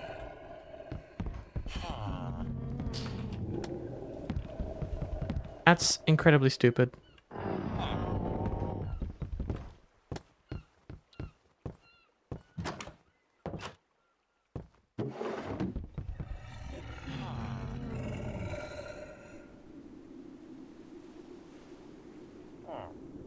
Yeah, that's what you do.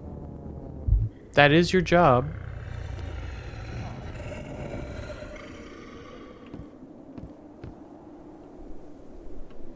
Oh god, I aggroed that one. I don't really care about this ship anymore, though. Yeah, I don't care about the ship anymore. You can destroy it for all I care. He became a village idiot because he couldn't... I wanted him to make arrows for me, and then he's like, no. No, I don't want to make arrows. I'm not going to do anything with my life anymore.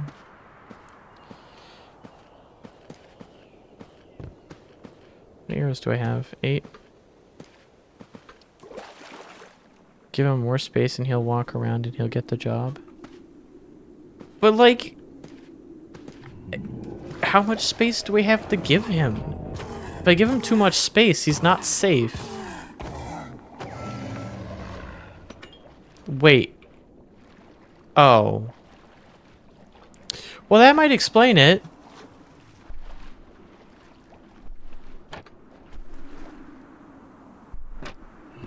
It would explain why the Arboreal Colossus is not doing much either.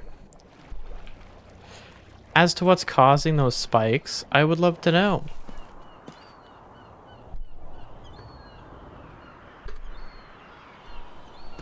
Okay. Time to move.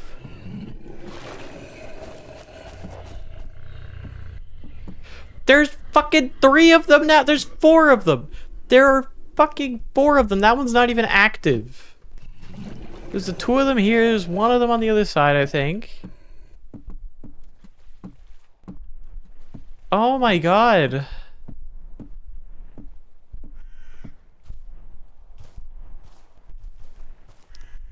They're in the he's in the water.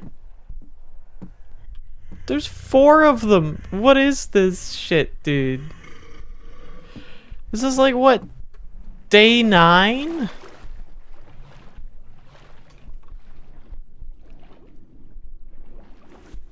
What the fuck is this shit? Thanks for the free wood, I guess, idiots. Thank you, I guess. Like what?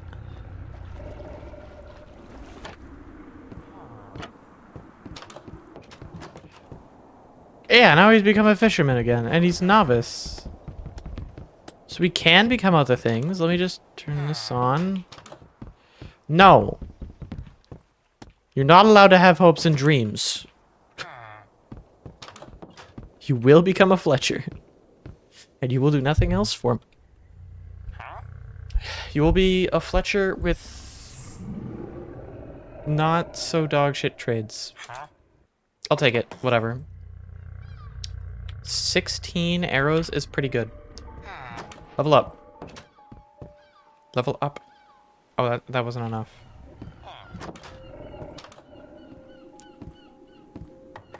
Okay. Well, I'm gonna block up that door because I don't want you leaving. So I need gravel for it because I went with this one. Yeah, whatever. 152 arrows? Okay, that's quite a bit of arrows. I would have liked worked to level him up with that, though. The fact he's not a higher level kind of sucks. Because that means I have no way of getting emeralds. I was hoping that would be enough, but it looks like I was 2 emeralds off.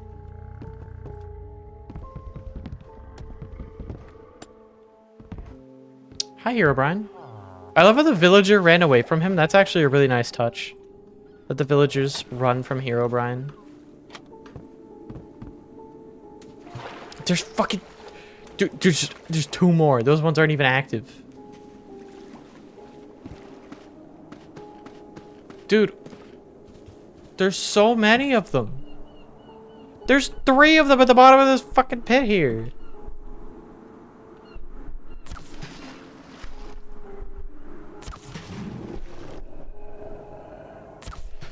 Arrows are no good in water too, so I actually just cannot fight them.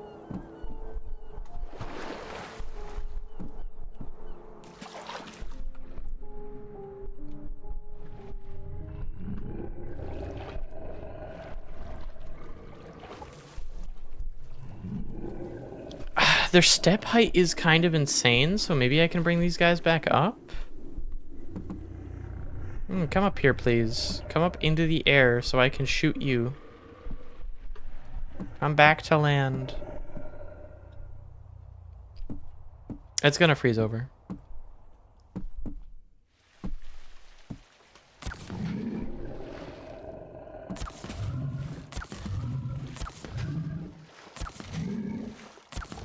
It's dealing less damage because it's underwater, but...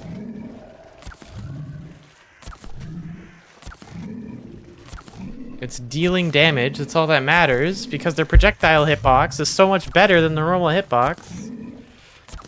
I would love to use my sword against these guys, but unfortunately their melee range is significantly greater than mine, with an increased reach, by the way. What an amazing design. Oh, one of them's high enough to start actually spawning things. Start actually using its attacks. Also, hi, Herobrine. Oh, of course, the one that made it up onto land is the one that I've been fighting the longest. The first one that spawned. At least the first one that I cared about that spawned.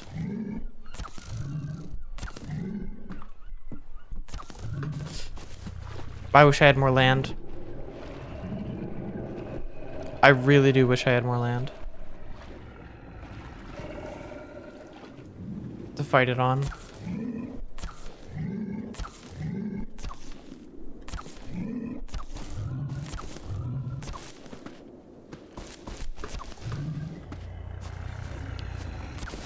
Because a lot of this fight is about fighting and like retreating. Like a lot of this is just distance fight.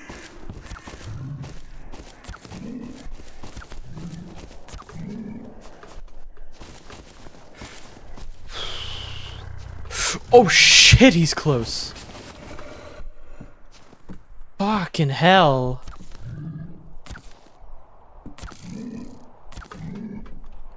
A wide open plain of ice? Hell to the yeah.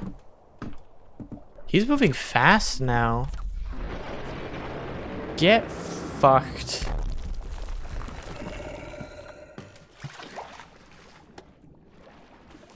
Absolutely destroyed.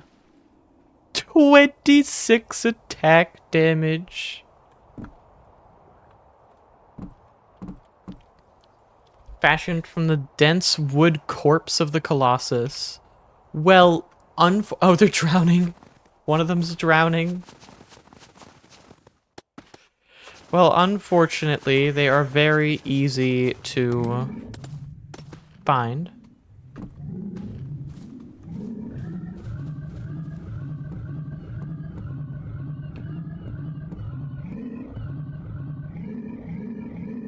I think a piece of ice spawned in it.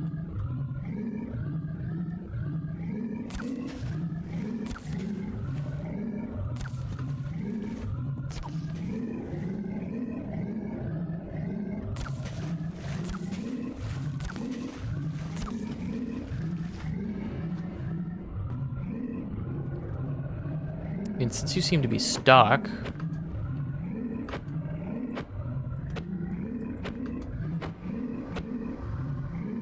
Oh, shit.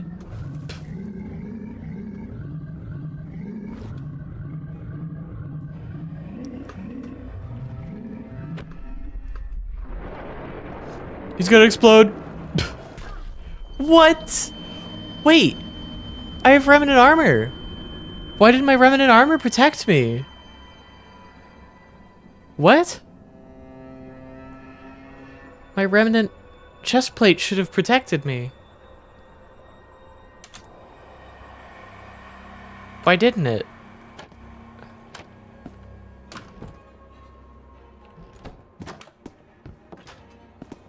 Why didn't it protect? I'm so confused. That was from full health. It should have protected me there. Any damage that's supposed to be, you know, impossible for me to tank, the remnant armor should clear up. Why didn't it proc? Was it because it was explosive damage? Does it just not apply arbitrarily to one damage type? That's unfortunate. I know it doesn't apply to slash kill. Even though it'd be really funny if it did. Anyways, 2 of them are dead now.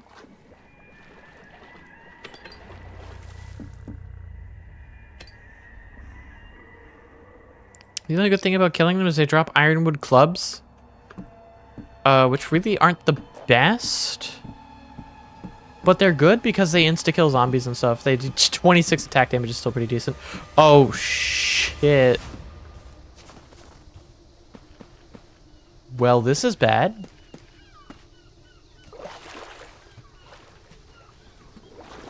I still have a pissed off Colossus over there. A blood moon.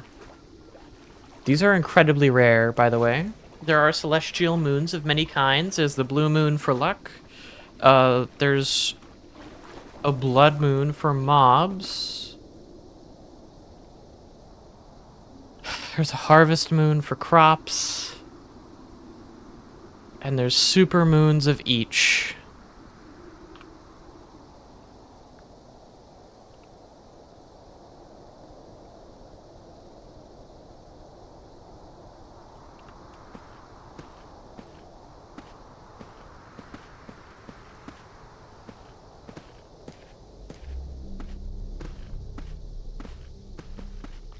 I wonder, is 26 damage?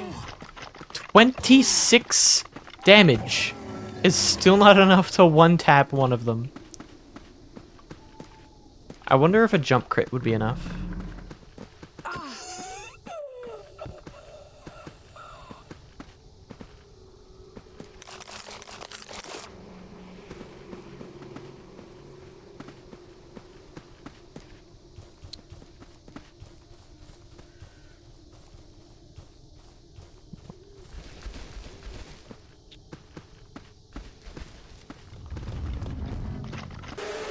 Fucking, oh, you asshole with the screen shake.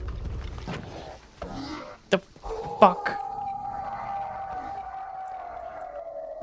Why are you so desperate? Wait, are you hunting? Oh, you fucking idiot. Why are you hunting me? That was the dumbest possible time for him to hunt. Oh, there's another one. That's why. Yeah, get the fuck over here. No, now you're gonna go invis. You're gonna try and jump scare me.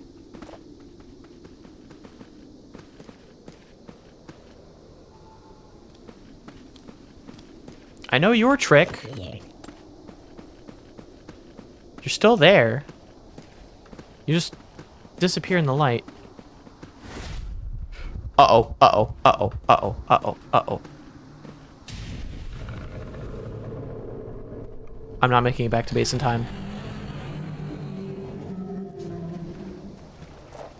Am I far enough away? Yes, I am. I also need to put my shield in my bar.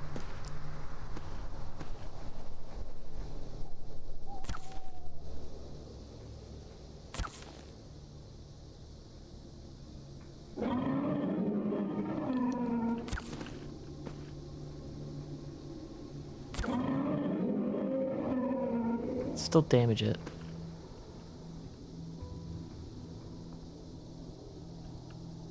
My only concern is, right...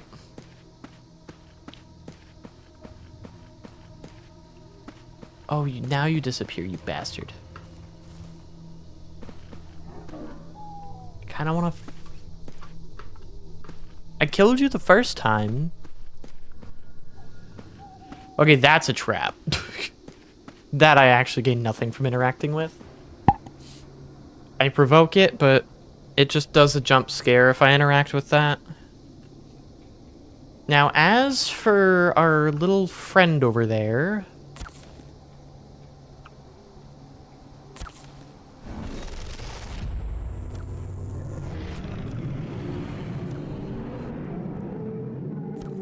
You know, for something whose listed weakness is water, you are surprisingly fast to use water.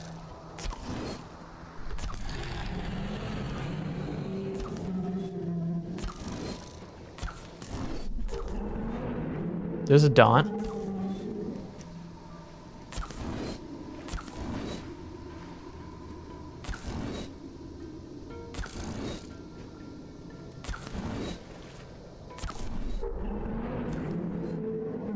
There's a daunt. I don't like this. Fever Dream is very dangerous. It will kill me.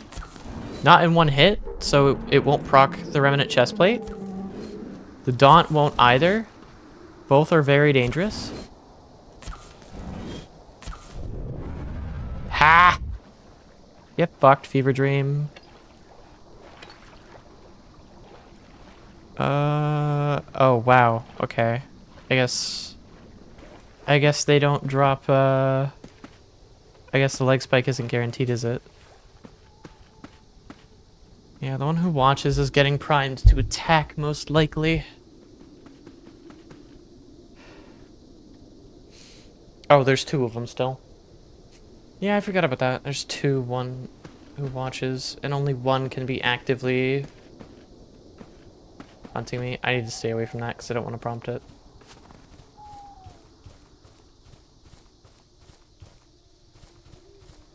Okay.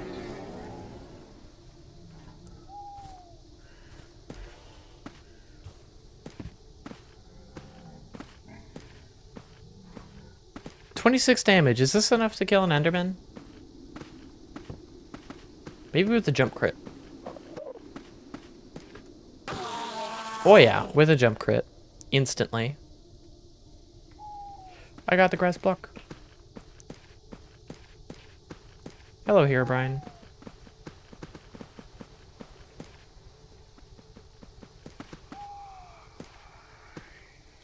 Dude.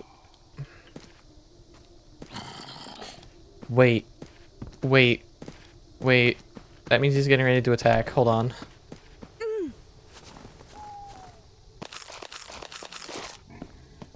I didn't leave that open.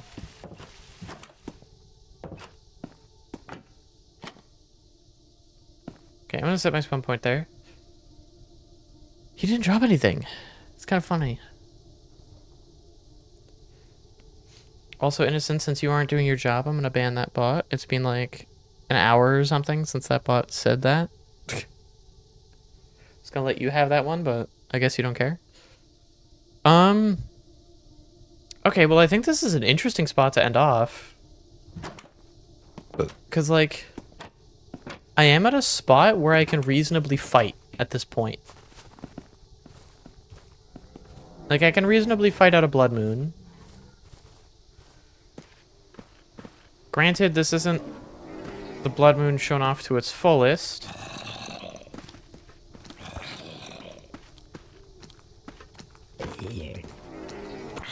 It's on mobile.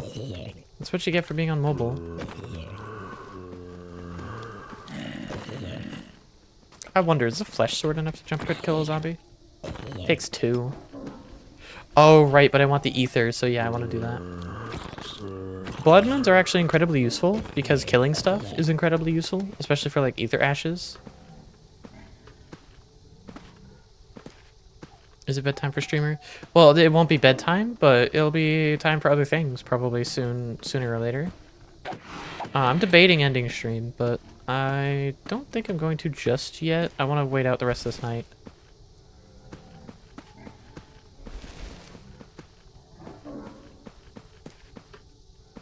At this point, I'm not too terribly afraid of most things. I have enough arrows to fight most things that are dangerous. You know, keep them at a distance.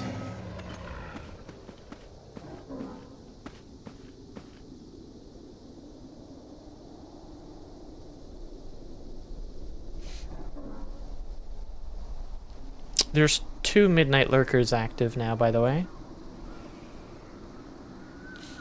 I don't think they're happy that I killed the first one.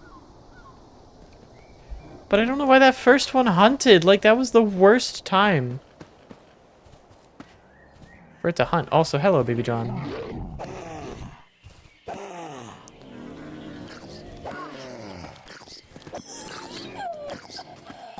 Oh, he brought me some ether ashes that I missed. What a polite zombie. How many arrows do I have? I've already chewed through over 100 arrows. Okay, I need to get enchanting. Or I need to level up my Fletcher. I don't know which. One of the two.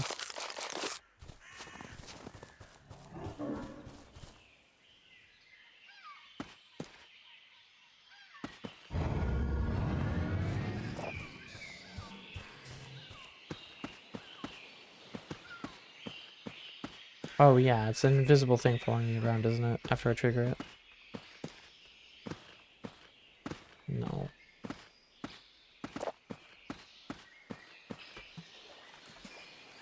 Either way, I procced it, so it should be good to go. Yeah. Well, that was a fun and interesting night. I mean, we've made it to the point where I just need to set up a farm for, like, farms for food and mobs and stuff.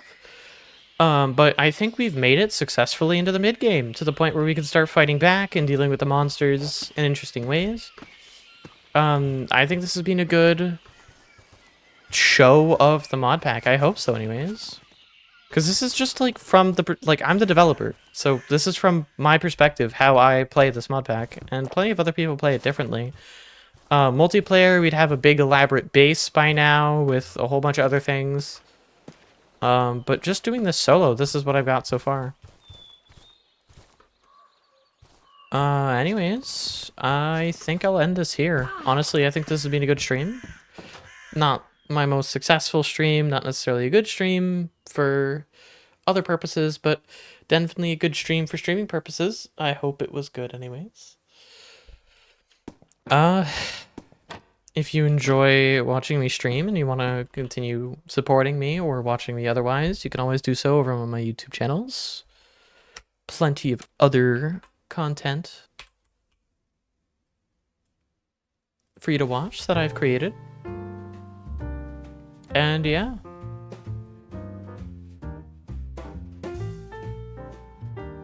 It's been fun, chat. Thank you for being here. Sorry for kind of suddenly ending this, but there's not really a good place to smoothly end it. I was kind of hunting for a point in time that would feel nice, but didn't really find one, so ended on my own terms. And before the next ad break, as you can see on screen, I have a YouTube channel, I have Patreon. There's also, if you have desktop open, or you're opening it in a website, you should be able to scroll down and look at the panels. I have plenty of my other things there, like my Twitter and my Blue Sky. You should also be able to access my VODs channel from there. And yeah, it's been a good stream. Have a good day, night, or evening, depending whichever time you're watching this at. And yeah, catch you later.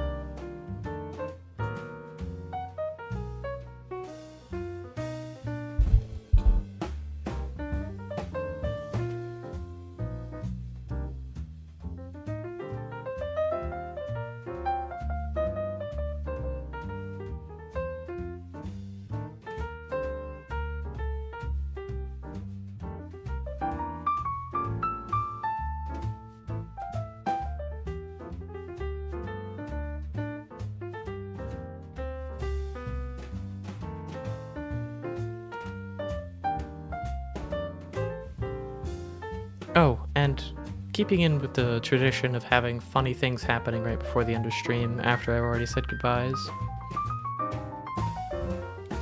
Hey, Innocent. I have a question. I have a very important question that I want you to answer on stream. Are you there? Type in chat still.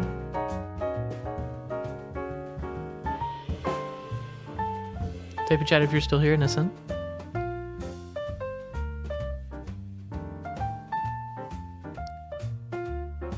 Innocent.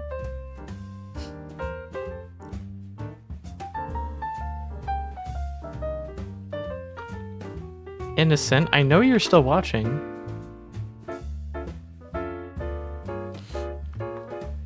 Say it, Innocent. Say it. I know you're still here. I see you're still here. It shows me that you're still in chat. No, you're not answering me on Discord. You're answering me in chat, Innocent.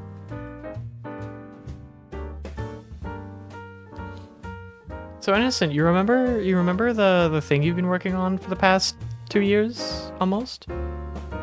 Past year and a half, I'll give you.